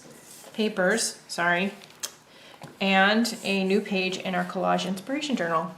So I hope it gives you some ideas of what you can do to build your own personalized reference library, which is really what this is all about. Something that will aid you in your creative endeavors and give you inspiration, especially when you get stuck and maybe you have all these reds and yellows and maybe some of the browns, but you're like stuck as to what else you can put with it. Maybe you didn't think of the gray and the buff and the Payne's Gray, or maybe you had everything but the yellow, and then you're like, wow, yellow, that's what I need yellow. So this is just, to give you some kind of an idea or inspiration for your artwork. I hope it helps. I know it helps me. I've already been using it, and it's not even finished yet. So that's it for today. Don't forget to like, share, and subscribe if you will. If you want to follow me on social media and see what pages I come up with every day as I add to this journal, or whenever, now, it won't be every day now because now I'm out of images, but when I add more images, if you'd like to see what I'm up to or see whatever other creative endeavors I come up to every day, you can follow me on social media and find all those links and the links on where you can support me and the free content here on YouTube and over in the art groups and Facebook by clicking on the Linktree list of links in the description below. My happy mail address is down there, the Linktree list of links is down there, and a bunch of other stuff, so check it out. Don't forget to like, share, and subscribe, and above all, go out and have a great day. Do something nice for yourself because you deserve it, and I'll see you later. Bye, guys.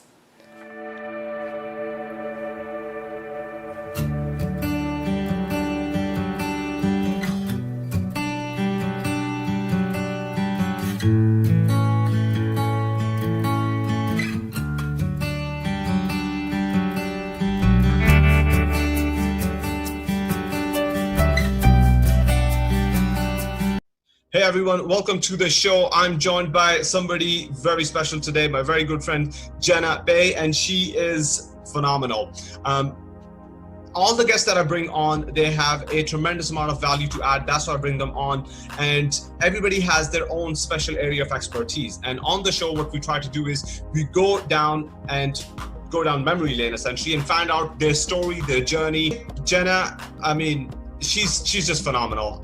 She is an expert on neuroscience, epigenetics, quantum physics, child development, and she's also a virtual coach. She has a specialization in nutrition. She actually started her career as an elementary school teacher, and she built up her virtual coaching practice from there. And she now supports women and children in terms of child development. So her main goal is to empower women, especially moms with kids. So if you're a parent, you're a mom, then this is the interview for you. This is going to be an amazing conversation, and you're going to find a lot of value from it. She has her own book series, which she's promoting right now, because that book series really helps you understand child development, and it essentially just takes off the pressure from you as a parent in terms of learning about how you can help your child develop and nurture them, etc. It takes the pressure off, and you can go ahead and just have those books available to you. So it helps you to help your child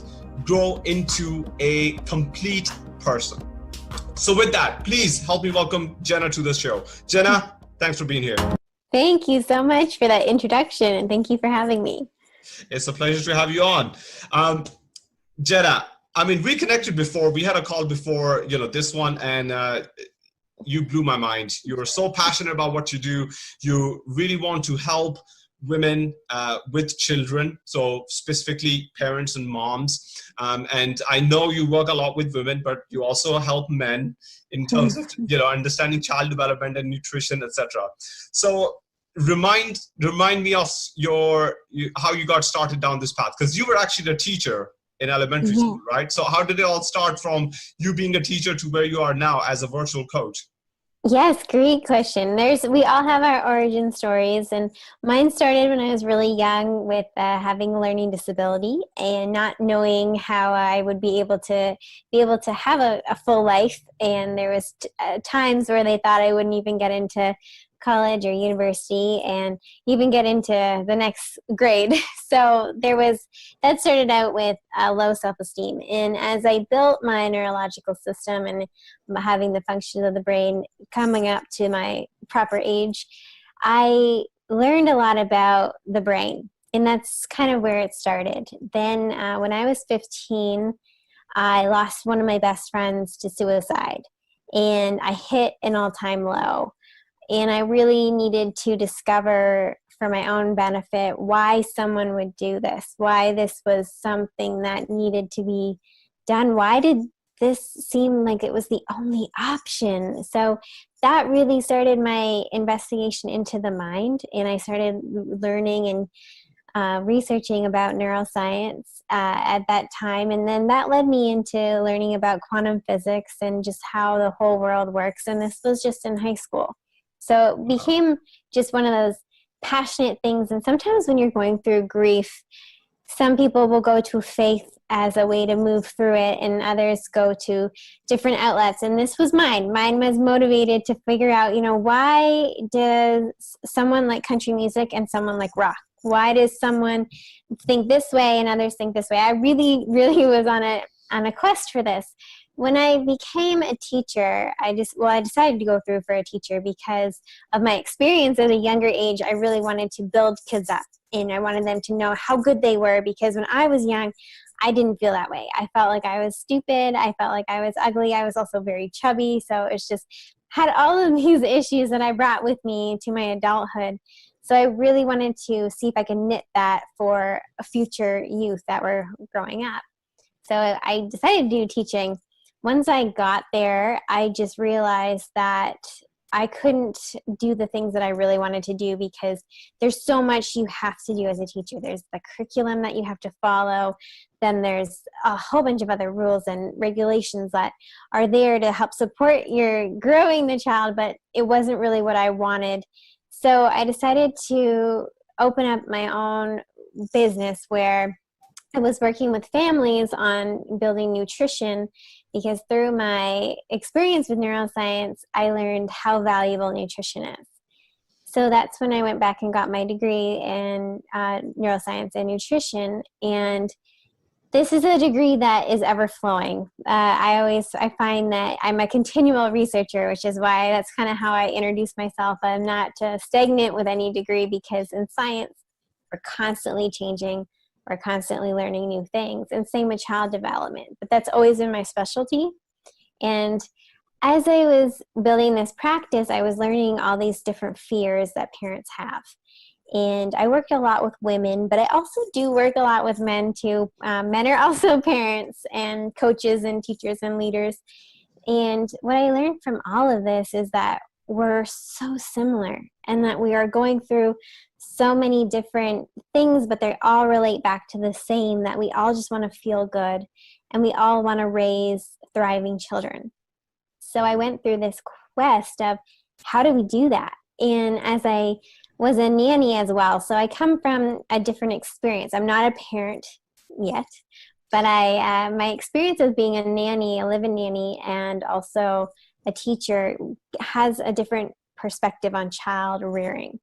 And then throwing in my educational background in it, I felt like I had so much value to add to families. So through my experience, I'm learning that I do, and that the things that I'm able to share with them and guide them with and support them with helps with thriving in themselves and their lives, as well as in their children.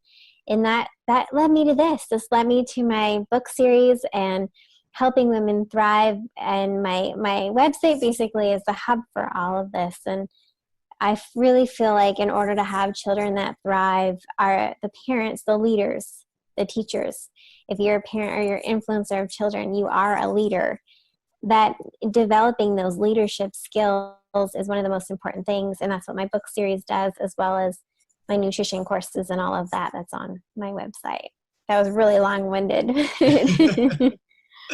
No, it was great. It was fantastic. I mean, first of all, you're into everything. I mean, I love that. You had everything from neuroscience to quantum physics to nutrition to child development. I mean, there seem to be very kind of unrelated fields. Yeah.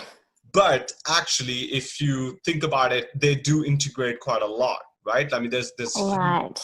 Yeah, there's huge intersection there, especially when it comes to child development. I mean, if you put that in the core, then the quantum physics and the neuroscience and the nutrition all make sense, right? Oh, big time. Everything is in a relationship. We're in a relationship with anything and everything. So that's even our phones or our cars and of course the people in our lives. And one of the basis things of a relationship is your interaction. And the basis of an interaction is action. And every action is followed or is created through a thought, which creates your emotions. And through neuroscience and quantum physics and epigenetics, what everything will tell you is that we're all made up of cells, and these cells are constantly vibrating. And this is the energy that creates our worlds, creates our lives, creates everything. So when we get that under control, which is what the book series is all about, is how to handle our emotions and become so emotionally intelligent that we're able to use our minds to create the reality rather than facing it. Right. Wow. I love that. Absolutely love that. So your book series, Jenna, I mean, what is the ultimate goal of that book series? What's your mission behind it? What are you hoping to achieve? Yes, that's a great question. So every book is just one strategy. So instead of creating a thick parenting book or a leadership book for an adult to read at the end of the day. I've never met a parent who said, oh, I have tons of time at the end of the day. So I wanted to create something that you could do with your child and learn at the same time, immerse yourselves in it together, and build that neurological wiring for emotional intelligence. So here's the thing about the emotional intelligence is that it's something that we're constantly working on. It's not something that you can have and then you have it forever. It's you're exercising your mind like you exercise your body. And that's what each of these concepts in the books do. So one of the ones that we're going around right now with is superhero powers. And it's one concept. And the concept is just that every single person on this planet is here for a purpose and they're valuable. Even in those moments when you feel depressed or you feel like there's nothing worth living for, or those times when you're struggling or when you're comparing yourself to someone else because they're the better mom or they're the better this and or their body's better than yours or something in that moment, when you can come back to your individual superhero power, you remember that you're here on this earth for a reason, to add value, and every room you walk into is different because you're there. Anyone that you interact with, one conversation, the conversations that you have on this podcast, one conversation can change your life. And if you walk into the grocery store and you think the cashier is going to be so excited that they get to meet me today, because you're going to add that little zest that no one else has but you. And when we understand what that zest is, that's our superpower. And we have a lot of them. And it's celebrating that everyday superhero. You know those times when someone holds the door open for you or gives you a smile and it makes you feel like you matter. That's a power. That's because everyone matters. And we forget that. We get so busy in our day-to-day lives that we forget to think about what's going on around us or what other people are going through. So having this concept, and I hear now testimonials coming back from parents saying that their whole life has changed because they're focusing on what their child is doing right rather than what they're doing wrong. And having that simple mindset shift of just constantly looking for what your partner's doing right rather than what she's doing wrong or he's doing wrong. And it makes life a lot more fun. And when you get to use your unique talents or your gifts or just be the best version of you that day, it makes life a lot more fun. And that's the bottom line, is we're supposed to have fun. Life is supposed to feel good. And so it's really about, that particular book is just about finding your uniqueness, owning it, and then using it to better the world. Wow. I love the message. That's really powerful. And you're right, people do need to hear it, because a lot of the time you are so kind of busy dealing with the day-to-day routine and the day-to-day chaos that you forget to step outside of your normal environment and think about the higher level stuff, essentially. So and especially when it comes to parents, I mean, parents, as you said, they don't have time. They don't have any time. They're always busy. They're always doing something. So yeah, it's so amazing that you created this book series for them. There's they have been told, I've been told a lot that they're called parenting books disguised as children's books, and I just want to premise that I'm not at all ever suggesting that this is how you parent or that any parent needs help parenting, because I'm a firm believer that every woman and every man that I work with that are parents, they're naturally become leaders. It's just innately in them. And for me to come in and say, this is how you should parent your child, is totally absurd, because every child is so different and no one knows your child better than you do. My whole intention and goal with all of these strategies, and that was just one book that I went, there's like 15 that are coming out, and more to come after that. And they're there just to uplift you and to remind you of your power, because you don't necessarily need anything else outside of you. You got it inside of you. I'm just there to remind you of what you already know. Wow. And it's important that the parents feel supported, because especially moms and dads, of course, that it can feel so lonely and so overwhelming, because you can have these moments of pure bliss and everything's great. And then the next moment it's, am I doing this right? Is this the right thing to do? I don't know. Is this what I'm supposed to feed my child? My child won't even touch a vegetable. What do I do? Like there's always this panic. So my goal is just to answer these questions that all parents have, and have a hub for them, so that they can just know that they're not alone, and everything's going to be okay. They've got this, and here's our just added strategies that you can take it or leave it. Awesome. Well, Jenna, yours is a beautiful mission and an amazing message, and your book series sounds absolutely phenomenal. And for people in the audience, if you are a parent, or if you know anybody else who is a parent, then you have to check out this book series. If one of your friends, neighbors, colleagues, if they're about to become a parent, well, this will be an amazing present, wouldn't it? I think so. So go for it. Check the book series out. It's absolutely amazing.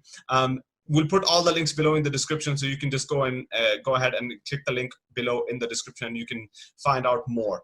But let's talk about your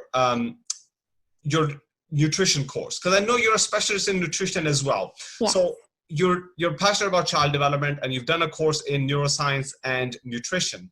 So tell me, how can we combine these three very kind of far-fetched, unrelated fields into something that helps us learn more about who we are and empowers, especially the parents? How does it actually empowers the parents?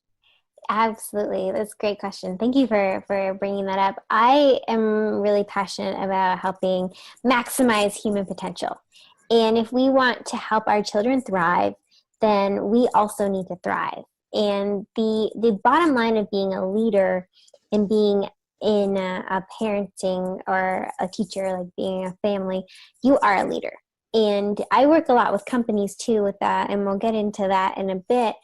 But working in the leadership, you are an influencer, and rather than a dictator. That's how you'll get a lot farther. And in order for you to thrive, you need to love who you are and own who you are and be confident in who you are. And that's challenging. And after you have children, you lose touch with who you are. Your identity shifts completely. You're no longer who you were. You're someone even greater, but we lose that, oh my gosh, like this is who I was, now who am I? And there's a different connection between you and your partner now. And there's another being who's so dependent on you that we forget about nourishing our own bodies and nourishing our own minds. And when we become stable in our nutrition, where we feed our bodies, we're feeding our minds, we become able to equip ourselves with being the best leader and model for our children.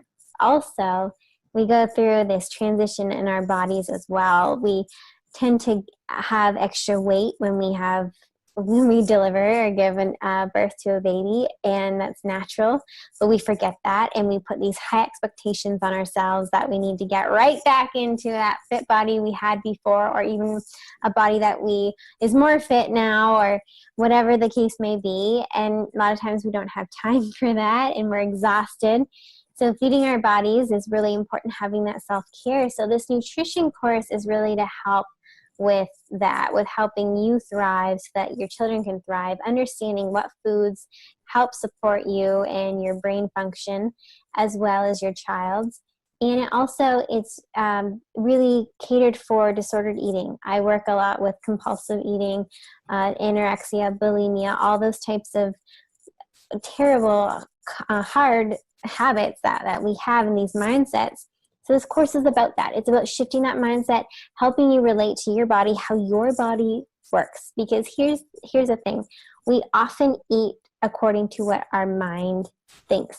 So we read about a paleo diet, or we read about being vegetarian, or see the videos, and it makes sense to our minds, but not necessarily to our bodies. Our minds don't eat. Our brains do, but our minds don't. And yet we give our mind all the power. So this course is about coming back into your body, listening to what your body needs, and eating from that rather than from a diet piece of paper or rules and regulations, deprivation, restriction, and all of that. We're eliminating that and moving more in towards, what does your specific bio-individuality need to thrive?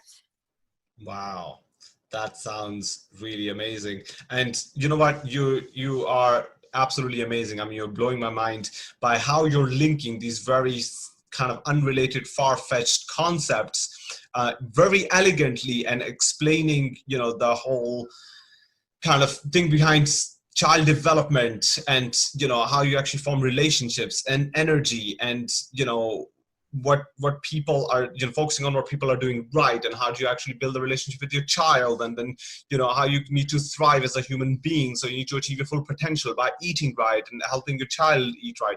It's absolutely amazing. I absolutely love it.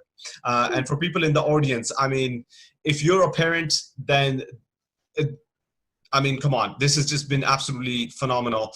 Jen has added so much value to us, already. And she really understands this stuff at a very deep level. I mean, you can just sense it just by the way she's linking things, just the way she's explaining things. She's really passionate about it, and this is what she is here to do. This is her mission. So seriously, I would highly encourage you guys to reach out and check out her book series, her nutrition course, and reach out to Jenna and start a conversation.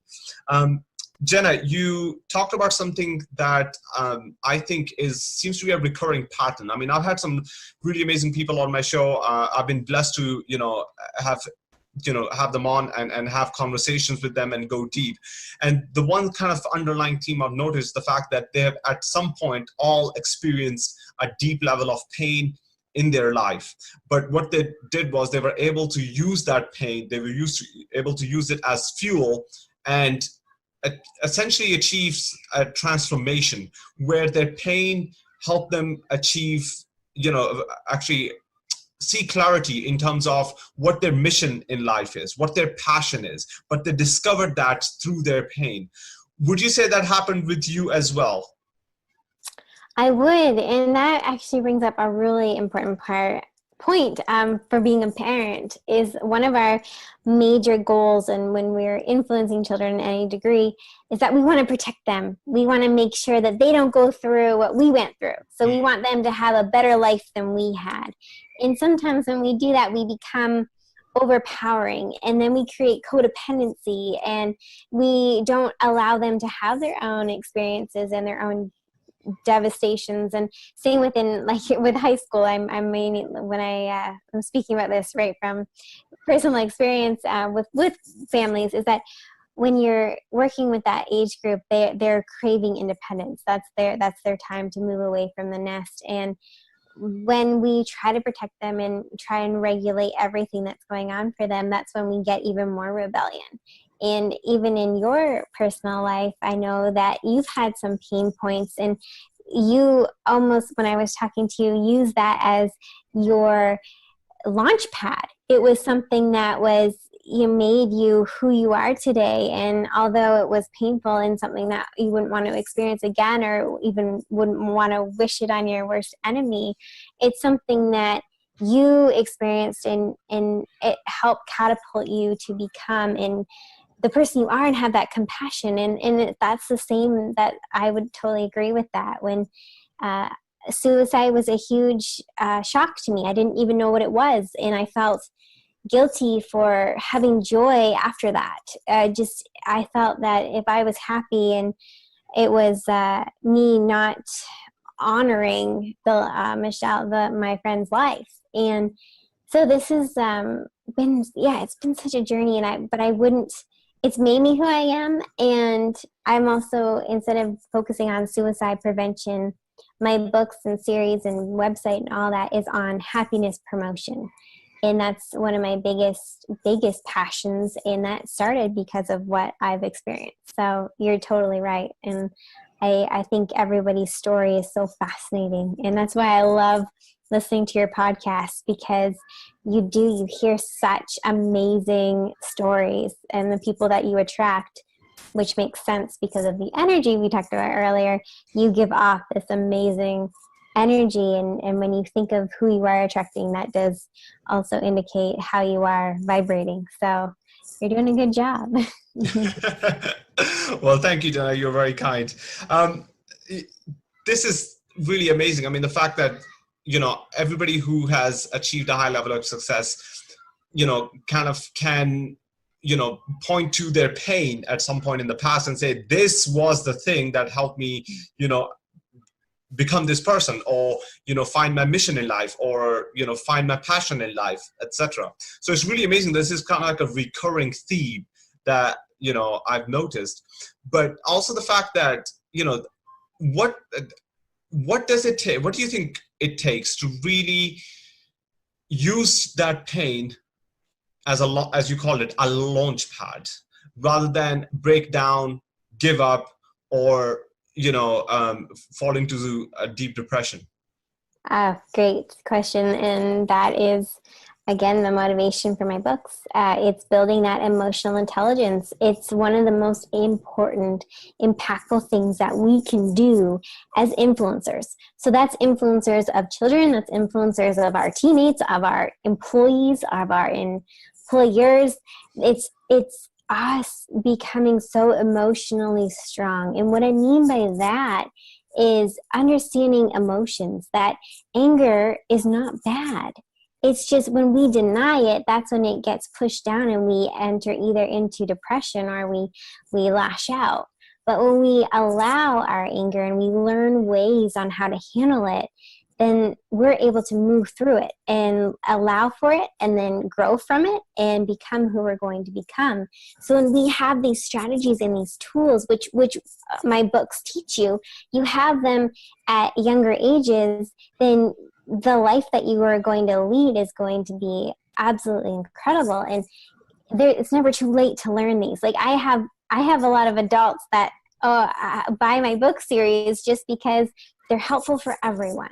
And when we learn them, we are now able to influence and teach those who are depending on us or looking up to us. And then this whole world shifts, because when one of us is in alignment, it influences a lot of the other ones in our lives to be in alignment. And that's my main goal.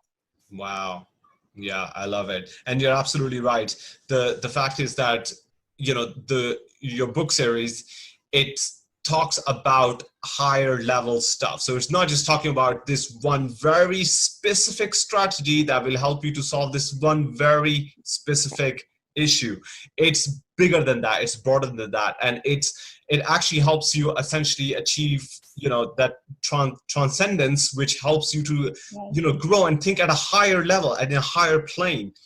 So, you know, I will highly encourage the people in the audience, especially if you're parents, to go and check out those books, because it'll help you, again, develop emotional intelligence yourself, but also, you know, help your children, you know, achieve that as well, to help them develop emotional intelligence. Now, Jenna, that kind of brings me to the next bit. Are there any strategies that, you know, parents can be using to help their children develop that high level of emotional intelligence? Honestly, immersing them in the strategies. So when you work on one of the strategies that the book outlines, there's lots of companion materials. So there's things on that they can hook into once you get the book that will help with, like, there's videos and activities and all of that stuff. If you do homeschooling, there's curriculum there for it.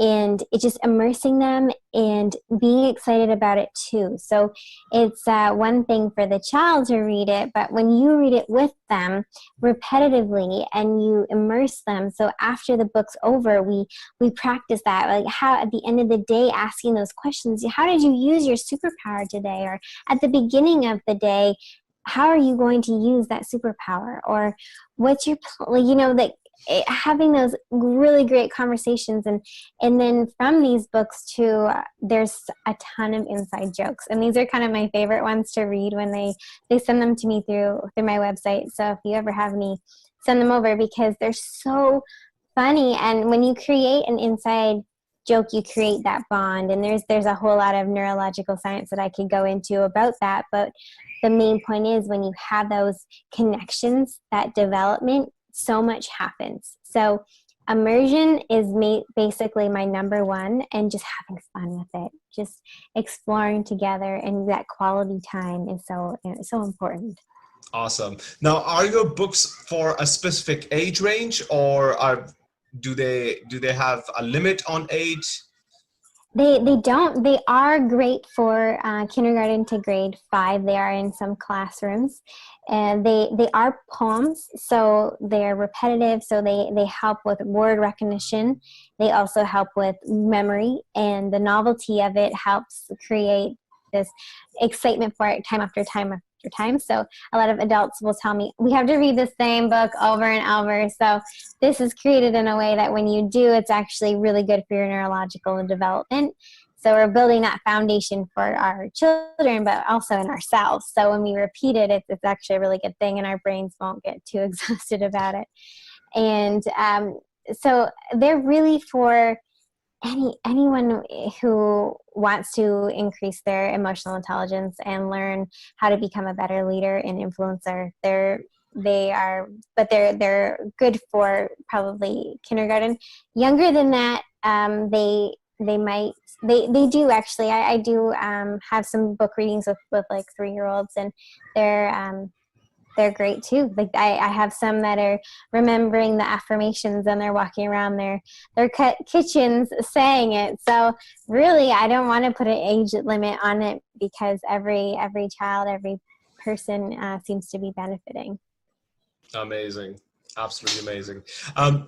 Jenna, what does it mean to you when you get those parent testimonials on how they have actually grown themselves or helped their children to grow into a fuller version of themselves? What does it actually mean to you when you receive them? It means the world. There's nothing better, because when I think of a child or a family thriving, that is my ultimate goal, my ultimate passion. And there's nothing in the world that I would rather have than having a healthy family and having individuals in this life know how important they are, how worthy they are, and how good they are just because they're here. I'm a firm believer in that, and I believe in maximizing the human potential in every single one of us. So that brings me so much joy. Awesome. And to be honest with you, I can sense your passion. It really is there. It's real, and I'm sure the audience can sense it as well. You are coming from a very genuine, deep place, and I love that. That's awesome.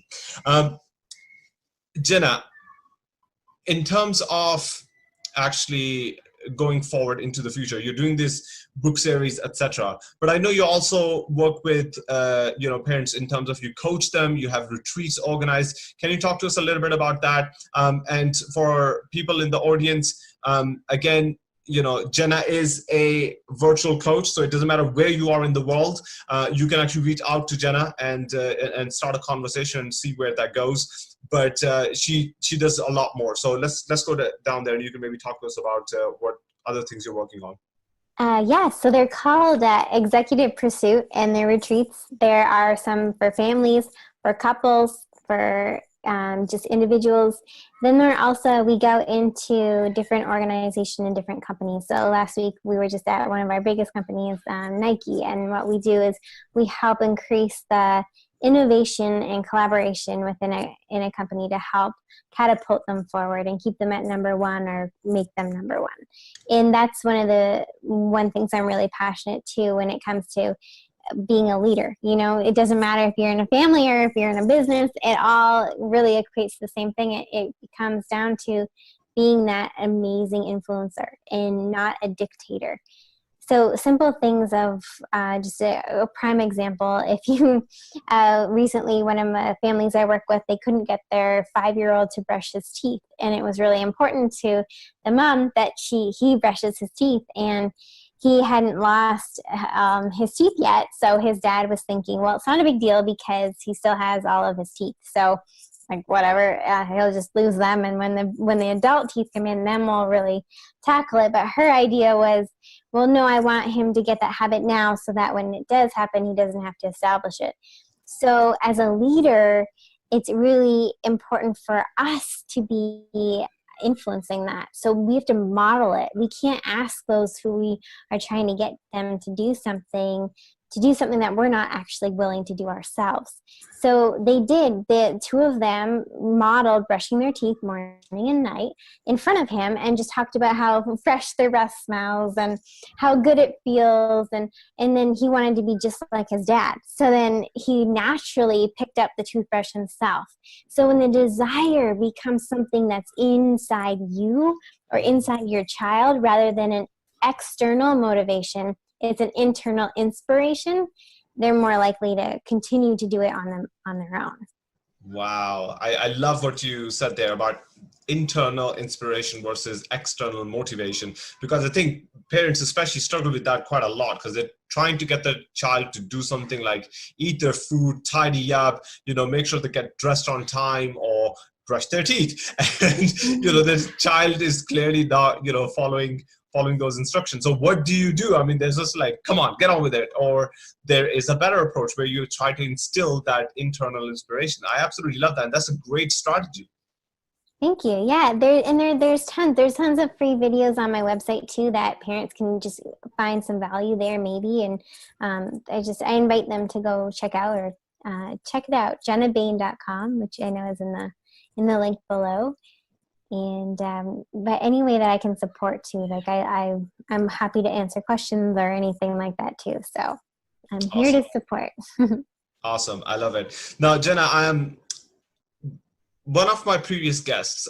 He says something really amazing. And I'm wondering if you shared the same opinion. And he said that actually children read energy. They understand energy. They're not very good at communication. They're not very good at sorting out through emotions, but they do understand energy, and they can read your energy. They can, read what sort of what's going on, the environment, and etc. But they might not actually know what's happening, but they do understand the energy. What do you think? 100%. And I would even go back further, just in the research studies that I've done, is we have indication that they can read energy through the womb. So they're already getting vibrations there. So when they come out to the world, that's one of the main reasons why it's so important for women. I love to coach pregnant women because their nutrition needs to be on par, but also their mindset, their energy, because their baby's actually also eating that. And I would totally agree with all that he said. And I would even say that we all are that way, not just children. And so when you have a child and their caregiver yelling at them and saying, "Don't you know I love you?" They aren't reading the words or listening to the words. They're reading the vibration. So if they know the words, they're thinking, but your words do not line up with your actions. So I'm even more confused now. So we have to remember that absolutely and I mean, that's the same with like our pets too. And even when we go into another country, we might not know their language, but if someone smiles at you, you know that vibration. You can feel that happiness. If you feel a scowl or you feel like you're not in a protected area, you feel that too. Or when you're facing the other way and you can feel someone looking at you. I don't know if you've ever had that experience where you're at a store or something and you're like, oh, and then you turn around and someone is looking at you. And it's that same thing. We read vibration. We are all made up of energy, up of these cells. And so absolutely, I totally agree with that. And that's why again, the series is just one of my biggest passions, because it will definitely transform families and leadership skills in major ways. Oh, wow. Awesome. I love that. Now, Jenna, I'm very conscious of your time. So very quickly, before we wrap up, where can people go to find out more about you, and how can they connect with you? My website's the best place. You'll get all my social media handles there, and there's books and my videos and everything. So blogs, all that's there. Just check out that and send me a message if you ever need or want to chat with me and ask me a question. I'll do a take it or leave it video on it and help better society and all the way around. We're all in this together. I firmly believe in that. Awesome. for people in the audience, make sure you go and check out those links below in the description, and make sure you do go and check out the book series, you check out the nutrition course, and you actually reach out to Jenna and start a conversation. She's absolutely phenomenal. Especially if you're a parent, you have no excuse. Seriously, you have no excuse not to reach out to Jenna and start the conversation. She added so much value. I mean, the stuff that she talked about, it's just phenomenal. And before we actually started recording, I talked to Jenna and I said, you know what, there are times in the interview where sometimes I get goosebumps. And I'm actually looking forward to getting some today, and I did. I ended up getting goosebumps, and one of the things that she said was super powerful, and I loved it.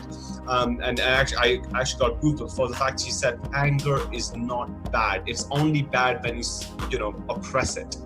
So wow, I mean, just absolutely amazing. But imagine teaching that to your child, understanding that yourself, embodying it, but also sharing that with your children and helping them understand that anger is just an emotion and it's how you express it that really matters. So powerful. And that was just one golden nugget. And there were many, many, many of them in this conversation. Everything, where she talked about the interaction and how that requires action and how energy links everything, and what people need to focus on is what other people are doing right, and the nutrition, the stuff we talked about in terms of child development. It's been a phenomenal conversation. And Jenna, you know what, I'd love to actually stay on and talk more and go down different rabbit holes, but unfortunately due to time we have to cut this short, but I'm definitely looking forward to round 2. Me too. Thank you so much. It was such an honor to be here. Thanks, Jenna. Guys, make sure you share this conversation with other people who are close to you. Maybe they're your friends, your colleagues, your brothers, sisters, cousins, whoever, especially if they're parents or they're actually, hoping to become a parent, then I think this conversation will really help them. So make sure you share it. Also, guys, subscribe to the channel because it helps us grow and it allows us to actually have more amazing guests like Jenna on the show, so we can talk to them and we can actually dig deep and find out more about their lives, their journeys, and their expertise. So with that, I'll never forget this. I went to my team. I looked, we had some people that were zooming in from out of markets because we have business in various states plus here. And you could just look, and they had that glazed look. Like, I don't know what we're going to do. I know he's going to tell me we're folding. I know he's going to tell me I'm getting fired. I know that's what he's going to tell us. And instead, what they got was, hey guys, we're not going to operate in fear. I've got X number of months of operating capital, and I've got these different tripwires. So if we trip this wire, this will trigger this event. I got this tripwire that'll trigger this event. I said, you guys can go home and tell your families you guys also have jobs. And you can also go home, by the way, and take the $300 or $400 that I just deposited in your account in the morning. I want you to go grocery stores right now and load up. I'm Mark Drager, and as an entrepreneur and strategist, I've built a multi-million-dollar marketing agency. I've helped launch startups and transformed international brands. And yet, despite all the success, I still wake up every morning with the feeling that I'm just not good enough. And I've not come close to hitting my potential, and I may never achieve the high hopes that I have for myself. I believe that we all have something to prove, to the doubters, to the haters, to the voices in our own heads. And so each week, I share real, tactical advice and the most interesting and inspiring interviews, because my goal is to help those of us who have something to prove show the world and ourselves that we have what it takes to make it happen. Welcome to the We Do Hard Things podcast. Today's guest is a serial entrepreneur who was raised in poverty, so much so that at one point he was actually homeless. But he did not let that stop him. He went on to build up multiple 8-figure businesses. Now, what I appreciate most about having the chance to speak with him is that he's not all talk. He started from nothing, he built and he lost. He's seen success and he's seen major failures, and he carries that into everything he does. Whether it's as the best-selling author of the book, The Journey Principles, or the creator of the life-changing program, Transformation U, or even as the man who helps people like you and me go from excuse land to building massive success. He believes that you are not living a life you love, not because you're not capable of it, but because you just don't know how to get there. I cannot wait to share with you the insanely inspiring talk I had with the man who can help anyone reclaim their hope and go from stuck to unstoppable, Stephen Scoggins. The place that I want to start the conversation in is, you mentioned within your bio specifically 30 years of hardship. 30 years of hardship. I'm 37. I feel like I've run a business for 14 years. I built a multi-million-dollar company. Great, but I'm 37 and I feel more behind now than I did in my 20s. I feel that when I was in my early 20s, I had more hustle, more progress, less to lose, less at risk. I was bolder. I was more ambitious. And so when I read 30 years of hardship and everything, I go, like, isn't time running out? Is like, when does this get better? Yeah, I mean, you would think so. I grew up in an interesting time and situation. My grandfather survived Pearl Harbor, which started the alcohol train into my father. Right, my mother had suffered a lot of physical and emotional abuse when I was younger, and as a result, by the time I was I think I was maybe 5 years old, they had already divorced and went their separate ways. And then I was raised by my grandmother.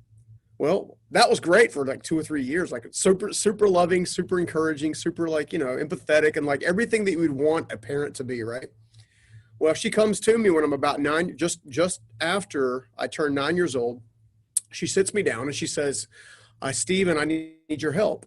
And of course, I'm 9 years old. I literally have a G.I. Joe in one hand and a Transformer in another, right? Like, I'm like, okay, maybe she's going to ask me to take out the garbage that I can barely lift, right? So I'm thinking about through that. And, and then kind of go with that scenario. And then she says something that I'll never forget. She said, I don't know how much longer I'm going to be here. I'm very sick. And even at 9 years old, I was kind of like, I wasn't exactly sure what she meant. I wasn't exactly sure where she was coming from. But then she made me pull this chair over from the kitchen table. When we lived in a little 1,000 square foot brick house in Wendell, North Carolina, pulled over to the stove, and she began teaching me how to make oatmeal and macaroni and cheese and hot dogs and all this kind of stuff. And my brother was 3 at the time. No, I'm sorry. My brother was 6 at the time. I had to get him up and get him dressed and all kinds of stuff. And that was essentially the start of what I've referred to as a massive uphill battle my entire life. Now, being where I am now versus where I came from, I'm incredibly thankful that was my journey. Incredibly thankful. It has taught me a different level of empathy when people are going through various struggles. My dad and mom came back into the picture about the time she passed, which is about a year and a half later. Chemo got the best of her. She had cancer.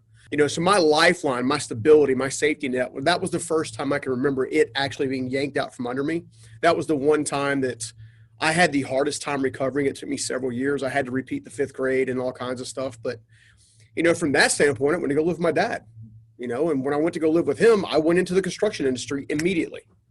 Every Saturday, every Sunday, every holiday, every weekend, that's where I was at, working, carrying studs for $1 an hour. But, it's funny. The one thing the construction industry taught me growing up throughout it was it taught me how to use my hands, which taught me how to use my head, which now I get to use my heart. I was very fortunate that it forced me to face things that I didn't want to face. It forced me to face fears I didn't want to face. I mean, all of that stuff. And that's when I met my first mentor. I was probably 13 or 14 years old. He was my dad's employer. And I remember him, he used to drive around this white Jeep Grand Cherokee, right? And they always had a dent in the right-hand rear bumper because the dude was forever backing into stuff. And he would just get the bumper replaced, and he would do it like a month later and whatever. He was in his maybe 70s at the time. He had perfect dentures, perfect big white smile and all this kind of stuff. And, but he took a liking to me, and I never understood why until he put me in his car to talk to me. I was working on my dad's framing crew. It was hot as Hades outside. And I was like, he's got the AC on. I don't care if it smells like mothballs or not. I'm getting inside, and I'll sit in there as long as he wants to talk to me. Don't care what he tells me about.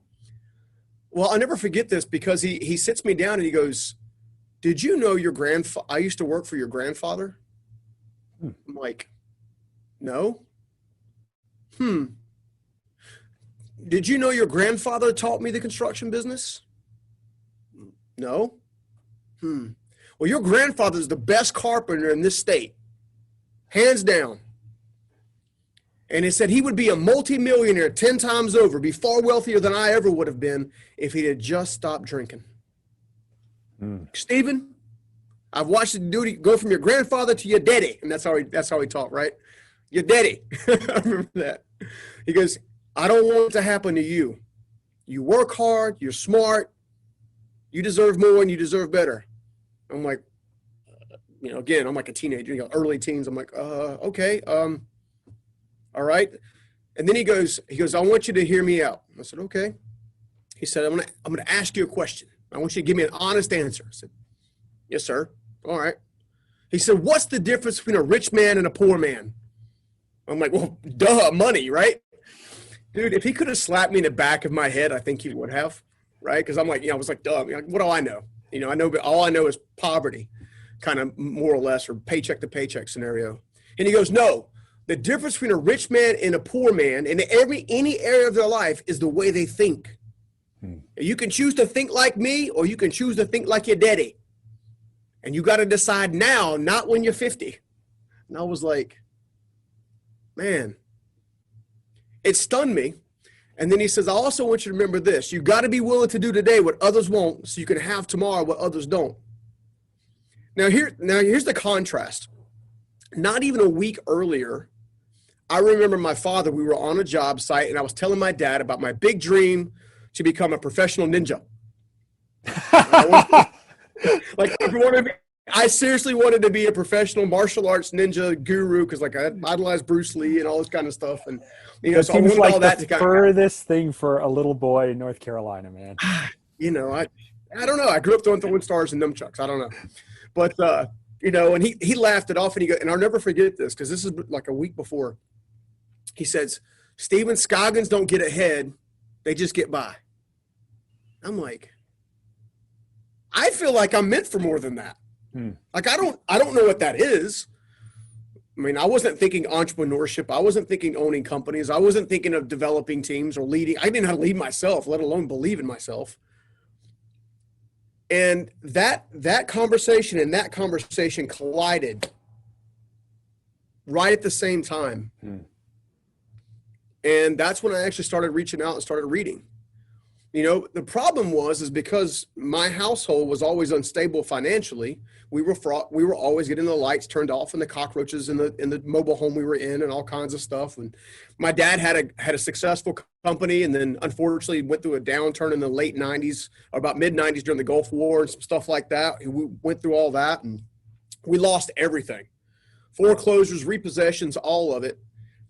You know, and I watched my dad work his absolute butt off. I mean, absolute butt off, 18-hour days, day after day after day, never stopping, but he never could actually, quote unquote, get ahead, right? He kept making bad financial decision after bad financial decision after bad financial decision. And then he make a bad relational decision after a bad relational, like it was like this influx of like every single area of life I watched him struggle with. And as his oldest son, all I wanted to take it away from him, take it off of him. And right, because I would watch. Was the alcoholism a side effect of something bigger or deeper or some kind of mental health issue, or in your mind, you know, the alcohol was? I think the alcohol started with my dad specifically as a way to fit in when he was younger, right? Because you know when he was going to school. You remember the Grease Lightning days. Well, that's his era, right? So the leather coats and the slick back hair, and you're either a prep or a jock or Grease, right? So, I mean, that was kind of his thing. And, you know, I remember him getting, he tells a story about his first, not his first car, but I think his third car was like a 68 Camaro with white interior. And he's like, you know, and how he wanted to be like fast off the line and all that kind of stuff. And I think that's where it started. And then it got intensified when he joined the Marine Corps. Right. So he went all the way through the ranks, got to about the place of what they refer to as a gunny sergeant. And he worked, so he was stationed at Parris Island as well as Camp Lejeune at different points in time. And I don't know if you've ever been to those areas, United States, but they are relatively uneventful. So what do you do with jacked up Marines, right, that are being trained to, you know, to the hilt, not giving them any kind of outlet? Well, they go hang out at the bar. They drink and shoot, right? Yeah, exactly. You know, so, it's kind of like, I think that's kind of where it started. Now, my mother, on the other hand, was a little bit different. My mother, on the other hand, actually had a dysfunctional family after my grandparents had separated and divorced. My grandmother, who raised me, my mother's mother, spent a lot of time, unfortunately, trying to fill the void of the husband that she lost, kind of thing. And as a result, she would attract different men. Of course, I didn't know this. I didn't know this until I was well into my 30s. You know, I couldn't understand why my mom struggled to be a mother to me for so long until I understood where her influences came from, right? So we went through that process, and as I discovered that my grandmother wasn't great with money. My grandmother actually struggled with alcoholism, which I didn't know because I never saw her drink when she was with me. Turns out she stopped drinking the day I was born and referred to me as her second chance. Isn't it This weird strange? I family. mean, you talked about empathy, but isn't it strange how as you get older with more perspective and you realize that everybody's just doing the best that they can and you think they got it all figured out, and then you hit, you know, the same age.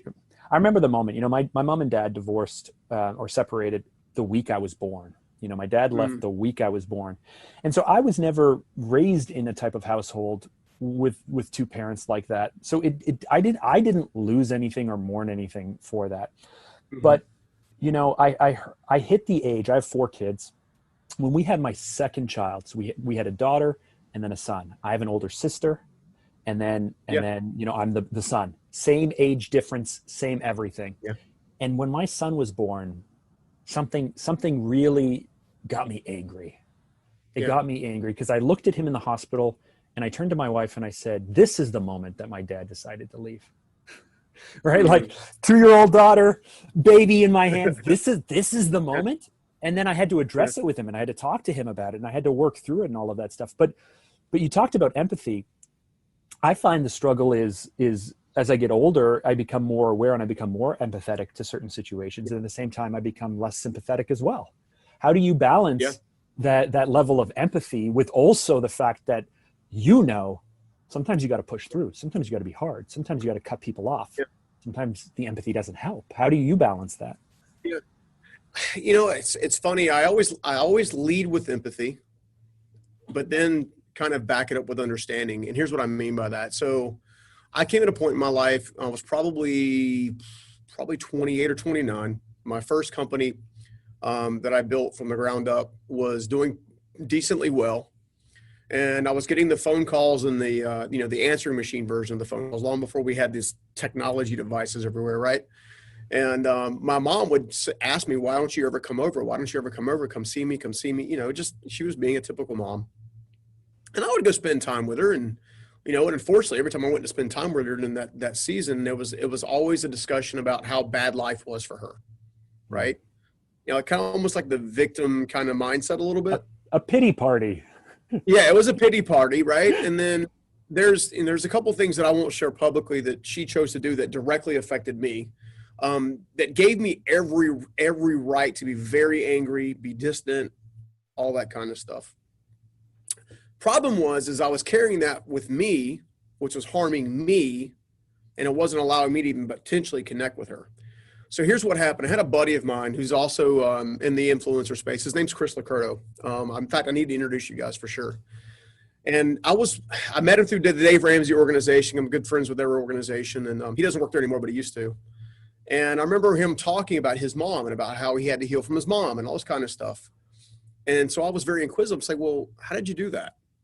Like, he goes, it was simple. He said, I finally realized that every parent has never been actually trained to be a parent other than the parents that they were visibly associated with. And I was like, I've never thought of it that way, right? Because up until that time, I was just judging my mom and my dad every time they made a mistake, right? Well, then he took a step further. He goes, if you truly want to get healing and restore all of those relationships and you truly want to work through that, here's what I want you to do from now on. He says, now he and I are both people of faith, so take what I'm about to say with a little bit of grain of salt. And in that, he said, I want you to start to realize that there's a creator that loves her just as much as they love you. And rather than view her as this villain, what if you actually viewed her as the child with skin up knees that's simply asking for a parent to pick them up? The crazy part is like, I had to ponder on that for probably a solid month, but in the moment, it instantaneously unlocked like this weeping fit out of me. I just started crying like crazy, you know, because all of that judgment, all of that burden, all of that stuff, I was saying, it's all your fault, right? And then as I began to change my perspective, shift my beliefs a little bit, even in that moment, it was like a weight lifted off me. And then I was able to go back to her and begin to rebuild a relationship with her and actually teach her the same thing I was just taught. Mm-hmm. So my mother is now walking around in freedom where she used to be walking around with chains on, so to speak. You can either choose to become the person that your parents have been, right? Because there's a good chance you're going to marry one of your parents. There's a high likelihood statistically, right? You're good, bad, or indifferent. Yeah, and then you're going to become one of them as well. Yeah, exactly. You know, or you can look at their mistakes, learn those lessons, apply those new principles, and heal from those things and actually be the thing that cuts the quote unquote bondage, if you will, right? I don't know if any a better word to say it. This, you know, for example, have you done anything with Ancestry.com? Like you ever like gone down the rabbit hole of like, all right, so I have. Okay, well, they have this thing that's called the Ancestry DNA Kit. So I went down the rabbit hole. Just talking to someone about this morning, because on my dad's side, we don't know anything about our family past my dad. Like we just don't know anything above that. And so I was just talking, I got to do this DNA test. Yeah, so I did it like a year ago. We're Scandinavian, so technically I'm part Viking, which is kind of funny because I'm like 5 foot nothing. And then we have the southern tip of Scotland, the northern tip of Ireland, and then Denmark and Wales. So that's the thing. Okay, so I went as far back in my dad's tree to discover how the Scoggins, quote unquote, came to be inside of the United States of America. It turns out my family was sent here on a penal. But here's the thing. The reason I'm bringing this up is because they got arrested, prosecuted, and put on a boat to basically become indentured servants, if you will, here to the United States, or what became the United States, because they were trying to feed their family, and they basically killed a deer on a lord's land. So I've had hundreds of years of poverty, hundreds of years of, you know, we don't get by, or we don't get ahead, we get by, like hundreds of years where that's been. And I remember this, I was, again, I spent this time praying. It's one of the things I like to do. And I did this when I was like 13 or 14. I was in the trailer park that we had to move into after my dad lost his business, that Steve Myrick actually owned. So Steve Myrick actually owned this mobile home park, all the units, and allowed us to move into one. And I had this like surreal, somber moment where I just decided I was going to go for a walk. It was a fall night, stars out everywhere. I don't know. I almost feel like I'm being called out of the mobile home. I walk down the street, go all the way down to the park, which is probably a good 6 blocks from the place my dad stayed in. And out of nowhere, I was just staring at the stars. And then literally, I just found myself like kneeling down and saying, there's got to be more to life than this. I don't care what it takes, what needs to happen, what I need to do differently. I want to be the one to break this family. And in that moment, not knowing any better, I actually used the word curse. 2 things happened. First of all, I'm very thankful that I actually asked for that. Second of all, I did not understand what I was asking for. How hard? Okay, because, yeah, dude, to break through all this crap, right? I had to face homelessness. I had to face a suicide attempt. I had to face all the failure and all the limiting beliefs and all the junk that come along with generations of not believing you can measure up or become something more, become stronger and better. I had to face my attraction to toxic relationships because that's what I witnessed, right? It's like I walked around with a big L on my head saying, please date me, right? I had to face all that stuff. And as a result, now I get to sit here and have this conversation with you hopefully that somebody's going to take something away from this and actually go have their own moment where they're saying, let me be the one. But I'm going to tell you right now, it's going to hurt, but it's going to be so worth it. The life that I live now, dude. So if I can ask two questions. One, can I circle back on I understand the polarity of the two moments, you know, the conversation with your dad and a week later having this conversation. Was it actually a choice? And is it a choice that you had to make over and over and over again because you were tempted to regress and to go back and to give up and this and that? Or were you actually built for this and it wasn't a choice? It's actually coming natural to you. You just needed someone to show you to connect the dots. Because if it's a choice, it can be taught and learned. And if it's inherent to you, then you got really lucky. I think habits are inherent, but choices are chosen, as strange as that sounds. So what I mean by that is, yes, I had Steve Myrick. Yes, I had Susan Bath. Yes, I had Dave Ramsey and John Maxwell and all these other people lead me along the way that I've actually had the distinct honor of and pleasure of spending one-on-one time with these people over and over again, right? That's a rare opportunity. I never take that for granted. At the same time, I did have to make the initial choice, okay, which was yes, I'm going to do this, but I did regress several times, right? I had that conversation with Steve as a young teenager, but yet, 19 years old, I find myself sleeping outside and sleeping in cars and just trying to figure out where I'm getting food from and shelter from. Right, but how do you not go, you told me it wouldn't be this hard. You told me all I had to do was just, not be like my dad. And now look at me. Yeah. For me, it's always come down to 4 different phases and a lot of reflection time. And I don't think people do enough reflection time. I think people, when they do reflect, they judge and condemn themselves.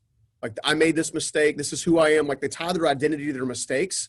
And because they tie their identity to their mistakes, they can't actually tie their identity to their strengths. They're so focused on looking in the rearview mirror that they're like, sorry, say that again. Say that again for me.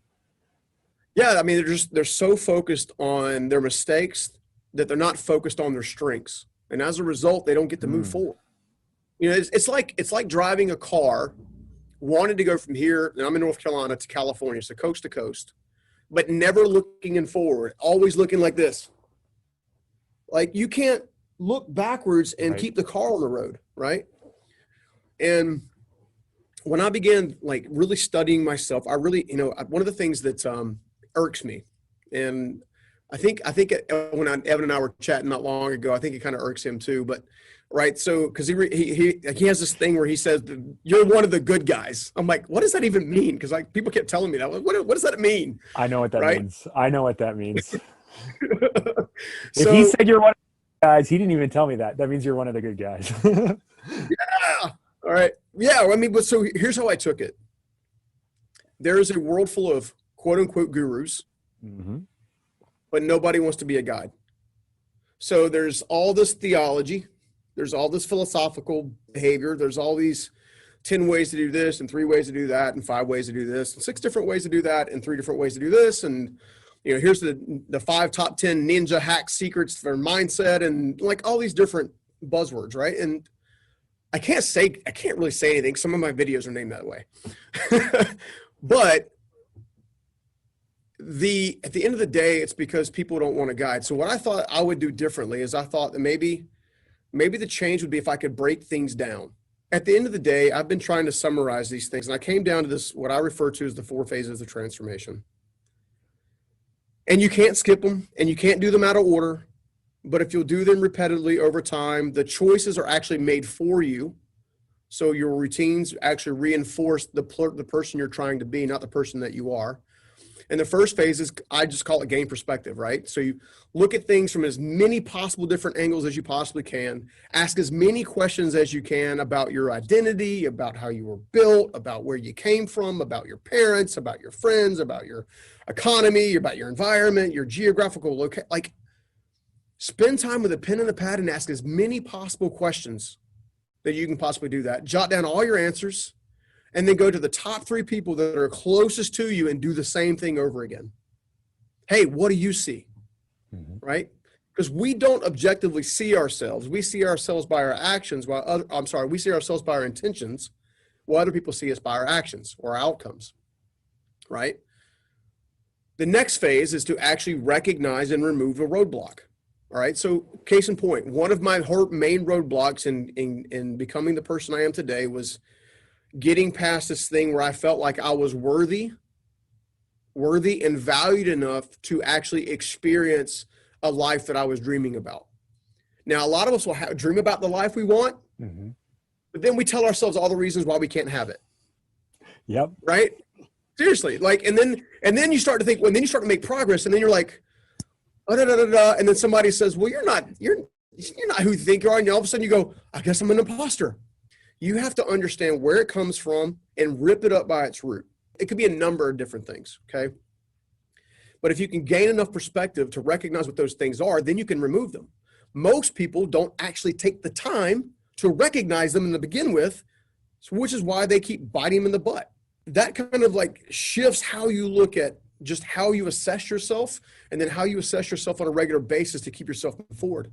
The third one, everybody and their brother talks about all the time in 50,000 different ways. I don't care what influencer you're listening to or what let's organize a plan. Where do you want to go? What are your opportunities and what are your threats? I believe that nobody does it because no one comes alongside of other people as a guide or a mentor and says, this is how you do it. Right? We can say, set it out. What are your goals?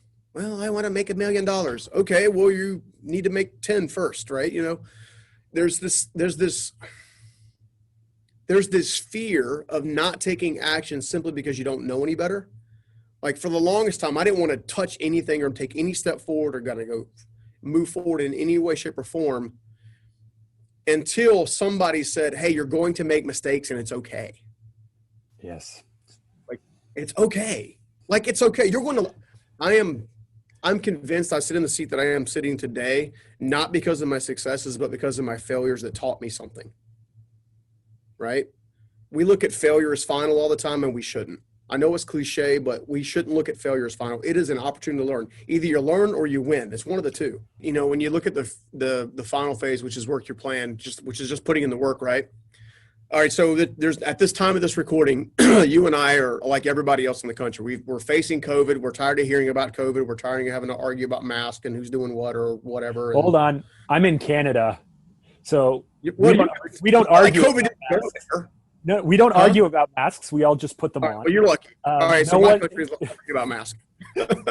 So, we just do what we're told by the government. The government says do it. We go, okay, we do it. I think we did that at first, and then now it's getting a little like, come on, dude. But anyway, in this particular environment, the U.S. economy was going like gangbusters, right, for several years on a row. Okay. Well, I weathered the 2008 downturn, which was, for the U.S. economy, which is all housing, right? So, and hence I was in the construction industry, and I was one of the last guys standing. And at the end of the downturn in 2008, because I put those principles into place and began using those principles over and over, it became second nature. It's like muscle memory. When you do martial arts and you do certain techniques over and over again, it becomes like crazy automatic. Same thing happens in life. Same thing happens in business. I don't remember which person said this, but obviously they said success leaves clues or leaves footsteps or something like that, right? Tony Robbins. Okay. Success. Right, shout out to Tony. There you go, Tony. Yep. And if you follow the clues, it's Hansel and Gretel had to follow the crumbs, right? It's the same stinking thing, right? It's the same hero's journey over and over again. You are where you are. You got to face something that you never thought you'd face. You have to get stronger. I mean, it's Rocky Balboa. It's Luke Skywalker. It's like every single hero that you know, right? There's this massive adversity that you face, and then you get to go through the transformational moment all over again, and then guess what? You get to start all over again, right? Go to the next level. Seriously, I mean, that's essentially what it is, right? Well, most people are living by the wrong movie. So if you change the way you think, you'll change the way you act. You change the way you act, you change the way you get results, right? Most people don't want to look at that stuff. they're so ill. I don't have enough money to get around.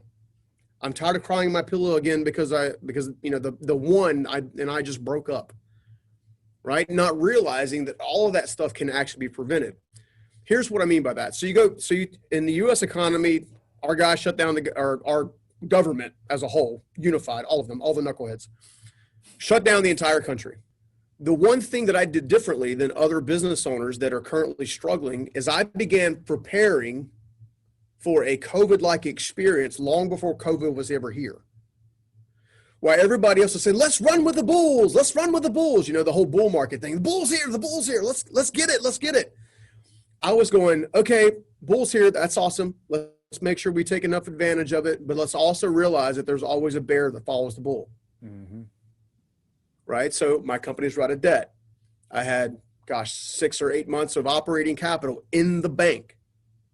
Okay? So when everybody else was like, okay, we're shutting down. And I'm not taking away from business owners that struggle, because I have been there, which is how I learned the lesson. So this is the lesson they probably need to learn, right? This is how you learn that lesson, right? Be prepared. In fear, they're laying off people left and right, all kinds of stuff, and then they're beholden to any kind of stimulus and all this kind of stuff. I was prepared, and as a result of being prepared and having cash on hand, not being in debt, not being leveraged, owning my properties, my live event, like one of your early questions was like, is it choice? Like, what is it? Is it choice? Is it something that you get luck into? Yes, it's choice. It's you choosing on a daily basis to live by principles in life and business that are predictable in that they always bring results, albeit many of those results happen slowly over time. Mm-hmm. Impatience is what ends up basically becoming catastrophic. That's my opinion. I've got to say it's interesting because so I started my business in 2006, very, very small, $7,000 of capital, service-based business. So I was only 23 at the time, didn't know what I was doing, but let me tell you, 2009 was not fun for us. You know, ate through all of the cash on hand, had a 3-month period with no work, no invoicing, nothing. I found maybe about a year ago, I found my daily journal for like April 2009 or something. And it said, on number one, it was like, finally a paying client. Like it was like April. But I have been, that scared me so much that I'm anti-debt as well. I'm not super bullish. And so for the last 3 or 4 years, I've been actually kicking myself for slowing our growth down. Mm-hmm. And going and speaking with my controller and saying, I don't understand. Like, people are taking money from here to pay over here, and they're leveraged and all of this stuff. I can't even think this way. Why aren't we more aggressive? Why aren't we leveraging capital and resources the way that we leverage people? Like this is killing our growth. And yet then when this all happened, I was like, oh, okay, that's why. This is a reminder. Yeah, this is why my conservative nature is actually paying off, because. Yeah, I mean, listen, 2010 to 2020 was a 10-year run where for 4 years, I'm like, recession's coming every 7 years. Typically on cyclical recession's coming and waiting. And then going like, am I just the fool? Like, am I the fool because I'm wasting time and I'm not leveraging finances well enough? And I'm not this and I'm not that. And so hearing other business owners, because you talked about the fact that construction isn't sexy for Forbes. Well, when you're focused on an entrepreneur podcast or a scaling podcast or a growth podcast or whatever it is, nobody wants to hear that you built it very, very slowly without financing. Like, nobody wants to hear that story. Maybe that's why I'm struggling. But it's true. I mean, look, there's a lot of entrepreneurs, I'm sure, even listening right now, that they have a dream, they have a goal, they're out there doing it. Maybe they're 6 months in, maybe they're a year in, and they're at this decision stage where a bank is like, no, seriously, let me lend you money. No, seriously. You can get a nicer piece of equipment, a nicer toy. We get brand new servers, and don't do it, man. Don't do it. Don't do it. I mean, there's no reason to do it. Just be consistent. Right? When these downturns and stuff happen, if you're consistent and you're putting money away for a rainy day kind of thing, Some would call it an emergency fund. Some would call it just savings, right? Maybe it's in a money market, so it's making a little interest. It's not going to be a lot, but at least it's something, right?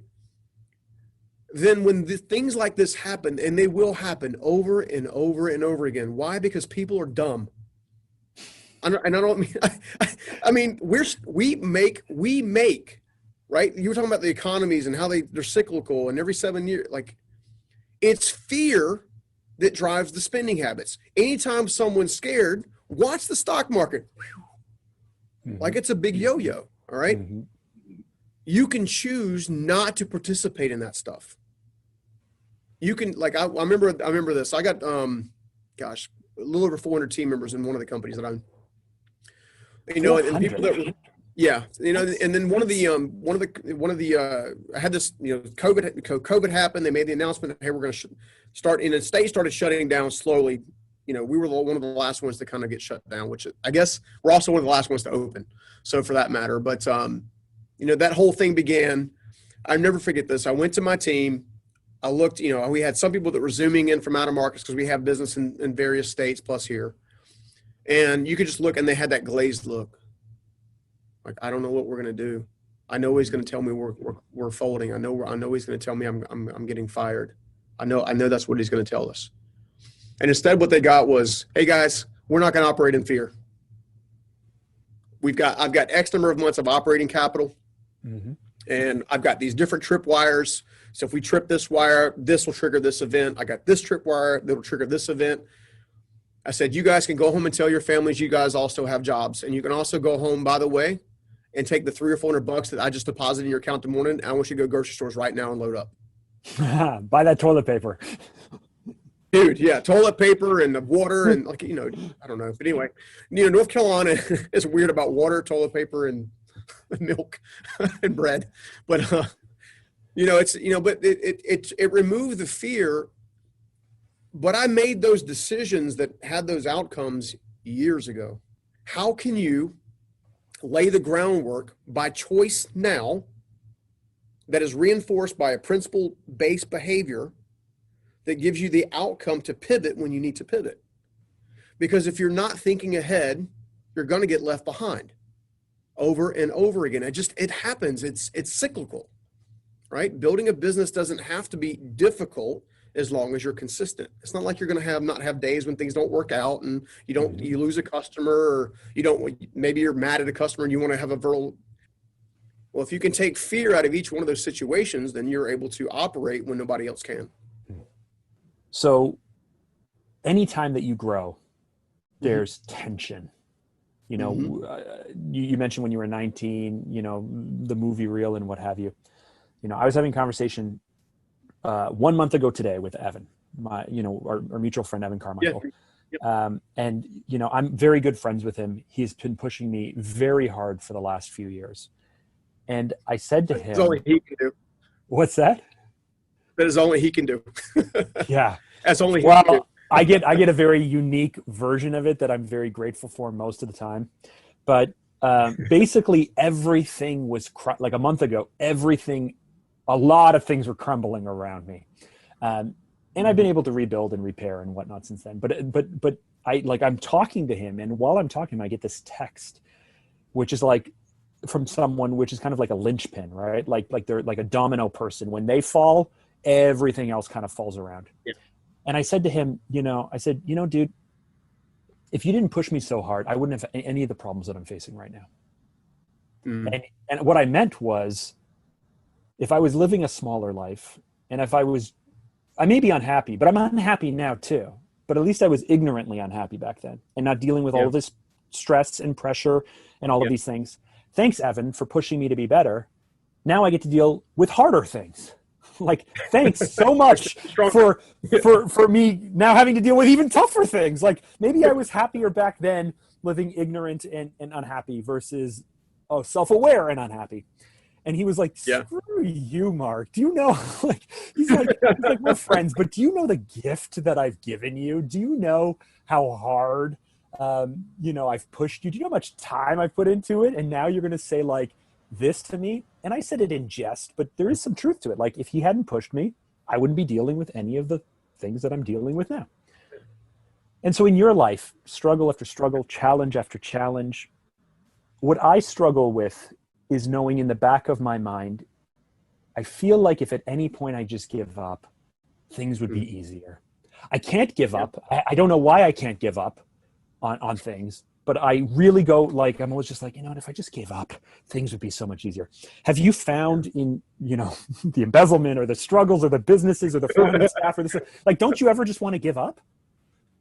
There have been numerous times where I wanted to give up, and here's what would happen. I would literally go to bed that night thinking, I'm done.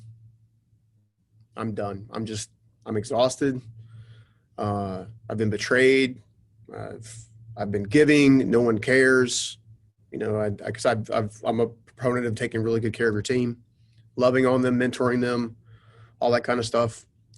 And I found that just getting rest recharged me just enough to take another step. And then I had this interesting epiphany about 2 years ago while going through the embezzlement stuff, is that no one climbs a mountain without their legs getting stronger.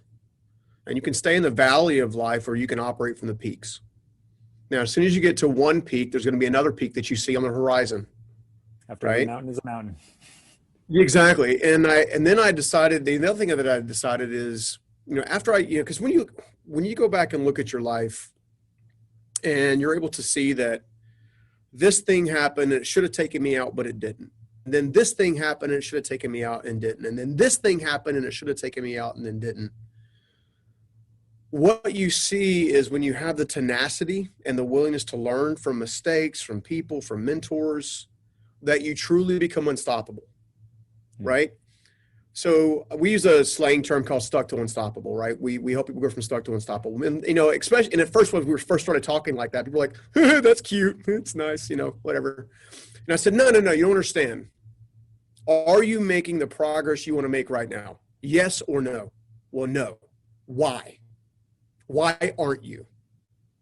And they give you, I don't have the money, I don't have the resources, I don't have the relationships, I don't have this, I don't have this, I don't have that. And I'm like, what if you just went out and tried to serve somebody? Right? What if that created momentum to move you forward? Because I had I have lots of interesting epiphanies. One of the epiphanies that I had was the greatest purpose you can ever have in life is serving the person you used to be. And I think Evan even put that in his recent book. Something along those lines, like the same wording, which means to me, that tells me that means it's a life truth, right? Rather than looking at your adversity as a stumbling block or something that's going to hold you back or whatever, instead look at it like the Navy SEALs Buds Camp, right? Lifting logs, doing the push-ups, getting drowned underwater, being brought back to life, learning how to be a sniper, like all that stuff. Making that shift, understanding that as trials came and didn't take me out, I was going to get stronger, prepared me for the next level, which is what you just got through saying, right? That means it's a life truth, right? If the longer you're looking for bliss and utopia and stuff like that, the further it's going to be from you. Because what happens is you go through a growth cycle and then you get a bliss cycle. You get to experience the fruit of that work that you did here, and the sacrifice and the fears you face and limiting beliefs you face. You get to that point, right? And then for another 6 months, maybe you get to go buy the nice car. Maybe you get to go out and do the nice thing and go to the nice travel, and right? The tricky part is not getting lost, like not losing yourself in the win or in the struggle. The tricky part is understanding that you cannot have one without the other. It's the yin and yang. Right? Peace, harmony, joy, contentment, hope, all of that stuff is found in the center, right? Why is it that people in third world countries can make a soccer ball out of leaves and be totally happy, but yet we get totally depressed if someone doesn't give us enough likes on Facebook? We want to harm ourselves because someone told us they didn't love us. At Starbucks, they spell your name wrong on the cup. Exactly. How dare they, right? You know, It's just like, come on. Like, you're not looking at life with the right lens. You're looking at life through the lens that everybody tells you should be looking through. The most successful people on the planet do exactly what Steve Myrick taught me to do years and years and years and years ago. They think different. Look at your struggles as a tool to propel you forward, not to hold you back, not to take you out, not to keep you in fear, not to lose all hope. Okay, because the strength comes in reclaiming your hope, like saying, that's mine, you can't have it, I own it. And you're going to have lots of people who are going to come in your back pocket and try to take it out of your back pocket, right? You get to choose about whether or not you release that or not. You are going to face difficult stuff. It's going to happen, okay? And the further you want to go, the more difficult things are going to happen, okay? At the same time, if you want to have a legacy that outlives you, okay, then you have to do something that's going to affect change long after you're gone, right? I built a construction company. Fantastic. Yay me, right? I got great team members, okay? My gift is not the fact that I built a multi-million-dollar business. That's what maybe the world would say, hey, this is awesome, like he's whatever. That's not important. What's important to me is, how did I lead that team? Do they have more opportunities to better their lives and better their family because I was one of the leaders? Was I worthy of being followed? Was my character and my integrity and my passion, was it so succinct that they had never had a doubt that they should just keep going? When they went through struggles, did they have me to say, hey, look, keep going. You got this. Come on. Just one more step. Just one more step. I know it hurts. I know your legs are burning. I know you want to give up. I know you do. I know you don't feel like you can breathe. I know it. I know. I've been there. I know. Just do it. Trust me. Trust me. Just please trust me, right? That created what I'm walking into now, right? Is this ability to affect lives at impact at scale. Rory, a good friend of mine, Rory Vaden, he builds he helps a lot of people build a lot of personal brands. He helps them get clear and even helped me with mine to a degree. Actually helped me a lot, to be honest. One of the things that he shares with people a lot in building personal brands is he says, what's the one thing that you've earned the right to talk about? Mm-hmm. Earn's a big word. Earn implies sacrifice. So I do brand strategy with people, and I always say that if you want to go to market with something, nobody is waiting for you to show up. No one is like, oh, thank goodness you're here. I needed your services, and here you are, right? And so earn is the perfect word, because it's not only what you have to earn the right to talk about, you have to earn existence and attention and you have to earn the right for people's attention. You have to earn so much and then deliver on that and so on. So that's perfect. Yeah.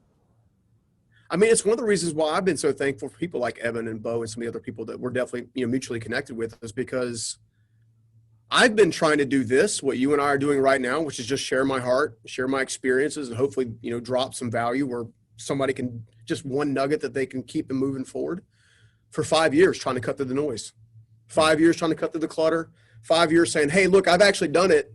I'm not just talking here's my playbook. Here's how I did it. Like, I'll walk with you. Let's talk together. Like, let's reason together. Right. And it's hard, but it's supposed to be. Why am I going to get mad if another speaker gets chosen over me for a different event? Okay, that's fine. Shouldn't affect how I perceive in going to market or going to help people, because I'm actually wanting to help people, right? And one of the things that you learn, I know that the three of us, Evan, myself, and you have all shared this. Once you get to the place where you've earned an income that's like really more than, and I use this loosely to kind of know what to do with, so to speak. It's, you've earned the right and the respect to steward wealth. Let's put it that way. You learn that it's empty. It's totally empty. Okay, I got a nice house. Okay, I got a nice this. I got a nice this. And you look around, you're like, is this what my life measures up to? Mm-hmm. Interesting fun fact. So top 1%, okay, have 8 to 12 mastery level skills at any given genre. Okay. Tony Robbins, good example. Okay. Tony Robbins has mastered the business in the life mastery space. Like he's the godfather that set the stage for a lot of us other knuckleheads. Okay. It is, right? And like him or hate him, quote him or not, right? The guy paved the way, but he learned from Jim Rohn. Mm-hmm. Right. And then Jim Rohn learned, like you see what I'm saying? It's like, the deal is people at that level, top 5%, top 1%, have 8 to 12 life mastery skills. I'm sorry, not life mastery, mastery level skills. However, only 22% of them share it with somebody else. So they leave this earth after accumulating wealth, after traveling all over the world and doing all kinds of fun stuff, and Kilimanjaro and whatever in Belize, and flying on private airplanes back and forth, and you see them on the Instagrams and they're driving their Ferraris around and they're flying. They're got to make sure I got the picture in front of my airplane and kind of thing. And I probably shouldn't say that. I think we know who you're talking about. Your friend down in Florida. Yeah. So the question becomes, I have zero problem with people earning wealth. I have zero. I'm personally. I have zero problem with people earning that wealth as a result of serving well. The tricky part is did you affect the life in such a way that had you not been there, life would have been different? Jim Rohn poured into Tony. Tony's affected millions upon millions of people. Some of them went on to be incredibly high performers. Some of them didn't. That's where the choice lies, right? You can teach all the principles you want, but you can't make anybody take action, right? So all of that rolled up into one to say, you just got to keep going. If you feel like giving up, just keep going. Just keep going. Take one more step. Wasn't that something? Stephen's story can help us fight our own uphill battles in life. The 3 takeaways for me for this conversation were, well, number 1, be willing to do today what others won't, so you can have tomorrow what others don't. Number 2, transform your life with baby steps. Don't think about the giant leaps. And number 3, prepare now for the challenges before the struggles come. You cannot operate in fear. Fear will keep you standing still, and standing still is death. I just want to remind you that I would appreciate it so much if you went over to Apple Podcasts, leave us a review, leave us a comment. It would mean a lot to me. If you're not subscribed, be sure to subscribe. And if you want to connect directly with me, you can find me on IG. Remember, those of us who have something to prove can show the world and ourselves that we have what it takes to make it happen. But you have to think big. You've got to be bold, and you must say yes. Why? Because you, me, all of us, we do hard things. Rain, and we've got snow on the ground here in Austin. Oh, wow.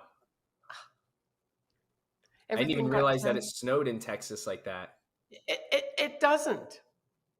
But last year it did, and now this year. So crazy. Well, thank you so much for taking the time out of your busy schedule to hop on the Life Coach Zach podcast today. As you know, we love talking about all things mental health, mindfulness, spirituality, health, and well-being. And you are the perfect guest to have on the episode today. We're going to talk a lot about energy healing. We're going to talk a lot about how you're a psychic and how amazing that is. We're going to talk a little bit about my experience working with you, which has been nothing short of amazing. So to all the people that are listening on Apple Podcasts and Spotify, my guest today is Amira Hall. Amira is a psychic, not psycho, with 22 years experience, over 23,000 clients around the globe, and 300 plus trainings. Amira, thank you so much for joining me today. Oh, it's my pleasure. I'm super excited about what's going to come out in our conversation today, because with me, there's always some surprise or twist. That's it. You never know with you. So tell us a little bit about what you do as a psychic. How do you have these psychic powers? And yeah, I guess we'll start there. How's that sound? Yeah, I love it. Well, honestly, it's been a very long time that I've never admitted that I was a psychic. I tended to call myself an intuitive and then a spirit medium, and I've called myself every name in the book. And so that's pretty wide. But here's the thing. I believe we're all psychic.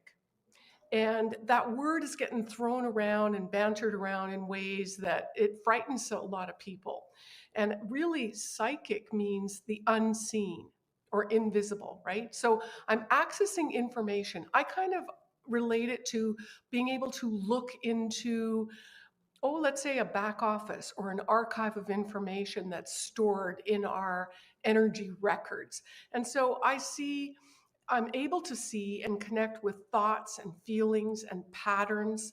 And so it's, in a way, I gave myself a new title. I'm an interdimensional analyst. How do you like it? Amazing. Interdimensional analyst. So how do you see the interdimension? Well, if I could ask you to imagine a rose, or if you've got one on your table or a flower, and then close your eyes and visualize it, that's how we see. And we all see. Call it a visualization, call it an idea, an inspiration. I've trained myself to be able to zoom in on a specific, let's say, entry point. I call them pictures. It could be a thought, it could be a belief, it could be a memory. So when I can dial in, it's like when I look at the energy centers, the chakras, or the energy field, it's almost like I see a kaleidoscope, a spinning wheel of all of these incredible colors and patterns. And then when I zoom in or one color jumps out at me, I sort of go down that rabbit hole. It's like stepping into a stargate where all the information starts unraveling and I get a story. So the story is then translated in my head and I reveal the story. It might be a metaphor. Yeah. It might be a literal experience that the person's had. Right. So sometimes we have a little discussion trying to define or interpret. Is it a real life situation? Is it a metaphor? Or is your soul trying to give you, your next step information? So it's kind of a translation. And I think over the years, as I've developed an expertise in being able to, as much as a natural ability we all have, I've been able to refine it and tune it in. And that's what I teach people to do. Amazing. Because we're all highly intuitive, call it psychic. And when we access those parts of ourselves, there's so much more information that's available to us. Yeah. I would say this has a lot to do with the spiritual realm, right? I mean, when we start to link quantum physics and science and brain waves and the natural law of attraction and manifestation, I mean, there are a lot of pieces to the puzzle that fit perfectly. And a psychic is part of the spiritual realm. I mean, we send out information from our brain through our brain waves into the quantum field, into the ether, into the universe, if you want to call it the universe.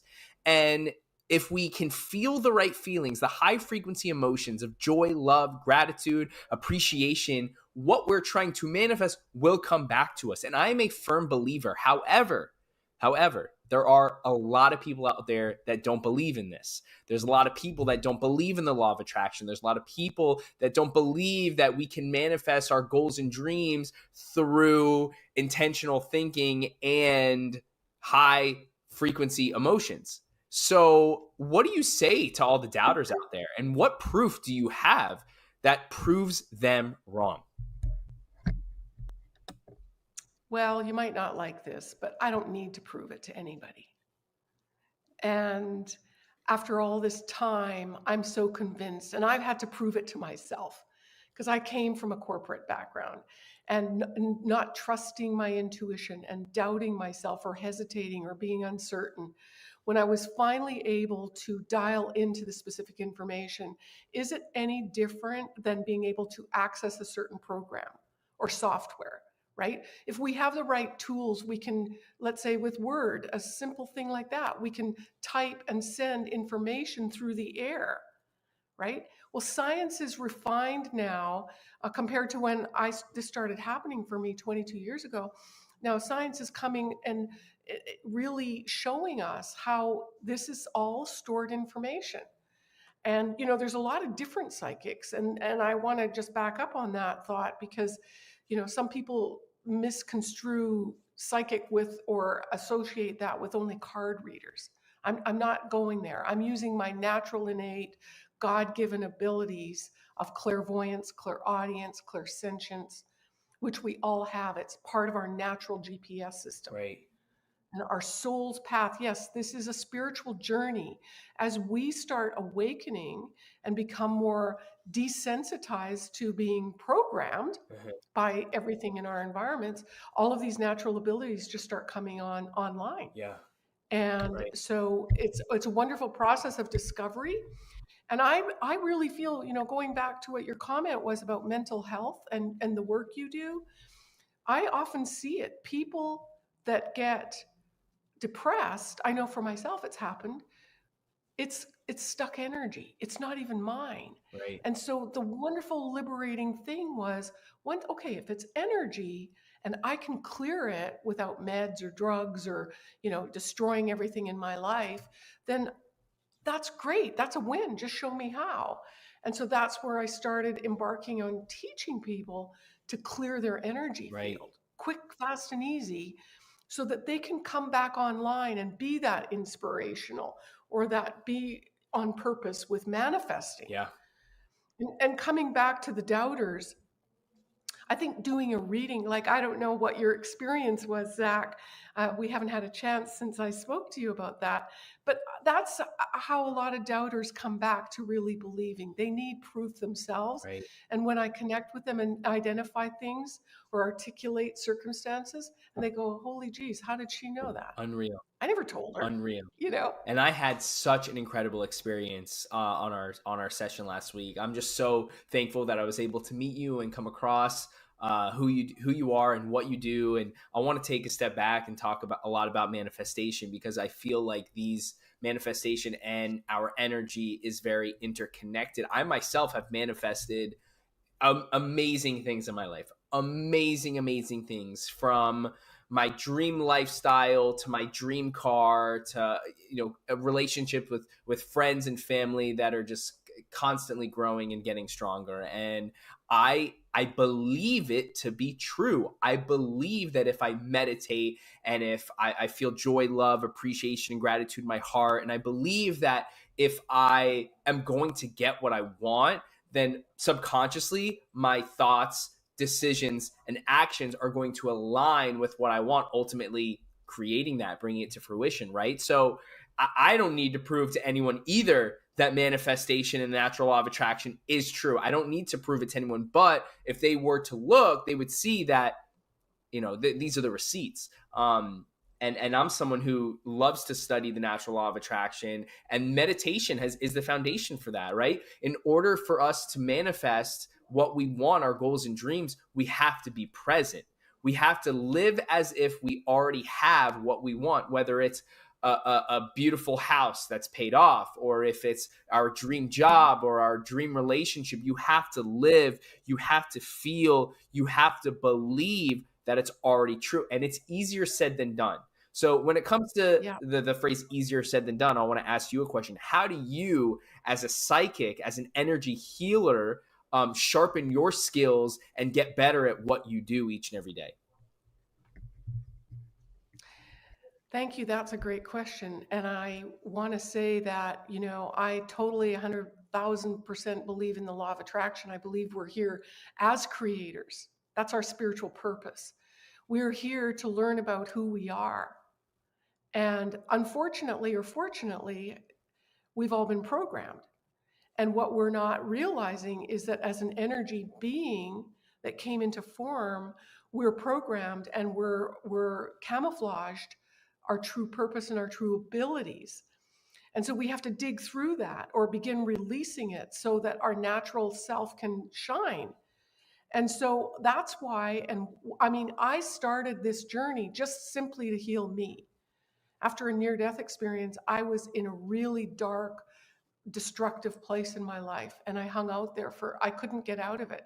I didn't go see a psychologist because I figured they're going to lock me up and throw away the keys. When I started hearing things and seeing things, all of my abilities got so turned on. It was like having a speaker blasting in your ear super high. You can't really hear it, right?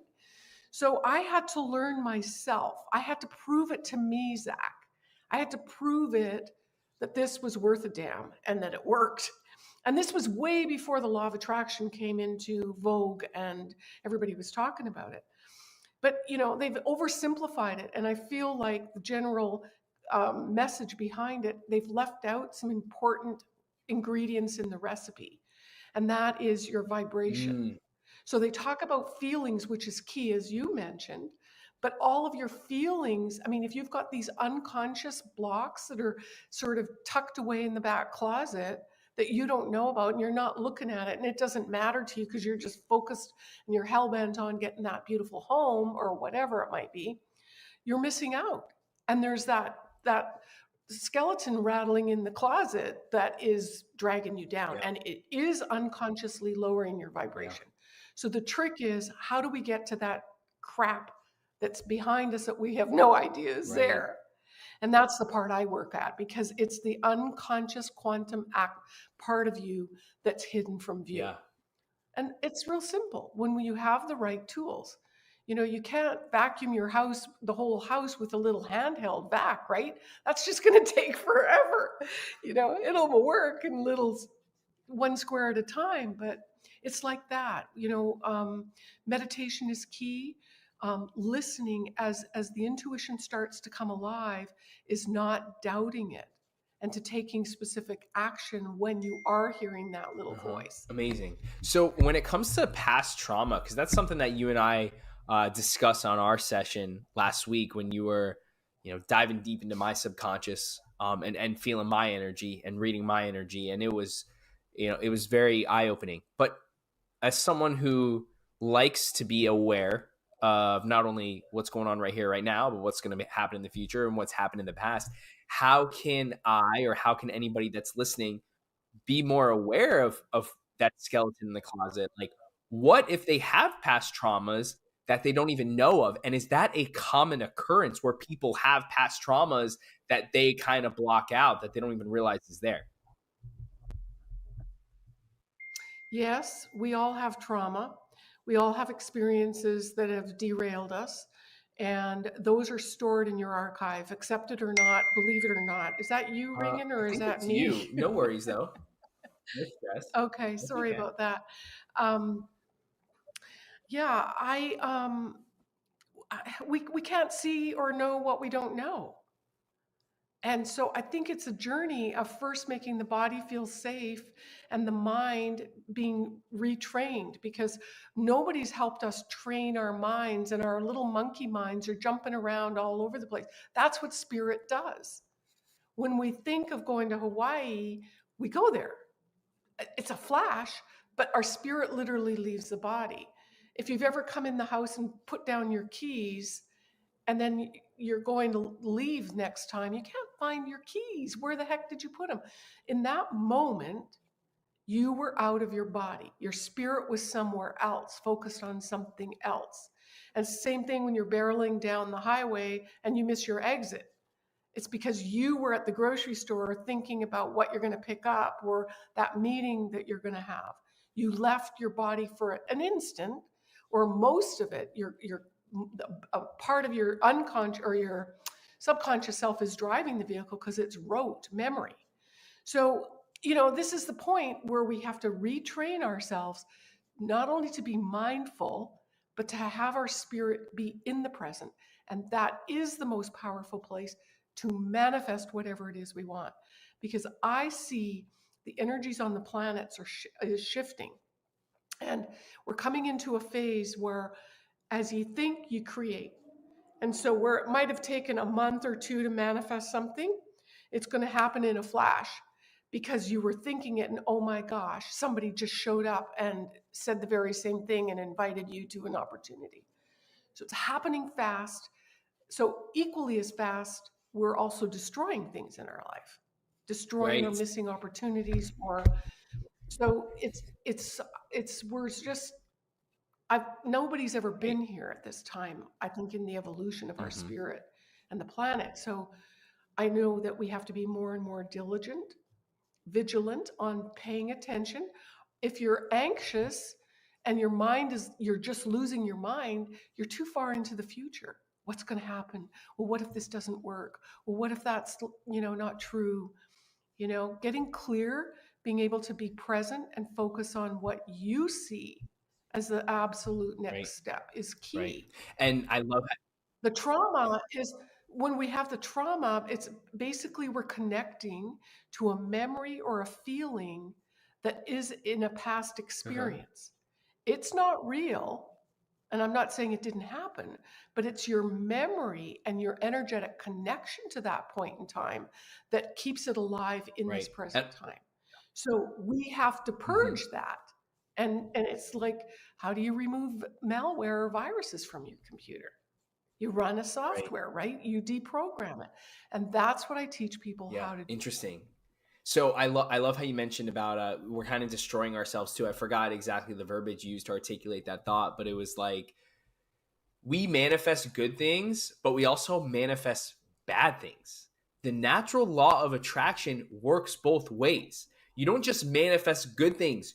You can manifest bad things too. And to all the people that are listening, that are like, whoa, I didn't realize that, I want you to really start to become hyper aware of your thought patterns, right? Are you in a positive feedback loop or are you in a negative feedback loop? Because a lot of the times when we have a shitty day, we allow the shitty day to turn into a shitty sleep. And then the shitty sleep turns into a shitty morning. And then the shitty morning resonates and comes in throughout the rest of our day. So be really careful about your thoughts. Be really strong-minded and exercise your free will to choose positive thoughts only. What do you think about that, Amira? Well, I think, again, meditation is key. And it's a form of meditation that I'm speaking about is a tool or a practice that actually purges what we don't know is there. Because I see a lot of people going out in the world and they've got this happy face on and they're perfectly groomed and they're bragging about all the shit they manifested and all the good things. Meanwhile, they go home and their relationship is in tatters, or, you know, they're really not being honest with themselves. Or even if they are thinking, I'm positive, I'm optimistic, I've got these affirmations plastered all over my mirrors, but then all these things are not so good happening. Right? So it's like their split personality. They want to believe those good things are happening, but there's something inside of them. They don't know where that is that's just tugging them back. And that's maybe a sense like I've tried everything. In fact, I'm thinking out right now that most of the people I work with are highly successful and they're well educated. They've got successful, amazing businesses, but they hit a wall. And they can't figure out, because they're really smart, what the hell did they do wrong? Where did they go wrong? And so they analyze it and analyze it and analyze it. And it might come back to a memory or something that happened so long ago. Man, it is in the back archives. And they have no direct tie to it, so they don't think it's haunting them. But it is. It's coming up for removal. Yeah. And because we're on a journey. We're on a journey. It's not a stop and start or you hit a button and you're finished. So what's the process you go through? If you can explain it as simply and as succinctly as possible, what's the process that you go through to help people accomplish that? The very first thing that we all need to learn, including myself, it's a continual practice, is being grounded. And I ground from the base of my spine. So it's like I've got the base of my spine. Imagine right now I've got a USB wire plugged right down all the way to the center of the earth. So if anybody blasts me, you know, with a criticism or a big surprise or, you know, somebody shut something down now or something, I've got a way for the body to discharge that energy. And that energetic surge doesn't get stuck or locked in my body. So that's the first thing. Second thing I work with people is clearing the center of their head, because you can't be clairvoyant or inspired or have a vision to where you want to go or what you want to create if that space isn't clear. So if it's filled with worries or lists of things to do or, you know, constantly looking at your phone, did I miss something? Did I miss something? The distractions, we've got to clear that inner space. And it's like a reset. When you reboot your computer, it's like you got a fresh software, you know, connection. So that way our higher self and our guides, our angels, they can all, you know, give you the messages with the utmost clarity. And then the third thing is to be able to have a practice where you are aware of where your aura starts and stops. So a lot of mistakes people make is they may be very gregarious or outgoing, but they come home and they're just flattened. And it's because they've went out into the world, or even online, it happens. You're plugging into everybody and everything, and they're all jumping into your energetic field. And then you're overwhelmed. Mm-hmm. So we don't know, nobody's taught us how to have a healthy, clean, fresh aura, how to stay present and not go into somebody else's energetic field. But what do you do when you go there and you come back feeling really crappy? Have you ever had a call or a phone call with somebody and you were feeling great, and then after you talk to them, you're like, oh man, I want to commit suicide. So that's what happened. It's their energy. Mm-hmm. And a lot of times we just blame ourselves, or we think something's wrong with us, or we can't identify it. So the beautiful thing is, I teach people to use my Stress Buster, and they can just run those energies, the cosmic and earth energies in our channels. It's kind of like having an acupuncture session, right? Just keep those channels flowing. The body and the spirit know what to do when they're clear. Yeah. Amazing. That's key. That's a process. So those are the basic ones. And then being able to reclaim your energy. If you've gone on an adventure, you've had an event or a project, you've left your energy in that event. Oh, it was great. There's no question. You manifested a pile of money and all these people were praising you. However, your energy's still there. Yep. So in order to get back on track and be present and to continue to, the momentum of manifesting, you have to reclaim that energy. Absolutely. And the best way to do that is to give you a call, reach out to you. To all the people that are listening, you can go to chakra-clearing.com. That's CHAKRI-clearing.com. Connect with Amira. Have your psychic reading done. I did it. It was amazing. Looking forward to continuing to work with you in the future. To all the people that were listening on Apple and Spotify, thank you so much. Go ahead and subscribe, share it with your friends. All the people watching on YouTube, I'm going to drop the link to all of Amira's socials and her website and how you can connect with her below.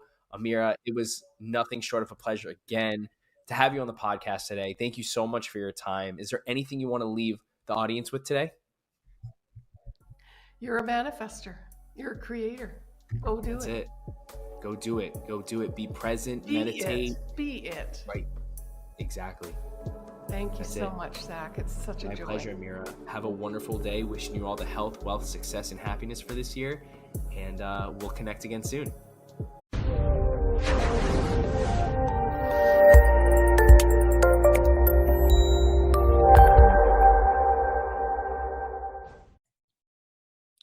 This episode was pre-recorded as part of a live continuing education webinar. On-demand CEUs are still available for this presentation through All CEUs. Register at allceus.com/counselor toolbox.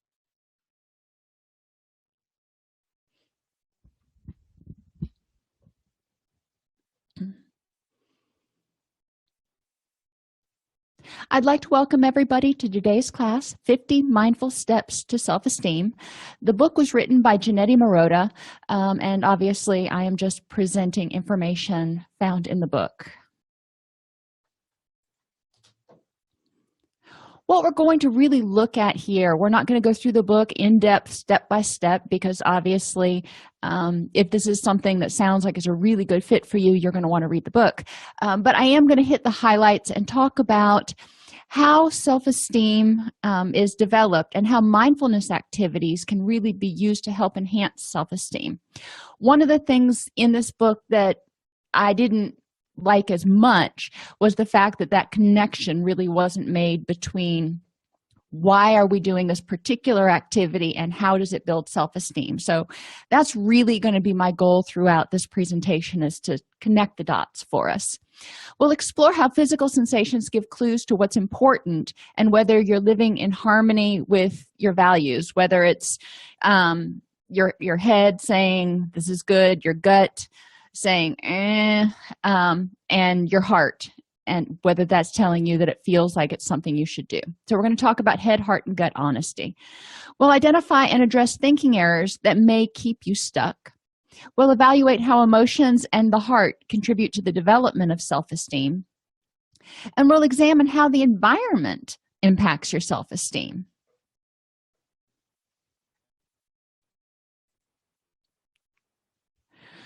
So with the nature of self-esteem, what is it? How you feel about yourself is in contrast to who you think you should be, is really what we talk about when we're talking about self-esteem.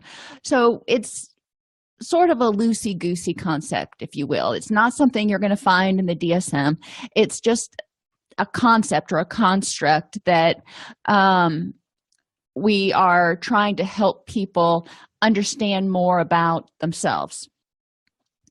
The more rejecting you are of yourself, the more distress you experience.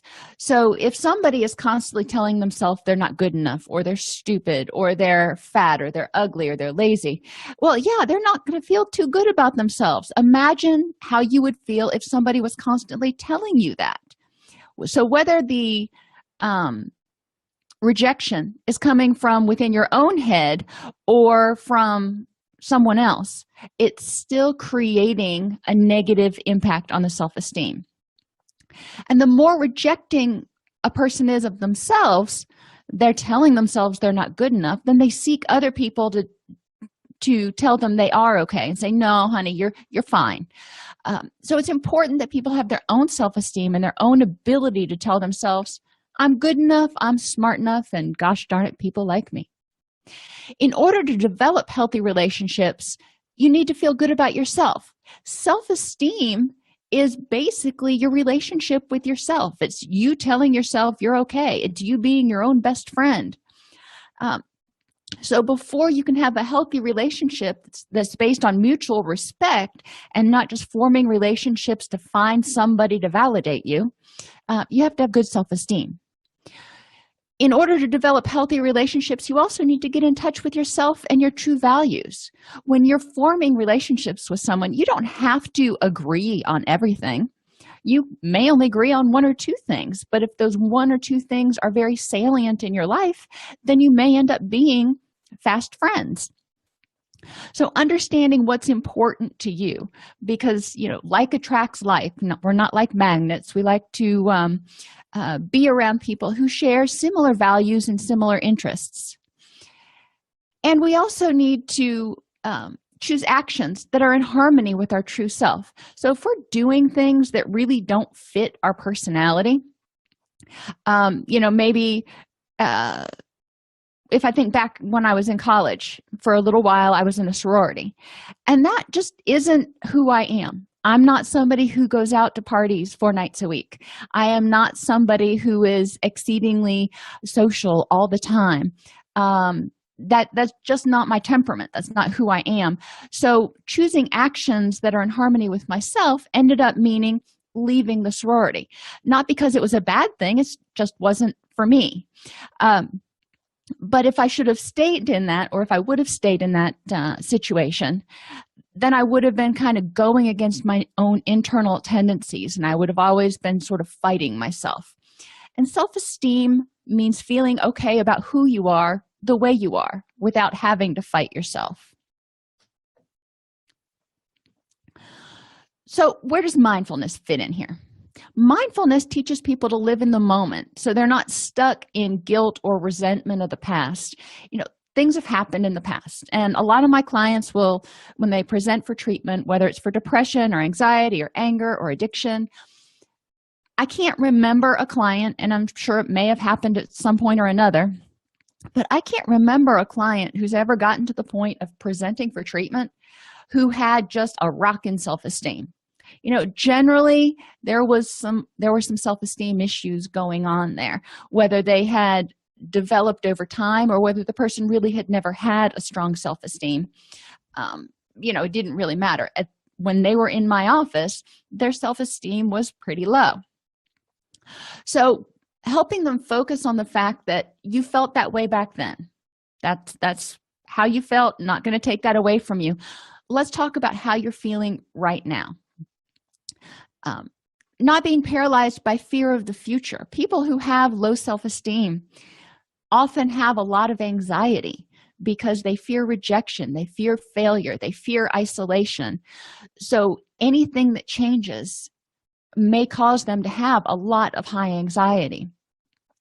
So mindfulness helps them learn to put one foot in front of the other, focus on how they're feeling at the moment, and realize that they can tolerate a little bit of ambiguity. They can tolerate forward movement. The cornerstone of mindfulness is acceptance. So when we're teaching people to be mindful, we're teaching them to accept how they feel non-judgmentally, letting it be, not saying I shouldn't feel this way, and being patient with themselves and with the situation. So when we think about self-esteem, again, if we're experiencing a situation, we experience it non-judgmentally. It's just, it is. You went to work, you got your evaluation, it wasn't what you had hoped it was. It is. It doesn't mean you're a bad employee. It doesn't mean that the world is going to come to an end. It is. Letting the feelings of frustration or guilt or resentment or anger or disappointment be. That's just where you are at that point, and not judging yourself harshly, because self-esteem is something that's always evolving. We aren't perfect. Oh my gosh, none of us is perfect. So even if you think of yourself as a relatively intelligent person, occasionally you're going to do some things that are really kind of silly. Are you going to let that negatively impact your self-esteem? Or are you just going to accept that, you know what, sometimes I goof?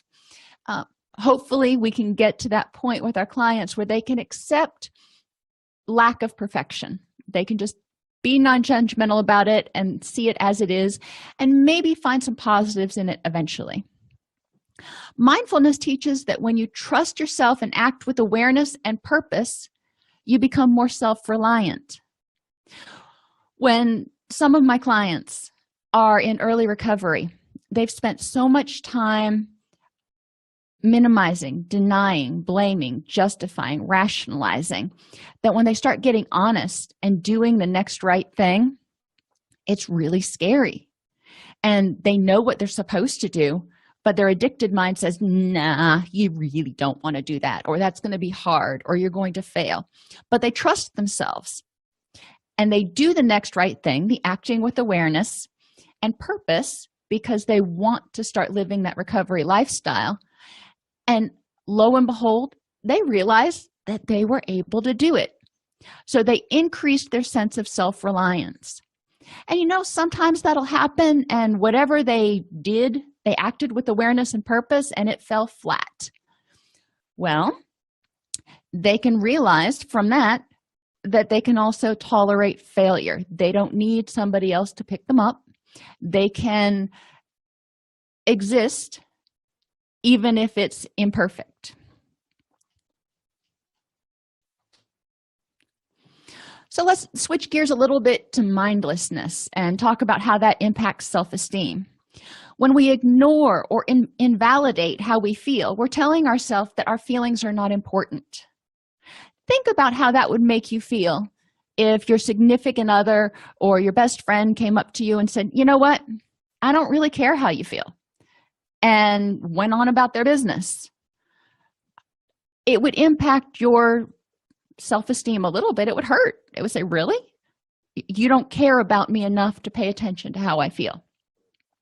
Now, as a therapist, I'm going to say, if your best friend came up and said that to you, that probably means there's something going on with him or her. But when you're saying that to yourself, you got to say, all right, if I'm constantly ignoring and invalidating how I feel, then I'm telling myself I'm wrong or I'm not justified. So moving from that, how can I start paying attention and validating how I feel? One of the things that we talk about in mindfulness is just accepting that you feel the way you feel. It's not good or not bad, but once you acknowledge it, then you can do something about it. Mindlessness also encourages us to fail to integrate feelings, thoughts, sensations, and urges. How many times, and I think we're all guilty of it, Have you had a feeling and you didn't even really notice the feeling? You just went to a drop back behavior to sort of numb it. I'm guilty of stress eating. And occasionally I will, be wandering around in the kitchen and just randomly eating. And my husband will be like, what's wrong? You're stress eating. You need to go out into the garden or do something because you're going to be miserable later. And he knows. I mean, after 20 years, he knows. But it's important to be mindful of how you're feeling. So when we talk about mindful eating, for example, we talk about paying attention to why you're eating. Before you eat, say, okay, am I hungry or am I stressed? But mindlessness causes us to just basically stuff our feelings or ignore them. When we're running on autopilot and not making time for things that are important, which is getting us closer to where we want to be, how does that impact our self-esteem? After, a day or two, it's not probably a huge big deal. But at the end of a week or a month, when you look back and go, well, I really wanted to get all this other stuff accomplished that was important to me, but I never found time for it. I just kind of got up, went to work, came home, took a shower, went to bed, repeat. So when we're running on autopilot, we're forgetting the things that are important, that we are assigning meaning to. Another impact of mindlessness on self-esteem is blindly adopting mainstream messages of who we are and what we should be, which may not be in harmony of who we really want to be. If we think back into the 70s, I think it was, when I was little, and they wanted to have everything gender neutral because they didn't want to communicate messages to children about what they should like or what they should play with. Today, there is so much mainstream media between Snapchat and Instagram and Facebook and Google and television, and I could go on and on. We are bombarded by messages telling us what we should wear, what we should look like, what our thoughts should be, what our opinions should be. And if we follow those blindly without checking in and going, is this something that's important to me? And or is this how I really feel about it? We can get caught up and then look back later and not feel so good about some of our choices. We can also adopt mainstream messages that are not achievable or realistic. One of the things that always flabbergasts me is the models that are used in some of the fitness magazines that are stick thin. I mean, the camera adds some weight and they look stick thin in there. I'm like, there is no way she is running 25 miles a day because she's just so thin. She doesn't have the musculature to sort of support that. But if that message is coming from the advertiser, coming from the media saying, you need to look like this. If you are going to be considered fit, you need to have this body type. That may not be achievable or realistic for the majority of people. So what does that do to their self-esteem if they keep trying to achieve that goal and not meeting it? Mindfulness will encourage us to look at how we feel and validate ourselves, telling us it's okay to feel this way. Integrate feelings, thoughts, sensations, and urges so we don't act just randomly. We're actually paying attention to what is motivating or supporting our feelings, thoughts, sensations, and urges. And we're adopting messages and values that are consistent with who we want to be. Breathing in the body. Breathing is one of the first techniques in mindfulness that we can teach to just about anybody.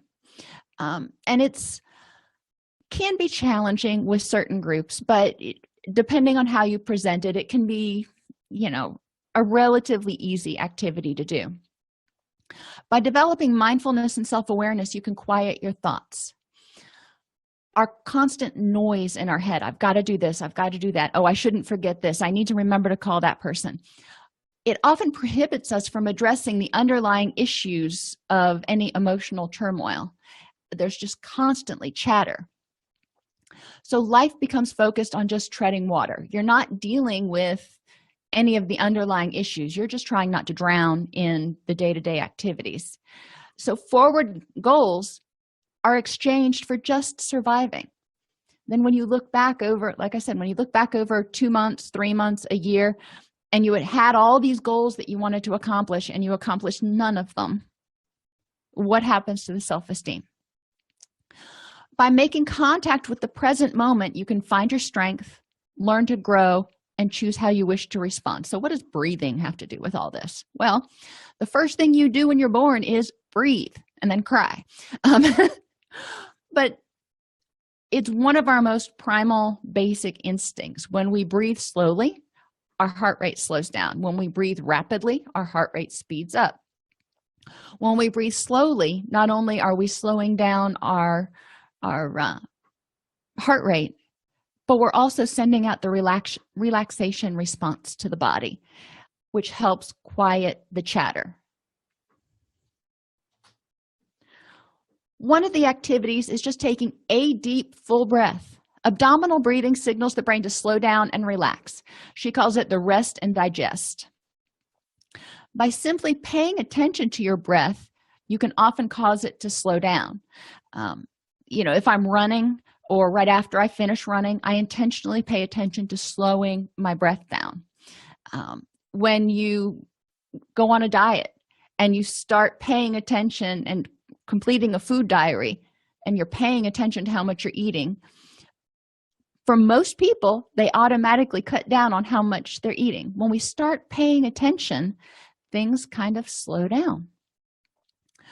Another activity she has in there is called feeling the loving touch, which is the breath. Life begins and ends with breath.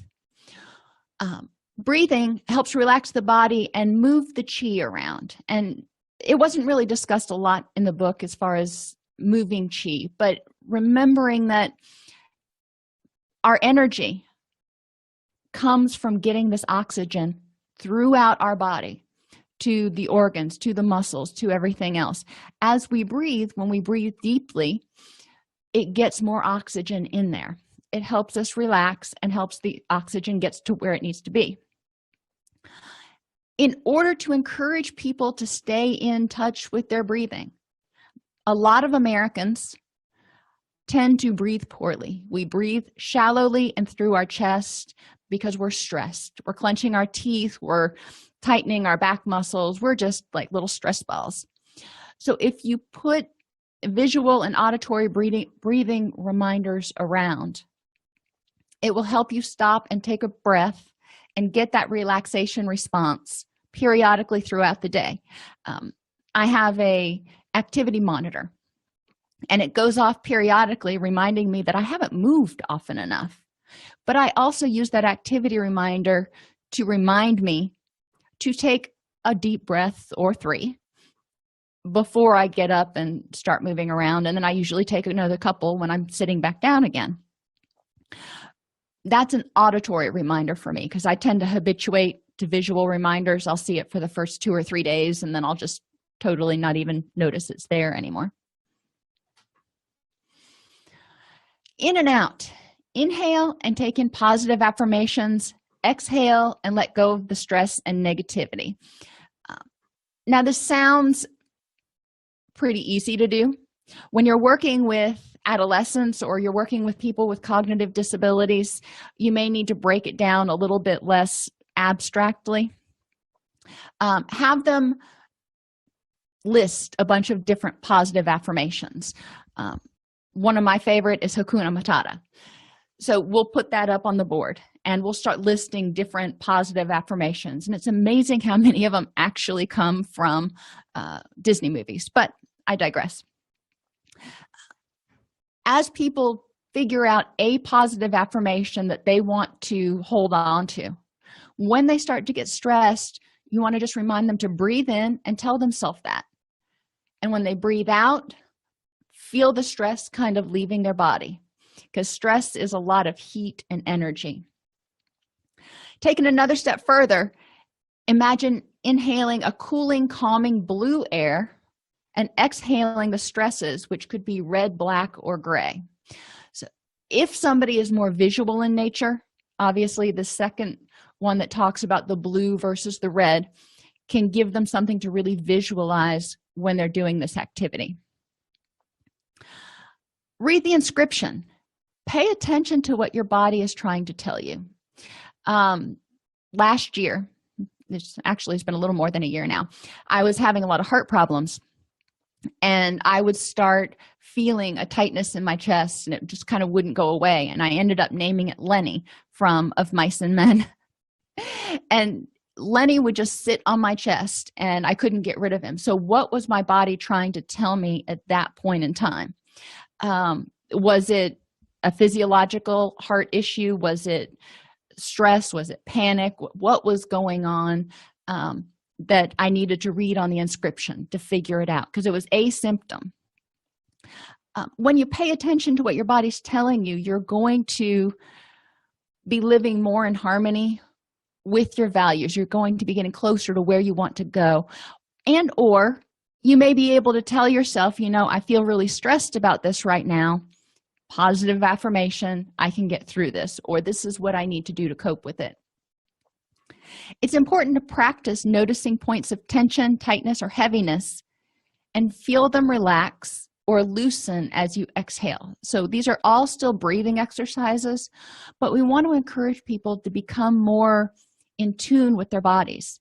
As Americans, especially, we tend to somaticize a lot of our stress and anger and anxiety and dysphoria. So if we pay attention to what our body is telling us, we can identify when we are starting to have emotional turmoil and address it from there. If we're having emotional turmoil, then we want to go back to the self-esteem and say, I'm good enough, I'm smart enough, and gosh darn it, people like me, and what is it that is this burr under my saddle right now? Because as you feel strong, as you feel capable, as you feel more resilient, you're able to handle life's stresses as they come along. Thinking in the mind. One activity that I kind of like is the fly on the wall or an impartial witness. If you were sitting in a situation that was, maybe you were in a meeting and it wasn't going so well, and you took a break from the meeting, and generally what we're thinking at that point is what we are thinking, what we are feeling. Oftentimes when we're in an emotionally charged situation or state, it's hard for us to take multiple perspectives and take a time out and go, okay, what might be going on? So this activity can kind of help sometimes, because you can say, what would that fly on the wall tell me was happening? If that fly had to describe what they're seeing, what would they see? Stop sorting things into good and bad. Go through the day just to kind of get a clue about how often we do it, because, everybody does it. Some people do it more or less. Instead of sorting things into good and bad, they just are. It was raining today. Is that good or is that bad? Well, why do you need to put that into a pile? I didn't go to the gym today. Is that good or is that bad? You can argue both sides of the coin, but why argue about it? It was. That's what happened. Too many times people spend so much time sorting and they focus or pay more attention to the bad stuff. A lot of times they'll artificially elevate the number of bad things. So we want to have people just stop it. Instead of looking at things as bad or good, they just are. Encourage them to see the whole elephant. Back to Lenny again. We want them to look at the issue. What's going on at that point in time? But what are the strengths? Because every situation has good and bad. So what are the problems and what are the strengths? If the person is not feeling very good about themselves because they lost their job, they may feel like they failed. They may feel like a failure. And we want to say, are you a failure at everything? Because that's kind of a global statement. So you got fired from your job. Good or bad, it's what it is. So what are the strengths that you have that can help you overcome this, and what are the positives of this situation? Maybe they didn't like that job, maybe they can find another job. Encouraging people to not take one situation or one event and take it in and have it reflect who they are as a whole person. If they're walking down the street and they trip and they wipe out and fall on their face, and gosh knows I've done that. I am not the most graceful person in the world, but does that mean I am a complete klutz? No. It just was not one of my better days. I didn't take it as a stable, global, internal attribution. Spin the wheel of paradox. What is the opposite? If you're feeling like something is going against you, then encourage yourself to look for all the positives in it. So maybe you hate your job, and because obviously if you loved your job, you wouldn't be trying to have an intervention. But if you hated your job, it's like, okay, I really hate my job. I don't want to go to work today. Let's spin the wheel of paradox and say, what are the positives I can get out of this? Why are we looking for positives, and what does that have to do with self-esteem? Because as we find successes, as we find peace, we will feel more confident in our own abilities to handle distress. You're driving to work and traffic. Oh my gosh, traffic is backed up. You're going to be 45 minutes late. Well, yeah, that may kind of stink. What are the positives? Well, you weren't the one that was in the accident that caused the traffic jam. Maybe you can start making phone calls or checking your email if you're at a complete standstill. Finding both sides is basically where thinking in the mind comes. And in one of our prior classes, we talked about walking the middle ground and finding where both things can happen. Yes, we can be in a traffic jam and it can really suck, but we can also make use of that time doing other things. And it may just be doing breathing exercises, but okay, so cool. You have time to do some of your breathing exercises. And encouraging the no blame game. Yeah, not the blame game, but the no blame game. Not blaming yourself for everything, not blaming other people for everything, because generally everybody has a little part in it. So instead of using the energy to blame anybody, figure out how to fix it. Figure out what the positives are, figure out what the issues are, figure out how you got to this point, and figure out how to make it not happen again. When people experience successes, when they're able to fix things that go wrong, when they're able to see things as not catastrophic, they will start seeing themselves as stronger people. Emotions in the heart. I told you we were going to talk about head, heart, and gut honesty. Now we're moving on to the heart. And our heart's kind of small. It's about the size of our fist, but it's bigger on the inside. Encouraging people to recognize all the emotions contained within their heart. There's love, there's empathy, there's compassion, there's curiosity. There are a lot of emotions that are contained within the heart. And no matter how much you love somebody, there's always room to love somebody else. It's not like there's a finite amount of love you have to give. And encourage people to cultivate warm-heartedness, not just towards others, but again, we're talking about self-esteem here, toward themselves.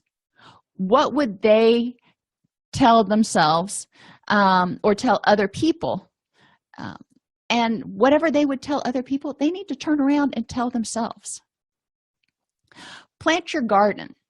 And I like this one. Around my house, when we first moved in, I ripped out the majority of the shrubbery because my feeling, whether it's right or wrong, it just is, if I'm going to put that much effort into taking care of something, it darn well better produce something for me. So I replaced everything with edibles. When you plant your garden, you've got to choose. You only have so much time to cultivate a good garden. You can't just plant 150 things and tend to 6 of them. So when you plant it, choose what you're going to care about. There are a ton of things you would love to do, but what is going to be your focus? When we focus on too many things, a lot of things tend to wither and die. So encourage your clients to figure out which plants they're going to cultivate. And sometimes, you can take this metaphor out and talk about companion planting and all kinds of stuff if gardening's your thing. But sometimes it's helpful to actually do sort of a visual representation of the garden so they can see what they want to care about, but then they can also focus on, are they giving it water? Are they making sure it's getting sunlight? Are they taking care of it? Tend and befriend themselves. They need to tend to their own needs.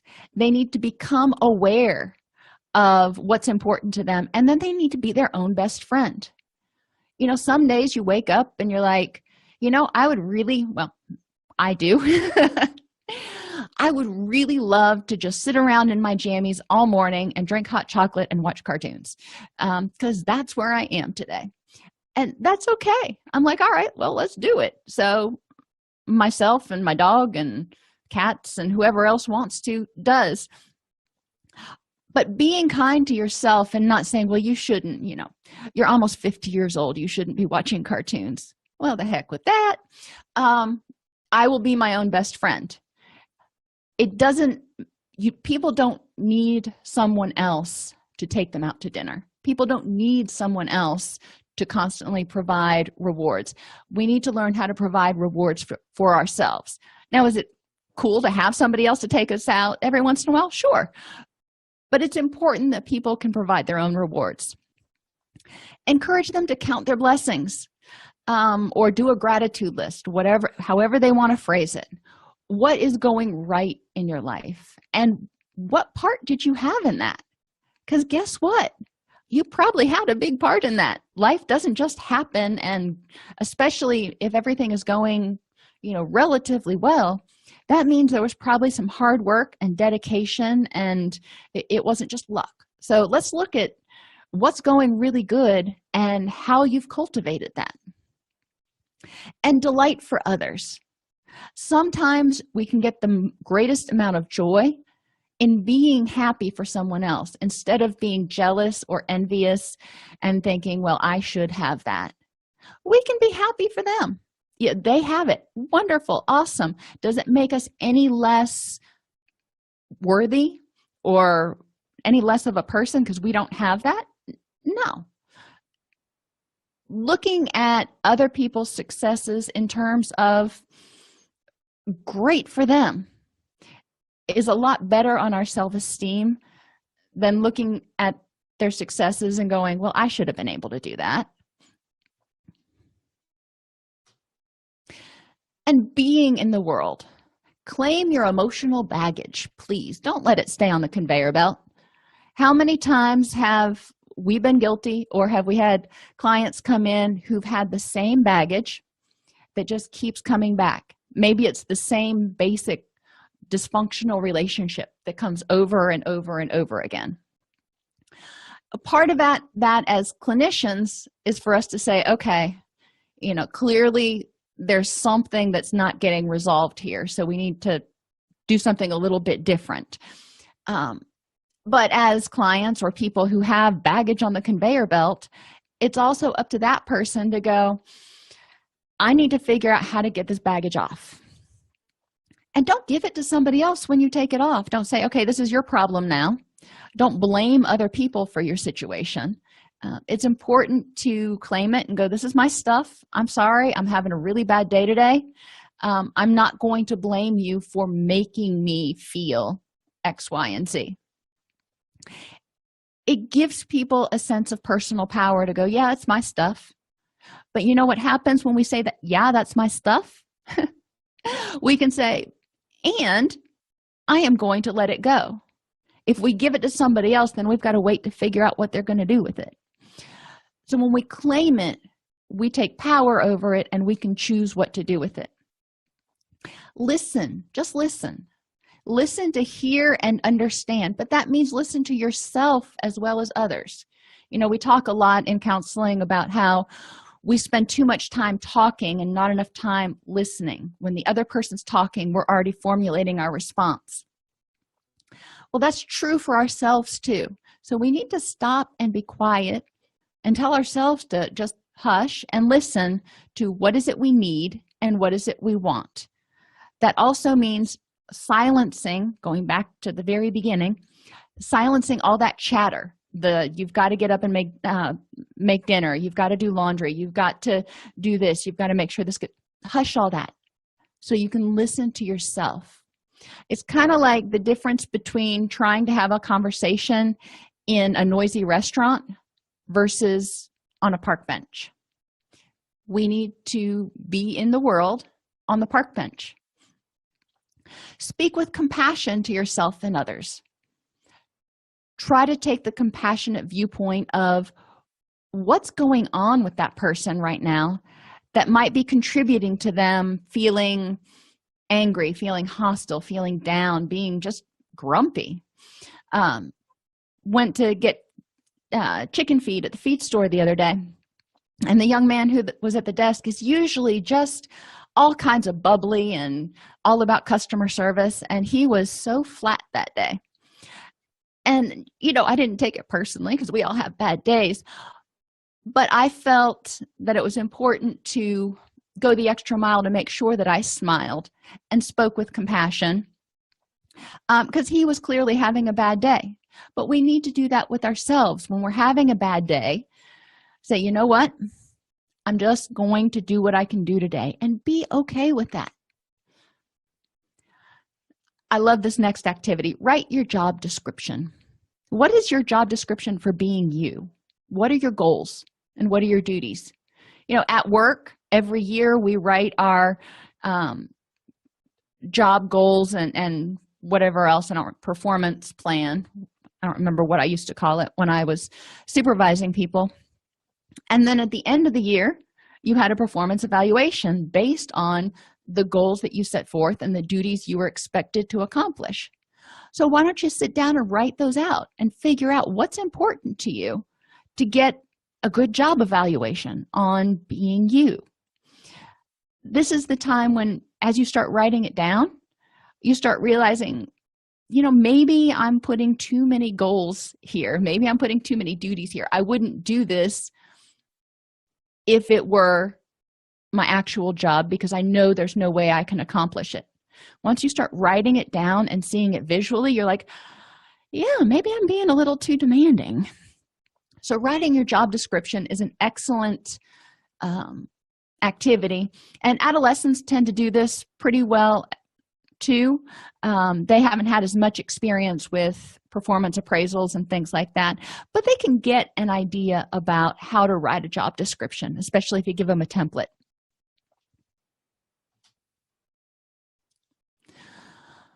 So ultimately, the goal is to realize that self-esteem begins in childhood.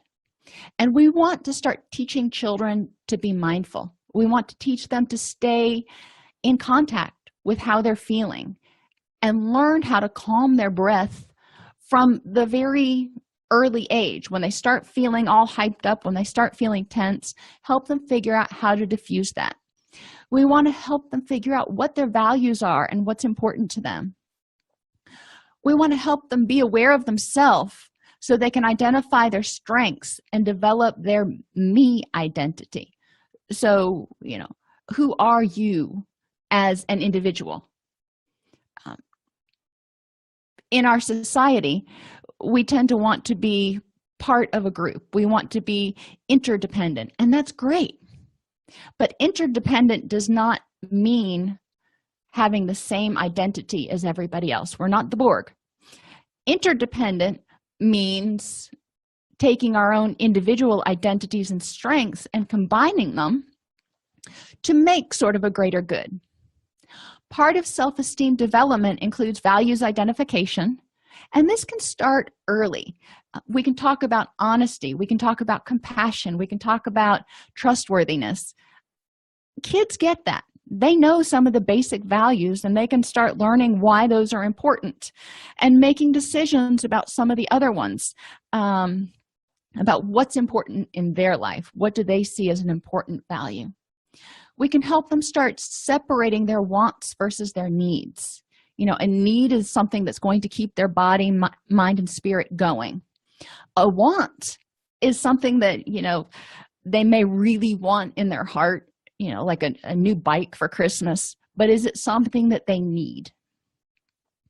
And we can also start helping them address those cognitive distortions, the all or none thinking. We can start helping them address the sorting into the good or bad piles and learn how to accept that some things just are. And we can encourage them to be aware of sensations, feelings, and thoughts. Why? Because it helps choose behaviors which are in unison with your values. Not all of us notice sensations first.